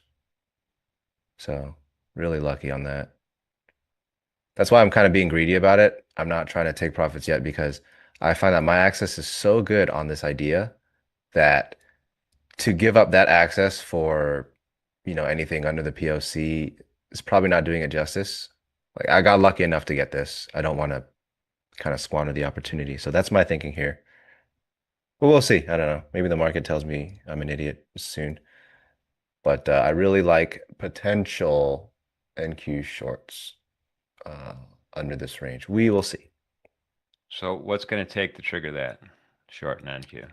We gotta leave this volume node behind in the 250s, 260s, come down into this range and just not be able to trade back into this range up here. And I'll try to take it through. That would be the play. Remind me again, Yeah. what's your 24 VWAP up, that yellow? Is that 24 hours? 24 hour. Yeah. Yeah.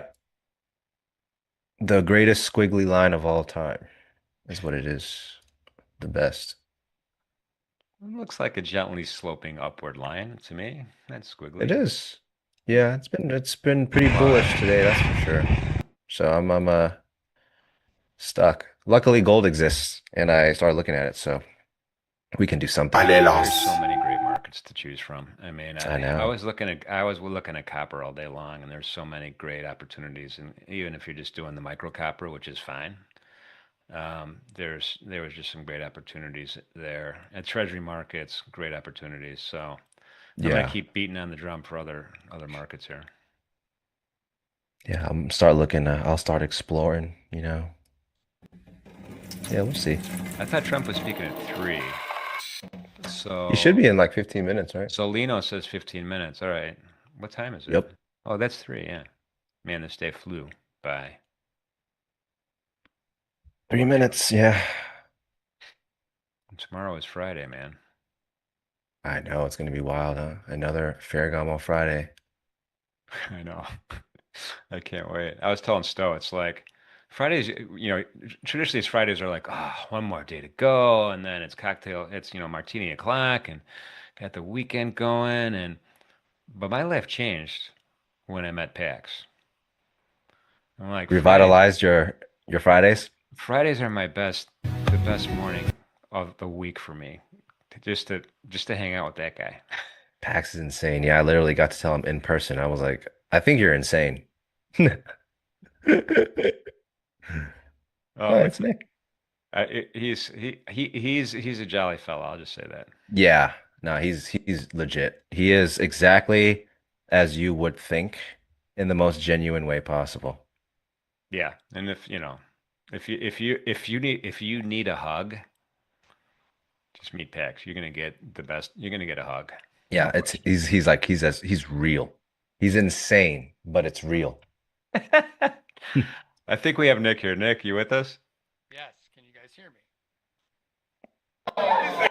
You got to turn that speaker up to 11, baby. You gotta open the window on the submarine. No, I didn't hear the static though. Well, Streamer Boy setup is changing. Is that better? Yeah, super low.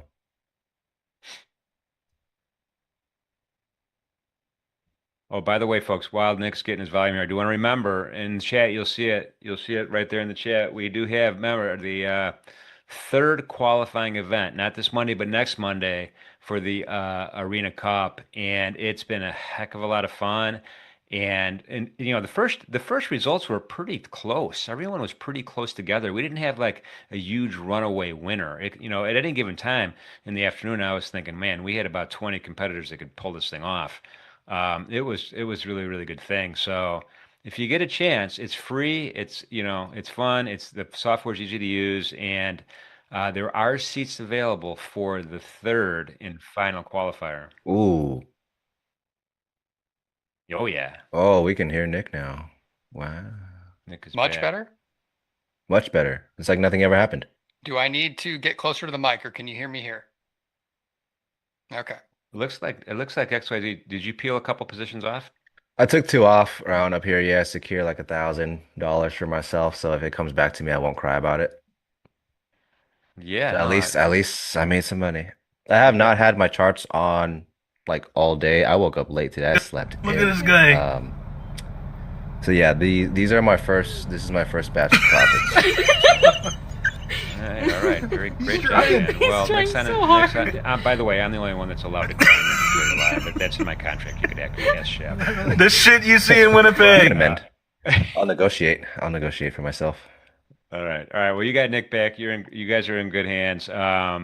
Thanks for being with us, everybody. Appreciate everybody being in the chat. Remember, there's that thumbs up button and there's that subscription button, which we greatly appreciate. Thanks everybody for being with us. And I'm going to dip into the chat, guys, and wish you the best of luck. Thanks, Jim. XY. Yeah, chat. That was, I think it was close to 4,000 open profits right here, and they just would not fill me on the POC at the POC of all places, right? You would think there's so much liquidity there. But I didn't get filled. Maybe it was one tick right above. Yeah, I've secured 2 now, so we got something. Green streak continues or something like that. Wemby, yeah, dude. Watching that game yesterday, I was telling one of my friends, been this I haven't been this speechless about an NBA player performance since seeing Vince Carter, who is my favorite player of all time, by the way. And yesterday was insane. Wemby was doing the most insane things.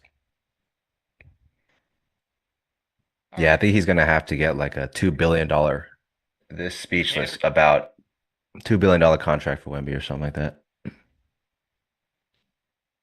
What about now? Yeah, Nick, How you're a about now? little. Oh, there you go. All right. So, I've got a co-host, guys. My goodness, folks.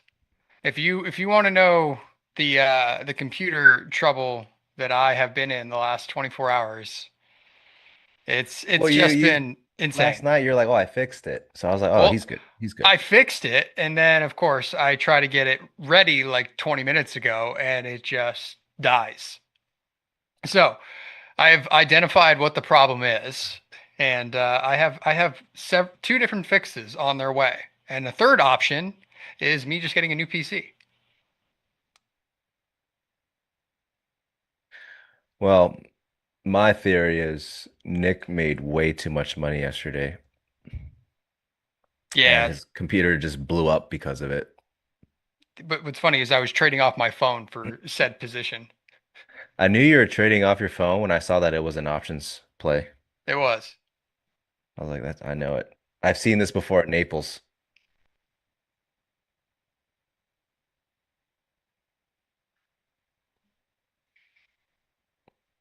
Yeah. Yeah, I was So like, I've seen this before at Naples.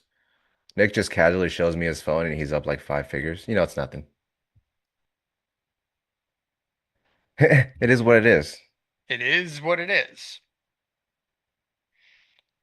Yeah, he's Sometimes got a big budget for a new PC now. That's what I was saying. Was it easy to switch to gold? Yeah, you just make a chart.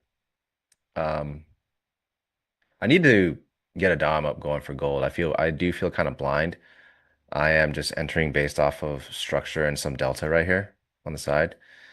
Oh, there goes the rest of my position. I mean, I know you're the Dom guy, but I have felt that works for gold, just trading off like MGI, structure, Structure, volume, right? and delta. Like I look at the Dom, I enter off the Dom, but I feel like I don't use it. I mean, once again, you are significantly more effective at reading it than I am, but I guess I'm getting less insights from it on gold than I do Yeah, on it indices. seems like gold is very it adheres to structure a lot better than the Yeah. indexes, that's for sure.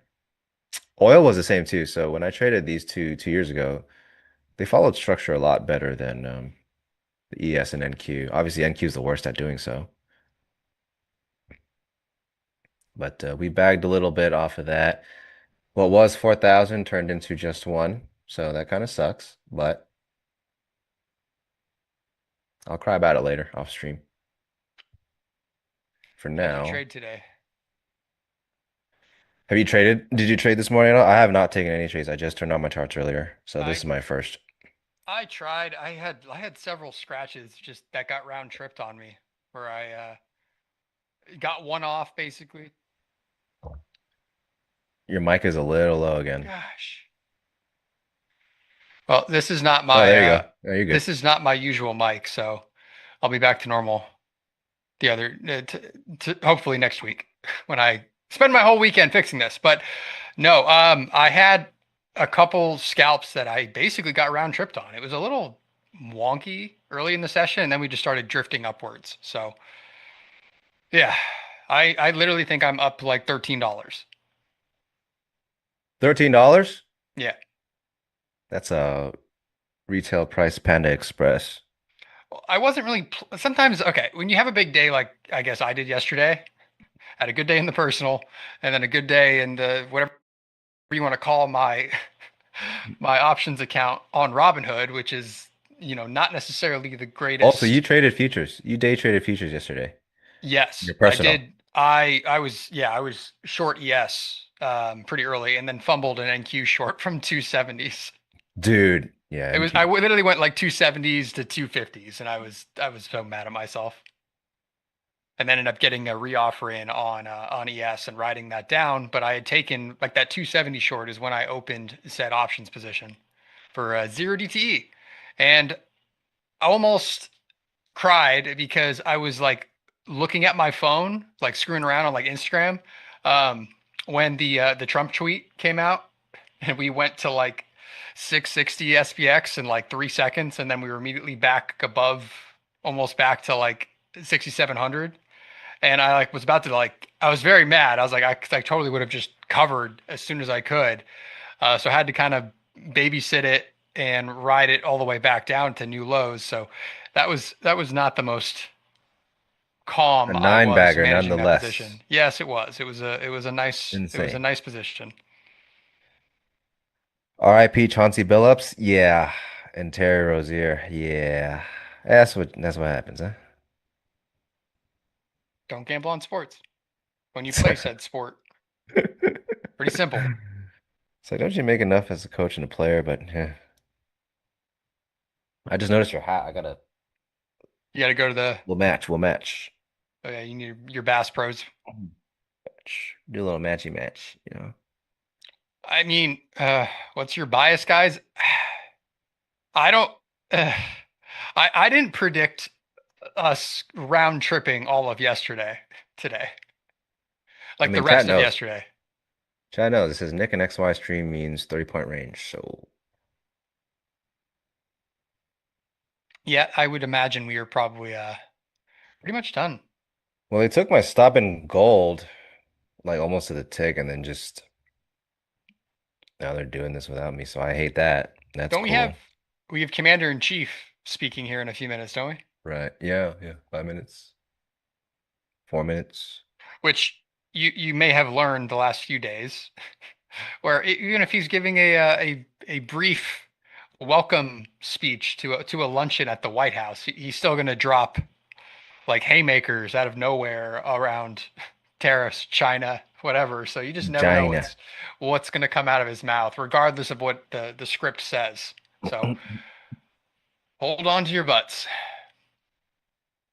But yeah, I really didn't trade today. I was not trying to give back my good day yesterday. I was almost just going to call it a week because I didn't have a good Monday. I was kind of back and forth and had a red day, and Tuesday bounced back. But Monday night I was short during Globex with gold right before the massive 5% liquidation that just continued.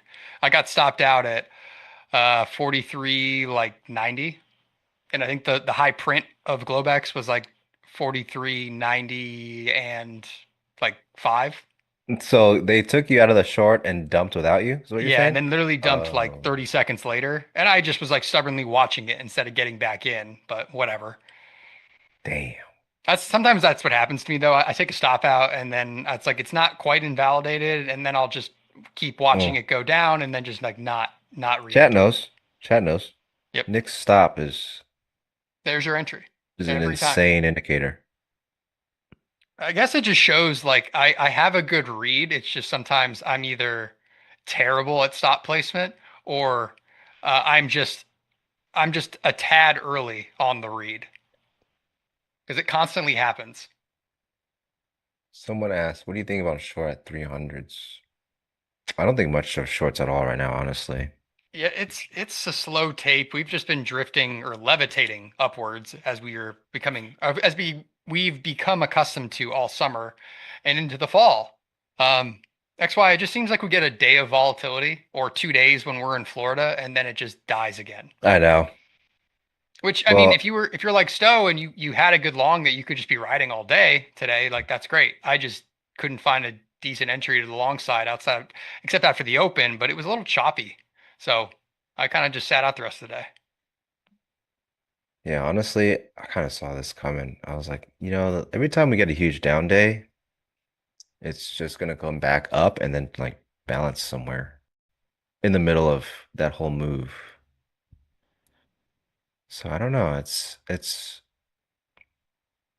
not the best. It's not the best right now, but I'm definitely not gonna go for longs. I'm only gonna be willing to short if we can leave some volume behind, which we Mhm. haven't done. So gold was my I was hoping gold would be it. Made a bit of money, but I was going for a move through value. So Yeah, it was funny because I was watching like the 65s, like the 165s and 160s, just kind of waiting for it to break. Um, and I mean, it just pretty much has been consolidating all day. Kind of got an opening range and moved.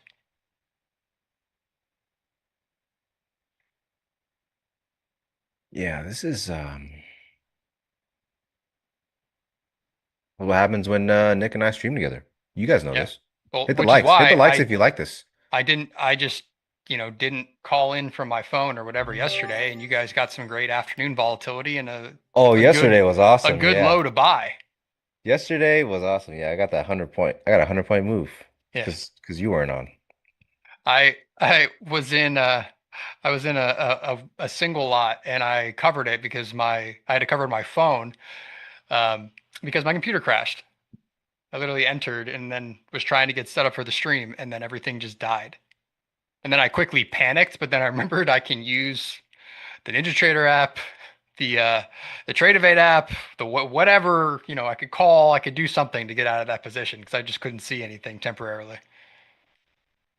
Yeah, market decided, look, this guy's made enough money. Shut it all down. Yep. XYZ, are you mentoring or OFL? No. I used to do streams there, I think for like 3 years, I think 2 or 3. I did streams twice a week in there. But not anymore, not for the last like 2 months, because I'm doing a lot more NT live streams. But no. If anyone's willing to pay me $500 a month, I'll open up my own Discord and you can pay me there. That's where you get those proprietary drawings. What do you see on the chart that tells you volume was left behind? Was? No, none left behind yet, but this is the volume right here, so volume profile. So ideally, I would like to see all of these buyers, right? The effort up here, all this volume, offsides to the downside, and then to see the market try to initiate back into it and fail to do so, and then try to get this range back through right here.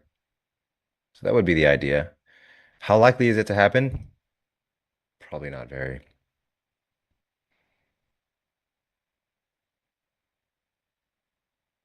Who's my mentor? Pain. Pain and disappointment. That was my mentor. Yeah, it's usually a good mentor. Pain and disappointment. Yeesh. Shame. Legend Algo says, bro, 5K not enough for your mentoring. It's a discount. 90% off, $500 a month. Super cheap.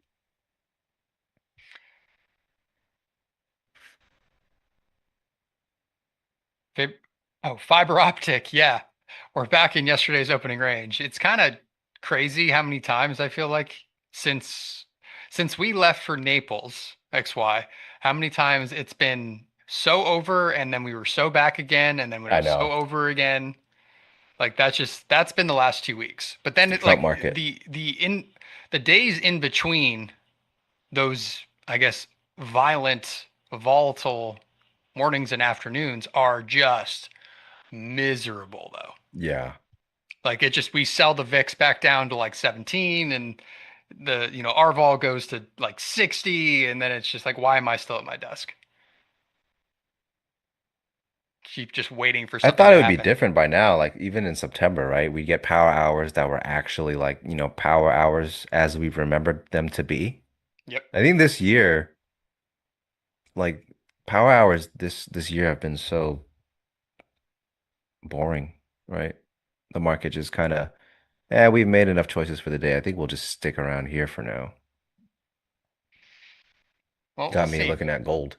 Maybe maybe we'll get some violence here with our commander in chief on a microphone.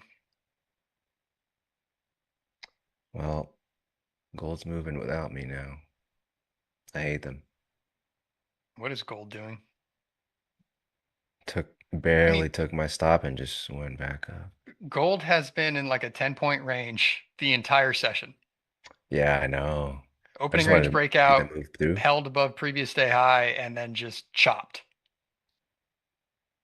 ES is still going strong at the highs. Yep. I mean, I could have seen us recovering from yesterday, but I guess I just didn't. Nothing in my brain told me this was the type of day we were going to get follow up from yesterday. Yeah, I was telling one of my buddies at the close of yesterday, I was like, watch, this thing's just gonna bid up again and then just give us chop. And here we are. That's what I Pretty get, I much. guess, for not buying calls for no reason. Yeah. Like, as soon as I sold yesterday, just like, all right, reverse for Friday. Yeah, yesterday's reversal was kind of crazy. It was pretty nasty. But I guess it's because Monday and Tuesday just felt like we were kind of just consolidating on low volume, kind of drifting up, and then it just took any catalyst or whatever to just give everybody a reason to get out and just run through all that volume again. Like on Thursday, or was it? Yeah, I guess it was Thursday of the previous week.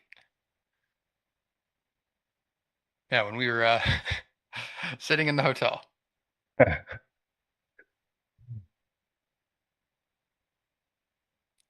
Yeah, it was funny. On that Thursday morning stream, it was me and Chris, and we're literally just one door down from each other. Like we're next to each other, just streaming on our laptops. As soon as I got to the room, I saw the robes. I was like, I already know what I'm wearing tomorrow. Mm-hmm. I did enjoy the robes and the slippers. Oh yeah, the slippers too. Oh yeah. Where can I pay? Do you have any plan to mentoring in the future? I did one. I had one first and last mentee a few months back. Wasn't a bad experience at all. It was a good experience, but I think if I ever did anything like that, it would be probably like what everyone else does. You open up a Discord and you do it that way. I'm just not much of a marketer, so whatever.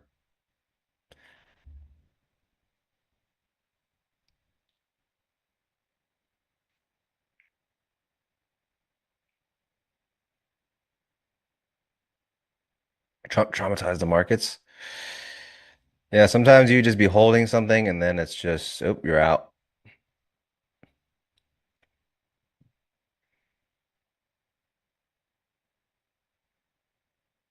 Yeah, I mean, there's a huge I just don't even know what is like feasible to charge for a Discord, right? And stuff like that. It's a lot of stuff that goes into it. Maybe one day, but you gotta moderate it too. Yeah, that sounds like Chargebacks. a People are lot gonna do of effort. chargebacks. Oh man. There's a lot of stuff that goes into it. Maybe I one mean, you day. and I are very much work-life balance traders. Yeah. So the thought of doing that is just it's hard. Yeah, there's a lot that goes into that kind of stuff. Wish I could just do nothing and get paid, you know?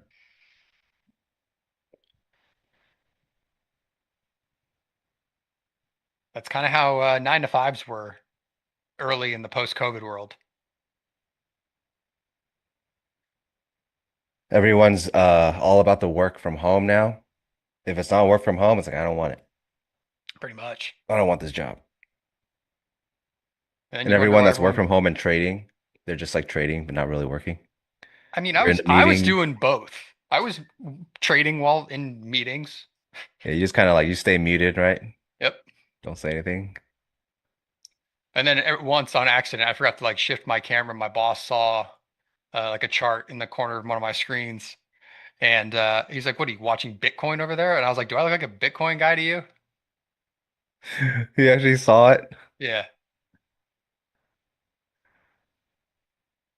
Yeah, we are just stuck.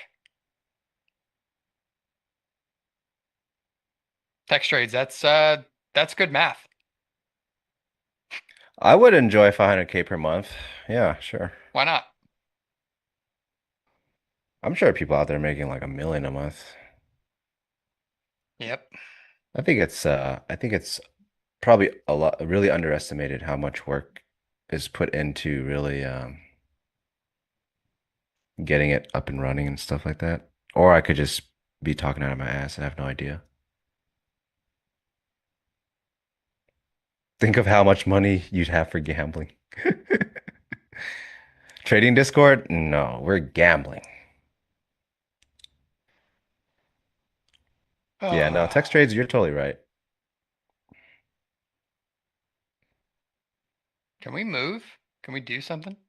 I just want us to lose the volume. Mm. I mean, I've been waiting for us to lose the volume for most of this session. It's been yeah, about an hour and a half of us trading this volume, so Yeah, the best position I was in was a short off like 195s, and it round tripped me outside of one. And then I took a stop out again trying to short it. That IB high was just miserable, but we just could not who like really lose that like 150 guy on NQ. I was just continuing to bid. ES is still like super strong up here too. Just they're just both really strong, so hands are tied, man. Nothing we can do at this point. Not with a new position at least.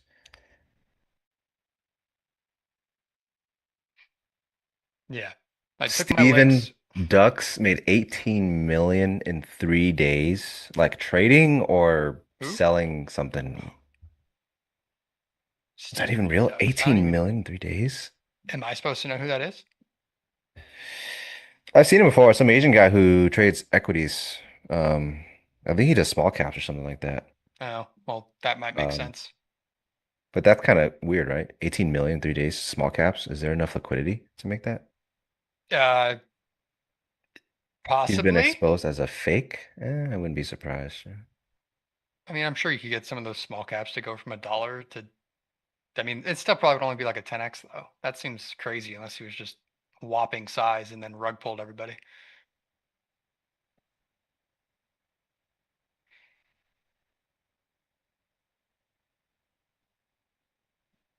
Oh, small cap short seller. Interesting. Small cap short seller. There's a lot, I mean, there's a lot of big money players out there, that's for sure. He's probably one of them. Yeah, it makes my day yesterday seem very, very small. Peanuts, Seriously. commissions. I'm just proud I didn't roll into another position today, which is usually how you just start losing said gains very quickly.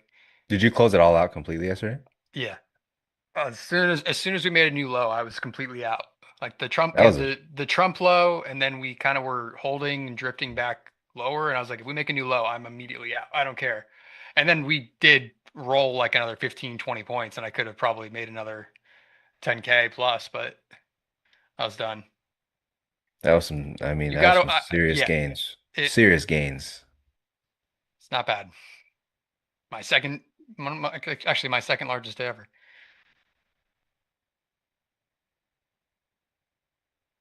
Are we frozen? I don't think so. No, the charts just The aren't moving, charts are guys. frozen though. Yes. Looks like chat is just waiting for a 300 to short it or something. Anything would be nice. Yeah, at this point, a new high would be encouraging.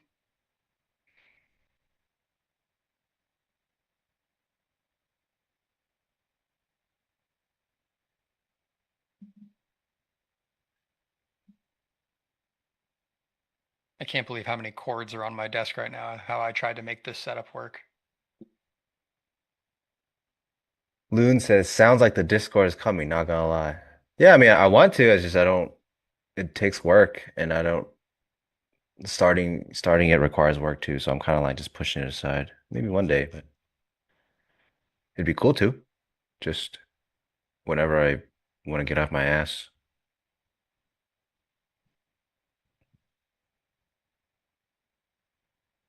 Scheduled to talk? Trump is scheduled to talk. I don't know if he He's hasn't always started talking late. now. Power move, man. Working on my time.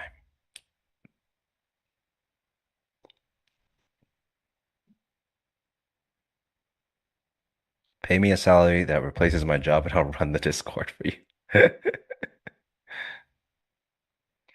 Italian guy, I did not YOLO on SPX puts. I took a directional move that seemed like it was setting up for the session.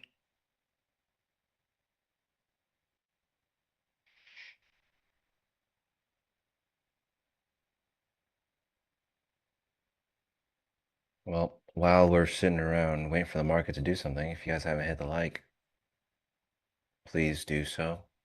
Also, if you haven't registered for the Round Arena 3. Cup, we have round 2 or qualifier 2 starting on Monday. We will get to watch XY, Leo, Kane. I don't know who else is in that qualifier. It's me, Leo, Kane, Market Mommy, T, and Carmine. Okay. That's a hell of a Nice. lineup, It's a good group. honestly. I don't know why they did that to me, but Wait, is that hit wait, is T-Trades doing this face reveal for that? I don't think so. I don't think he's doing a face reveal. Not Oh, until okay. hey, you guys want to know what T looks like? 30th. Tune in. Tune in October 30th. I will dox him myself live on stream. Frank, that's just a little movie magic because I was the closest to the camera. Kane is like 6'5". I'm 6 foot, so I'm not as tall as him. It's just the angle of the Oh picture. yeah, Nick looks like Wemby in that photo. Yeah, definitely. Yeah, I'm definitely it was not that kind of tall, like there's guys. some distortion going on here and there. 6 foot on a good day.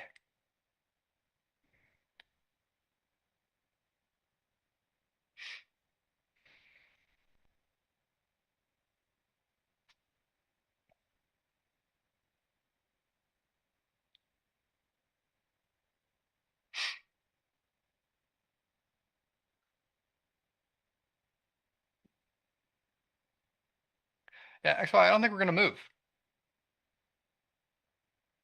I don't think so. And I think by the time they give us something, it's gonna be like 10 minutes till algo or something. H ball out. Yes, I did. I only got to secure 2 lots and then they stopped me on the rest break even. The worst part is, oh yeah, they're back to my stop. Yeah.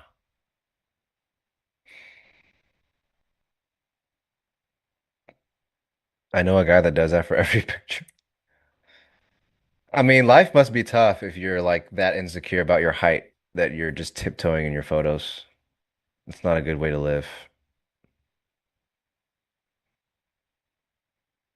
Reverse it. Asia's gonna dump gold. I don't know. I mean, I made $1,000, so that's something. On the indices, or you did gold? The gold earlier, I was Okay. floating 4K and it was at POC, and I was like, I'm gonna take 2 off POC, right? And it didn't even fill. Yep. And you would think it would because it's the POC. Gold be like And then it that came back, sometimes. and I just took 2 off to secure something, and then the other 2 got break even. So that sucks. That sucks, but better than nothing, I suppose. Because NQ's giving nothing. ES is still strong too. Just still chewing through supply up here.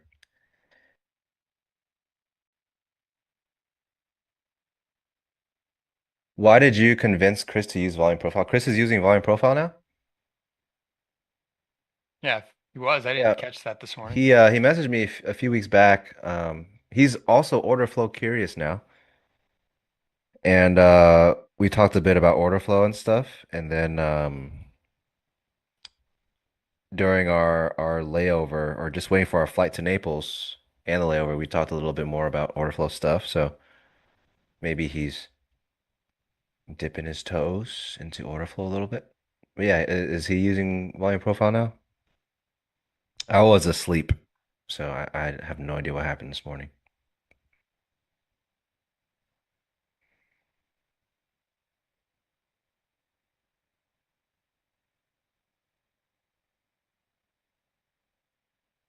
Oh yeah, I keep forgetting we have CPI tomorrow morning.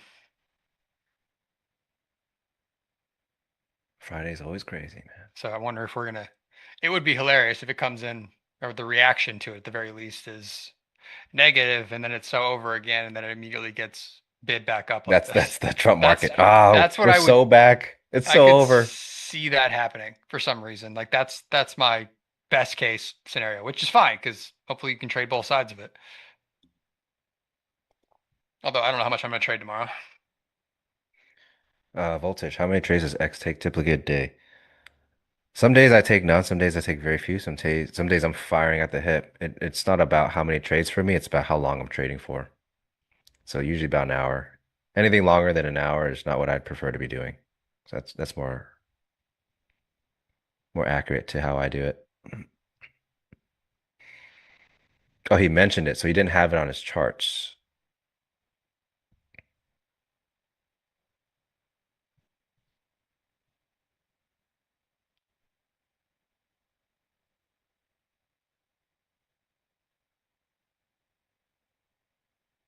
Well, this is exciting, huh? Nope. At least you got some fun yesterday. Yesterday was awesome. It was. It's a great All day. around, even into the afternoon stream. Yes. Mhm. So Yeah, I I can't wish I didn't. I complain. wish I didn't panic flatten that single from like 8:30s. I got long Yesterday or today? yesterday. 8:30s? Hmm. Where are we? Let me see. You know what? I'm gonna pull up the 1 hour. I don't even remember the prices. Yeah, I think it was like 8:30s. 8:30, Oh, 8:35. geez. The low. Yeah, it was like I was trying to get ready to go on the stream. I was like preparing things, getting to my desk, saw it, and I was like, okay, I'll see if I can build into one that low is going to hold, and it was gone. Couldn't even Sure add more. did. Yeah. I got long the first test of weekly open yesterday. That was like instant 100. It was awesome. Hmm. And then they died double the range. Yeah, yesterday was great. Makes up for today. Yeah, it was that first bounce off the week open, and then God, where did I? I think I reoffered from like 140s, 145 or something. And then it almost came all the way back again. And then it was lights out. Yeah, yesterday was Yesterday, a hell of yesterday a was a day for fun you. day. Yesterday was a fun day. That's like my favorite kind of day to trade where you get those nasty, like 100-point pops the other direction back up. Yeah. Like you I feel just, like liquidation days, they always give like really violent bounces. hmm. So it's like if you're strategic and patient with when you're going to reoffer on those type of days, like it's great.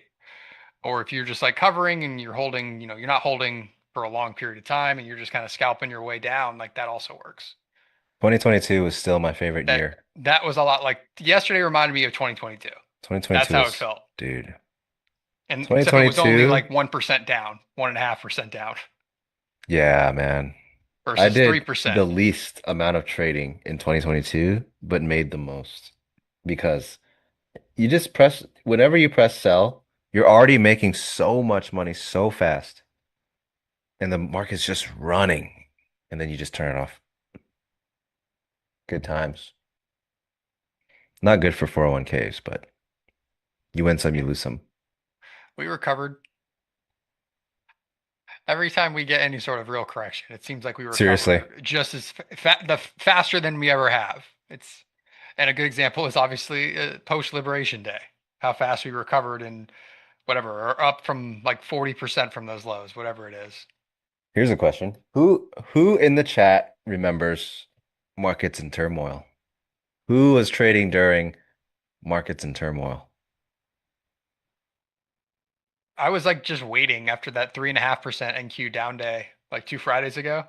I was just waiting to like watch CNBC like the next I week and be know. like, are they going to be markets in turmoil because I was we like, had bring it it back, man. Bring that it day? back. Markets in turmoil. Bring that graphic back. Get Bill Ackman on the show. Hell Screaming is bloody coming. murder. Never forget, hell is coming. But don't worry, I'm covering. Hell is coming. But wait, I'm wait, gonna, wait. I'm gonna Wait be on that. buying all of this in about 24 hours. And they start calling it like it wasn't like bear market, bull market. They started calling it the kangaroo market. Hmm. Oh man, it was crazy. Yeah, 3% down will get us markets in turmoil. Yeah, it also gets people talking about emergency rate cuts. Yeah, a sliding market. Everyone is macro expert. See, we're smarter than that. We leave it to Tracy. Yep, we just press buttons. Trump's still not talking it? Oh man, this guy. Yeah, Italian guy. I found that hilarious when I saw someone post that on Twitter. It was like the fear and greed Wait, indicator. when was that? It was like Like this week, last week, 2 weeks ago? I Recent? want to say it was like we bounced, like we had the Friday day and then it was like the next day, next Monday, like we kind of Oh, recovered after a that little 1200 bit. point Yeah. loss or whatever, It was down like it day. was a 29 and it was basically like ES was down 2% from the all-time highs and it's like it's Love extreme it. fear. Are you kidding? Love it. Okay, POTUS just came on. All right. Well, maybe tighten your stops if you're trying to get to a new high of day, just in case. At this point, I would just book it. This is a good gain. If you're long Yeah. from earlier, you've made plenty of money. I mean, long from anywhere, you made some money. Yeah.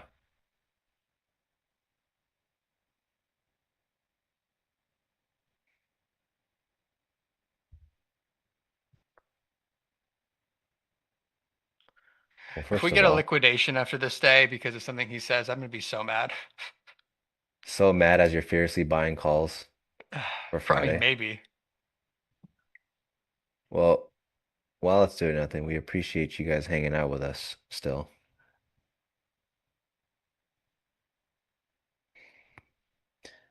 If you're Trump is having a good talking. time, hit the likes. If you're having a bad time, hit the likes.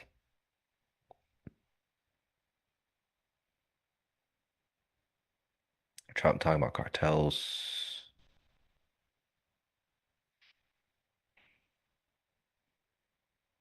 Yes is teetering.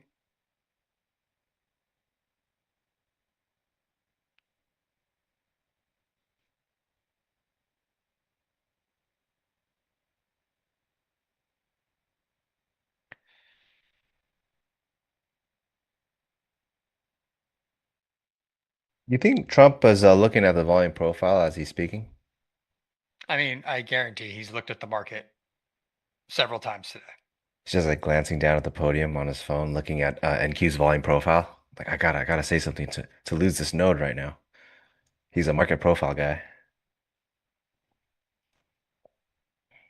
Never forget during COVID when there was, I don't know, whatever day it was, but I just remember him posting a chart um, of the S&P like at close because he said something in the last like 20 minutes and we recovered like 3% in the session, like in 15 minutes. It's like something stupid. And he just like posted the S&P chart. Dude, during those days, it was like every other Friday was new all-time highs. And you get that Trump tweet, new all-time highs, NASDAQ, new all-time highs, best stock market of all time. It Trump was a speaks about Friday US afternoon. efforts. Yeah, I don't remember what day it was, but I just remember like laughing. I was like, this is real life. Yep. He just posted that. And that's when we were trading at like, I think SPY was like 300, maybe a little less. Not yet. No, SPY 300 was like a whole event. Like you could have made hats, t-shirts. Spy 300 was a whole thing. What a time. Look where we are now.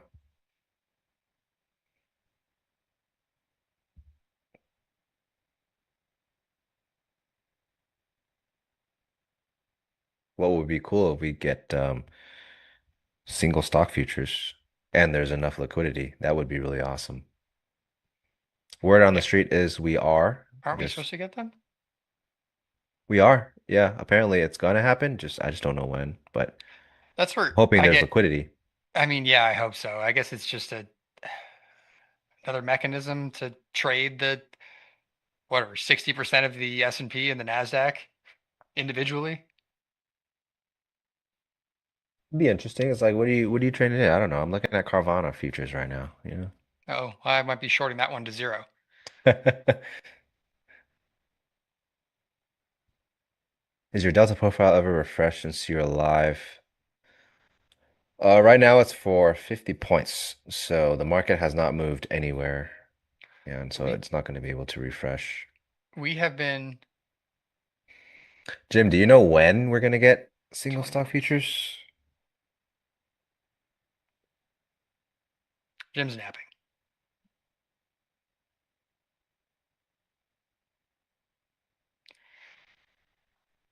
Next summer, only the Mag 7 basically. That'd be interesting. Oh yeah, Jim's in the chat.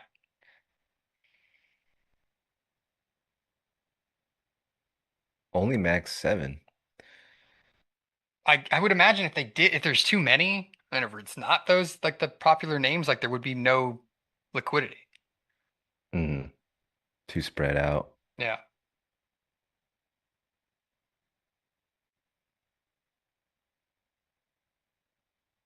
I'd be curious how leveraged it is. Like it'd be interesting to see how the CME and folks try to do it.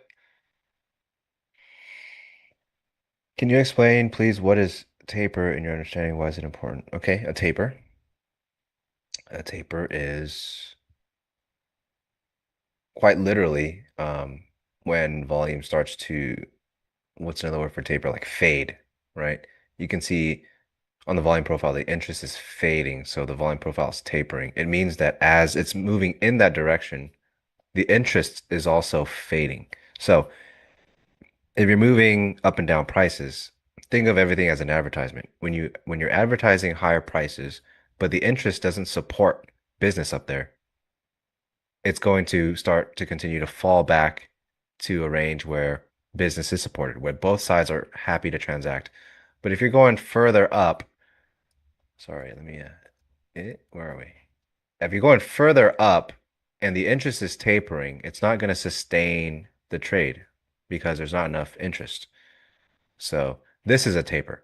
So as we're going higher and there's a taper, that's not really going to be supportive of a continuation higher. And that's the idea. Same thing with lower, right? So in this zone here, you can see it's drawn from this taper and it tapers again in this taper. So every time they're trading in this range, there's not enough interest to sustain it. If there's not enough interest to trade this, there's certainly not enough interest on the sell side to push price lower, which means price is going to revert. So that is the importance of a taper. It's just a gauge on interest. If you're not building volume, upside or downside, so let's just say downside, it's because there's not enough willing sellers. If there's not enough willing sellers to fill buyers, price can't continue lower. Those prices cannot be advertised, right? Because as you're advertising these lower prices already, no one's willing to sell it. But if people are willing to buy it, they have to buy it higher, and that's what's going to happen. So price is going to keep moving as, business is conducted. So it's auction market theory stuff. So that's taper.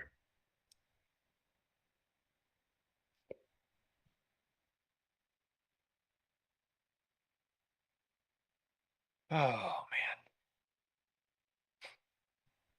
Here's the turn 3 minutes ago, and if they ever give us a setup, it's going to be so close to algo that it's going to have to be a Don't want scalp to or take something. it.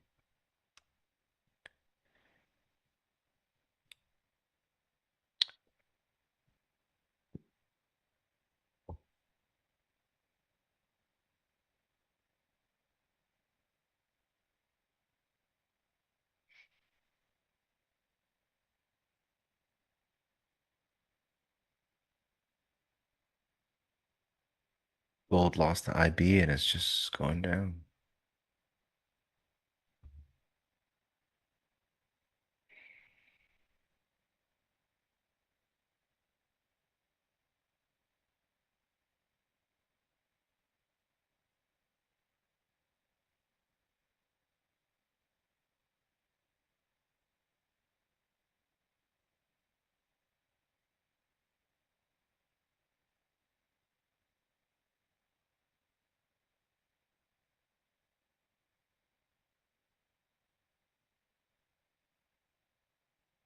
Really wish it was moving, guys.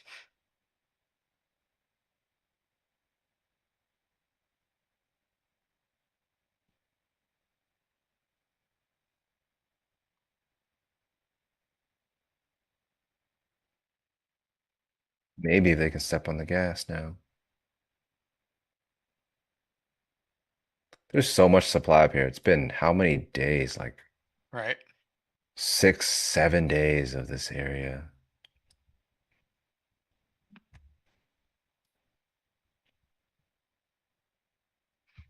Big legend gold at 41.41. I don't have anything.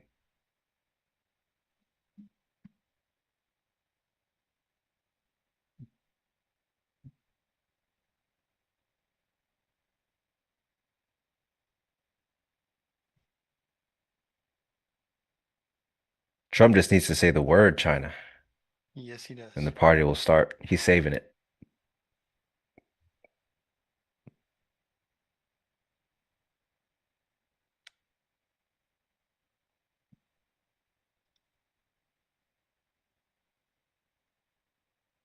ES is getting heavy here too, but that high is not good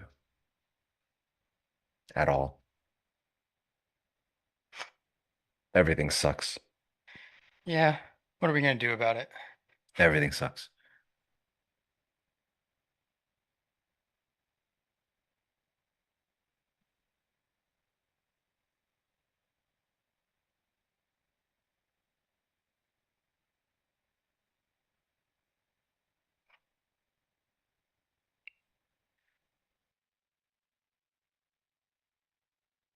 Oh, great. He's now rambling, so All right.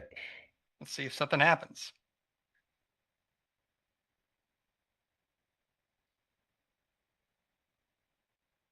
Bass Pro doesn't pay me, but I should probably hit them up for some affiliate codes. Bass Pro affiliate codes, Viore.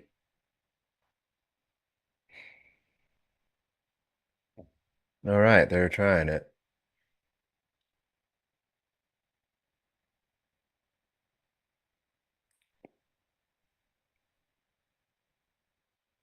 As Trump is rambling.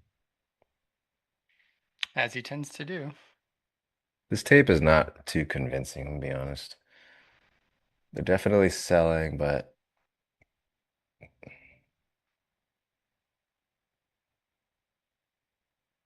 mm,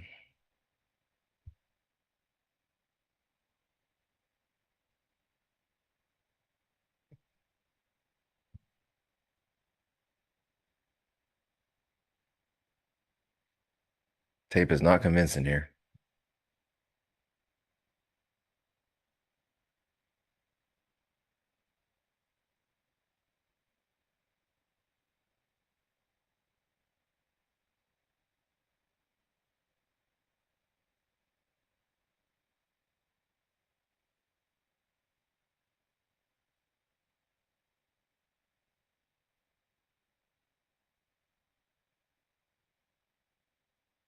Well, as the market's doing nothing, so who saw the Wemby game yesterday? Anyone in chat? Dude, that was so crazy. Anthony Edwards too. I subscribe to the conspiracy theory that Anthony Edwards is Michael Jordan's illegitimate son. Trump, wow, wow, wow. Yeah, thanks, Shy.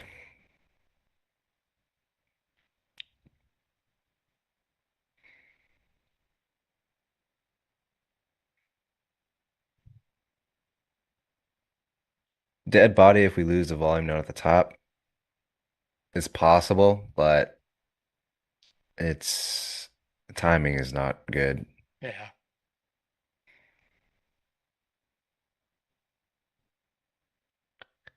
Last Friday or 2 Fridays ago, that was quite a dead body setup. Very nice. Huge node, super thin underneath. That's a good one.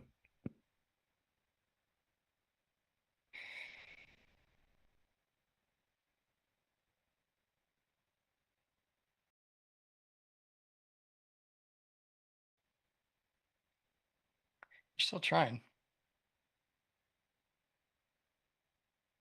I feel like every time I think sellers are stepping on the gas, they give up Yeah. NQ's several tape. times today. NQ's tape is not convincing for sell side. No. ES's tape looks a little more aggressive, but they're getting nothing done.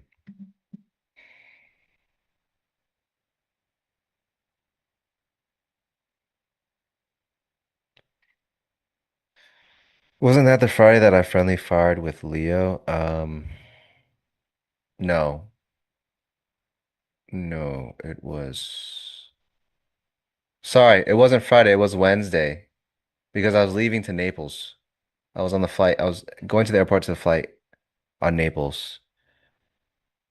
It was the Wednesday prior to last Wednesday. Yeah, my mistake. In my head, it felt like a Friday. Yeah, weren't you and I doing the stream Wednesday? No, I Wednesday had a afternoon? flight. It was you and Leo. It was me and Leo. You're right. Yeah. That's right. Well, yeah, gold is at VWAP Oh, now. now it does it all day, man. Stuck in consolidation, then it liquidates. Oh, I spent way too much time in front of screens today to really do nothing. Trying to fix your shit.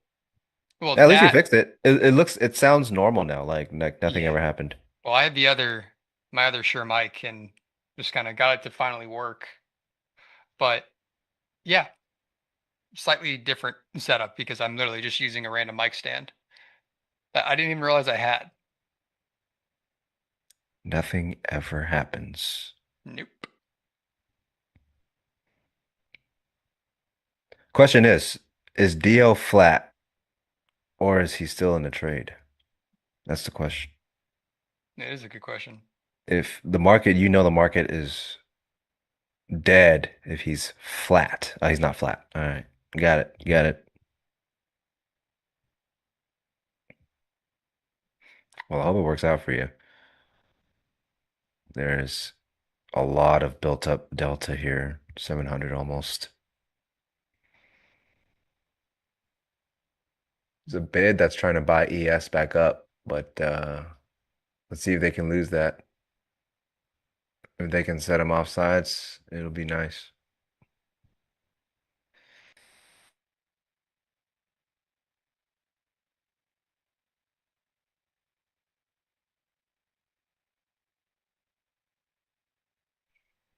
Yeah, SB2, don't not a safe Google, not a safe Google. You might have people knocking at your door.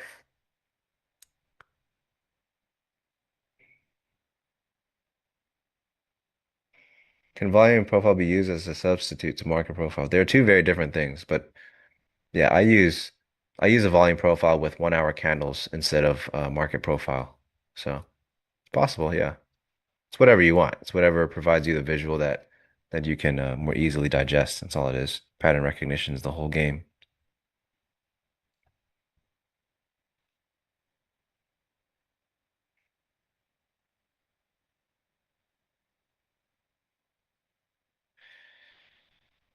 So review up? No.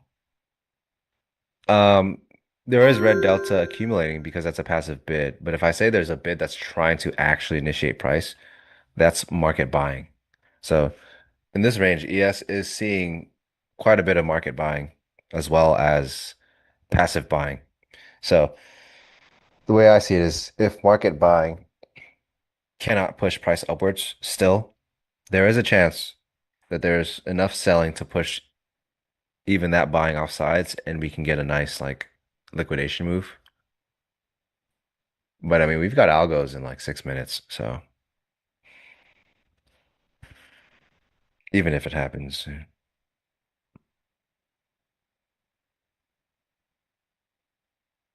I'm losing hope of anything actually happening.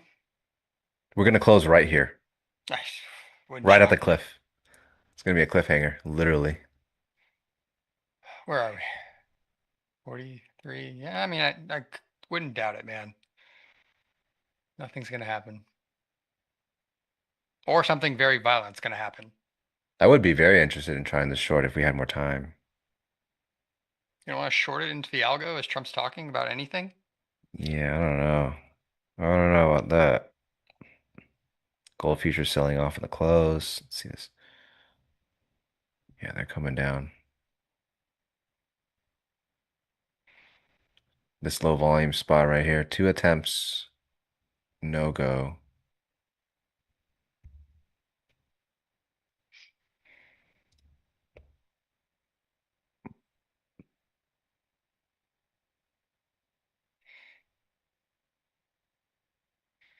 Yeah, so ES is starting to push selling off sides.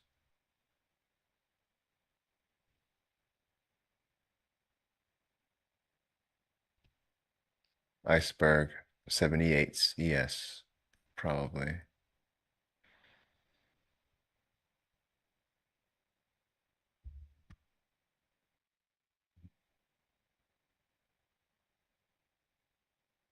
Yeah, Uh-oh. ES is 400 lots on the bid, Uh-oh. 78.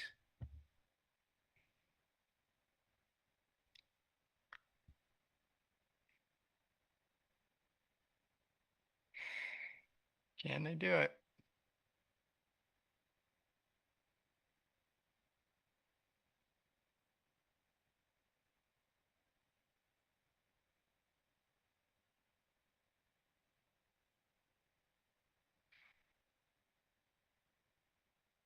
Very cool. That was exciting, huh? Nope. Very, very cool.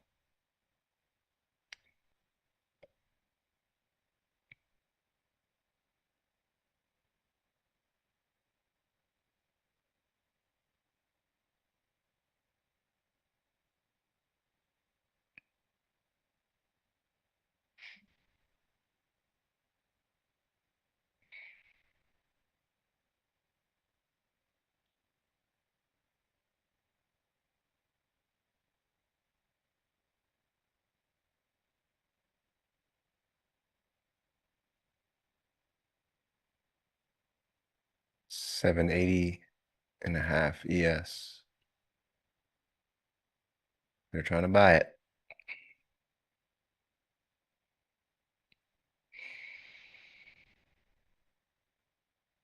I think we killed volatility, sir.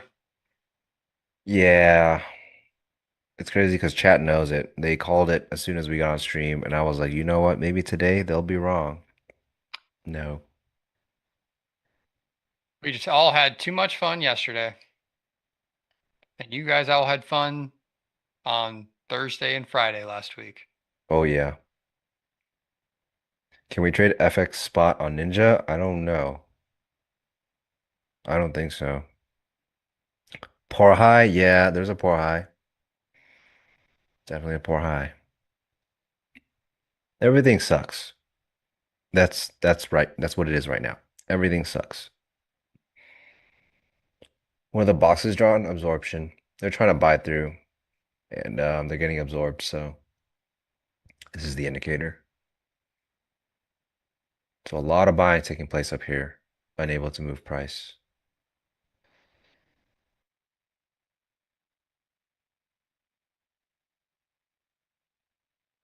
Yes, maybe, maybe.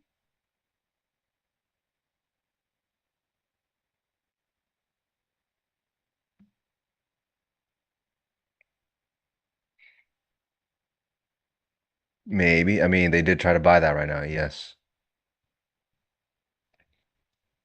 Wish there was more time, man. I think it'd be a good short. That's where we dumped from yesterday, so I really think it'd be a good short. Just algo in like literally a minute and a half. yeah.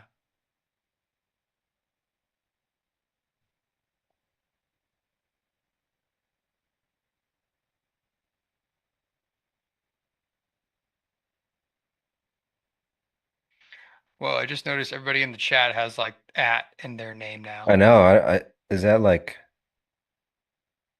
Is it's that a new? bug or a feature? Yeah, I don't know.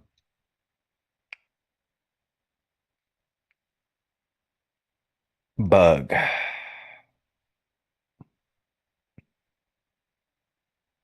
All right, guys. I'll go over or under 10 points. Nah, not 10. 15. Or Over or under 15 points. I'll go. under. Under? Mm-hmm. Under. Not ES, not ES. We're talking NQ, guys. Under 15. 9 points. Over, under. Attention traders, it's algo time. Thanks, Kane. All right, place your bets. Let's see what happens. Oh. That was 15. Oh. I think that's a push. Hey, you know the bookmakers, they're accurate with those spreads. Oh man. All right, well, there it is. Very cool. Very cool. I hate it. I hate it. There was the short. But if you guys are short, congrats.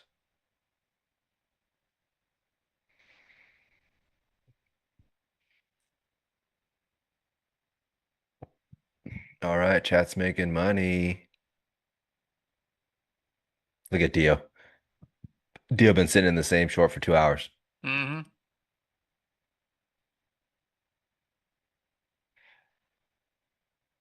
Dang, there was an end of day lotto there. You had a lotto? No, What? there was one I was watching. It just didn't Ah. get there. How much did it spike? 500% Ooh. for pennies. Ooh.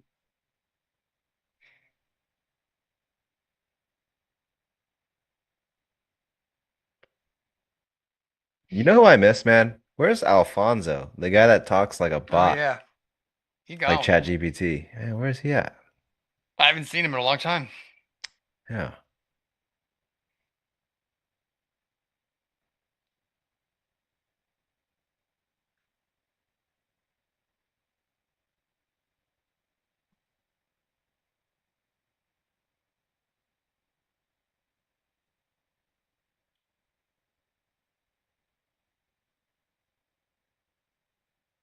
Says, I'm right here, XYZ, hello. Yeah, no. That's not how he would say it. That's not how he speaks. Nope.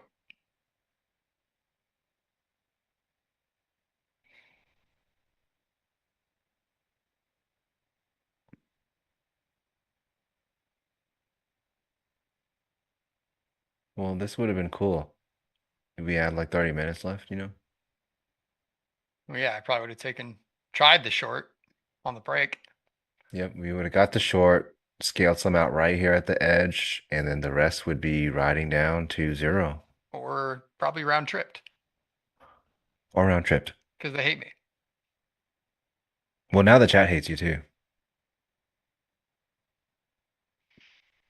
Sorry for not providing the super secret option signal thing. We still have the Substack. record. We still have the record, by the way. Totally real views and Oh, likes. yes, we do. So, Yes, we do. It's real. I don't care what Leo thinks or says. the haters will say this is fake. Yes.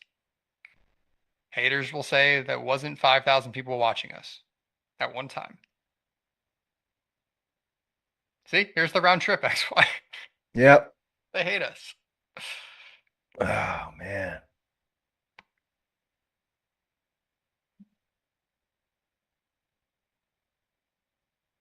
Just gonna burn all the premium.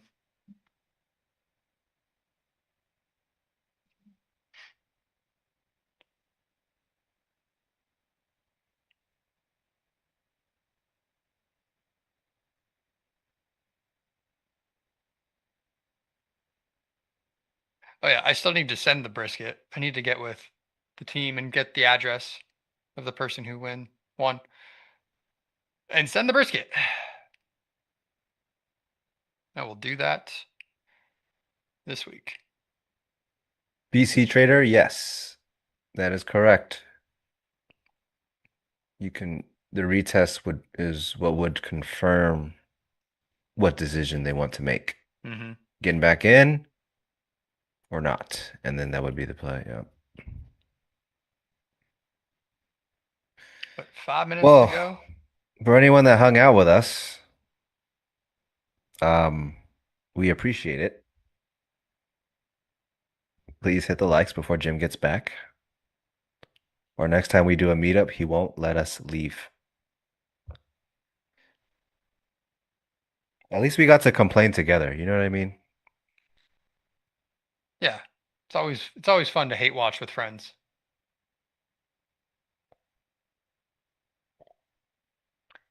Job.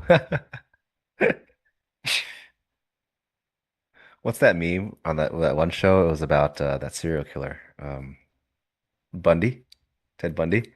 That meme everyone uses where he makes someone watch on the TV. It's gonna be Job, but with briskets. Nautilus, hey, Trader Nautilus, you in stream right now? You in chat? Dude, this guy makes the best memes. I had him make me one.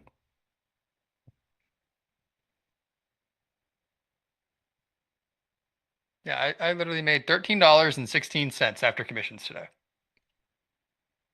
Dude, I'm gonna go what are you get gonna do with all some. that? I'm gonna go get a. I don't even know. It doesn't even really feed you unless you get the half price Panda Express, apparently. Yeah, and you're in LA. I mean, look, sucks to suck, but we got it good out here. There's, yeah, like maybe a burrito, maybe a couple tacos. It's about all you get these days for $15. $15? You could not get anything more than a burrito out here for Yeah, $15. That that's is what I'm the saying. burrito. You might have to cough up extra. Inflation's defeated though, guys. Don't worry. The Forky meme is good. Yeah, I literally hit up Nautilus in DMs. I was like, hey, can you make me a meme of everyone in my qualifier as an Avenger and me as Forky from Toy Story? And he made me that.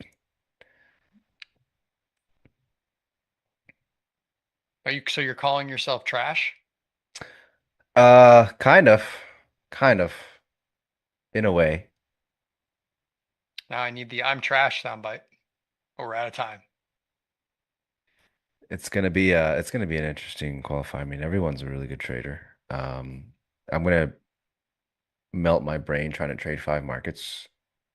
I gotta Dude, configure my stuff. Have you just done that yet? no, I'm using NT Web. I'm just gonna have a bunch of DOMs. Oh, should I do that? That's I don't yeah, that's what I'm going to do. And then I'll use order flow for ES and NQ. I'm not building 4 charts and breaking my Yeah. computer. Order flow for me will probably be just NQ, and the rest is just volume, Just vibes. profile, price action. Let's do it. Vibes. Front.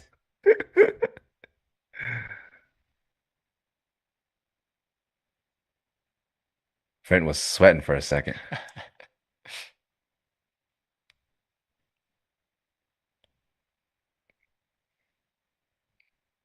Buy gold at the beginning and walk away. Maybe I'll buy everything and just see where the chips fall. You know what I mean?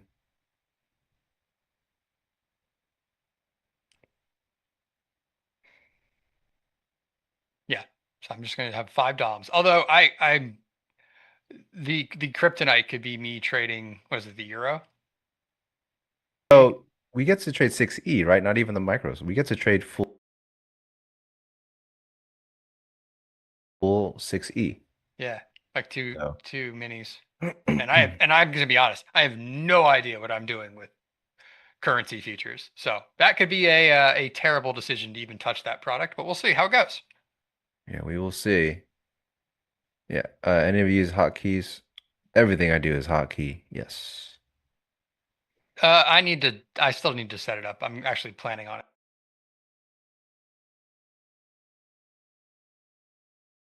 And now that I have to change this stupid stream setup. Damn computer. Hey, Jim. Thanks for the warning. Oh my God. Great job, you guys. They started warning us backstage because we're so bad at this. Well, You guys usually I give us a gently cue. say, "Hey guys, how you doing?" Sometimes Jim just scares us. Sneaks up behind you and says, "Hey guys, you don't have enough likes." Well, now it's mission. Oh my. Oh yeah, look at that. There's your meme. Yeah, it's nice, huh? Look at this XYZ little old should me right there. I'm no XYZ trash. should be Hawkeye. Yeah, guys, see, that's my Twitter. Please go follow it. It seems I need more followers. Oh my God. I don't have words. Um, good job, you guys. Interesting day today. Yeah, gold did a little bit of a dump, huh? Hmm. I know. I should just. That's a good retest. I mean, Here's what it is. indices did absolutely nothing until the algo and then came right back.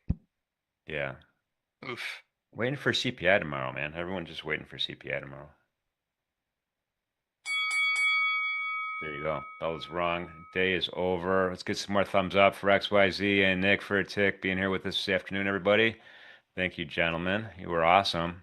We're not done though. Tomorrow is going to be off the hook. Tomorrow, just so you know, let me tell you who's going to be here.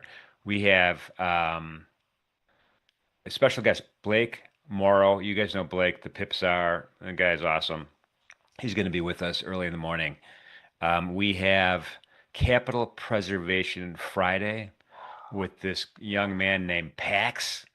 Can't wait for that. It's going to be spectacular. We're going to have a CPI analysis party with Shy, Tracy, and Craig Shapiro. So that's going on. Remember, it's a big deal. We haven't had data in a long time, and this could move some stuff. It Midday better. markets, we have XYZ's coming back Friday with Leo the Big Cat. No, correction. Audible play, audible play. It will be What? with Stowe. I'm looking at my cheat sheet, man. That cheat sheet is fake news, Yeah, Jim. Oh, it's happening. Let's go. Yeah, there it is. That's just- Stowe's music. All right. It's all right. All right. All right. XYZ and Stowe. I mean, this also top shelf. Either one, top shelf. Awesome. So I don't have to say have a great weekend for you yet, XYZ. But Nick, you have a great weekend because I'm not going to see you till Sunday night. Yep. And Sunday night, I want to remind everybody. I'll remind everybody again on Friday is 6 p.m. Let's get a plan. Let's get a plan going for next week with Nick. Who are you with Sunday? Do you know yet? I believe Farm's going to be joining Sarah and I and hanging out. Awesome. So that'd be fun. Yeah, that's an important thing, guys. When you're prepping for the week, pop in there Sunday. All right, you might be a little drunk. It's okay. Get in there and then kind of just cue it up, man. These guys are awesome with this prep for the next week. So thanks for doing that. Also, last chance. It's not the last chance, but qualifier 3. Don't forget if you haven't registered yet for Arena Cup qualifier 3, hundreds of thousands of dollars of cash prizes, not like subscriptions or, virtual accounts, but cash money in your pocket. It's going to be awesome. A lot of fun. And then Monday you're competing, right? As well, XYZ, right? Yep. I Porky's told, going at it. I told Kane to keep an eye on you, man. Yeah, Notice he didn't reply. He just liked it. He didn't come back. He's a little nervous. we'll see how it goes. We'll see. I might have to strategize. I need to make some new charts and stuff. We'll see. All right. Well, listen, we're a little bit overtime here. Thanks, Mission Control, for everything. Everybody in the chat, thank you for being here. Everybody listening that's not in the chat, thank you for being here as well. We are going to finish strong tomorrow morning, 8 a.m. East Coast time, Ninja Trader Live. In the meantime, most important message of the day, please be safe out there. Be good to each other. See you soon. See you, chat. See you guys.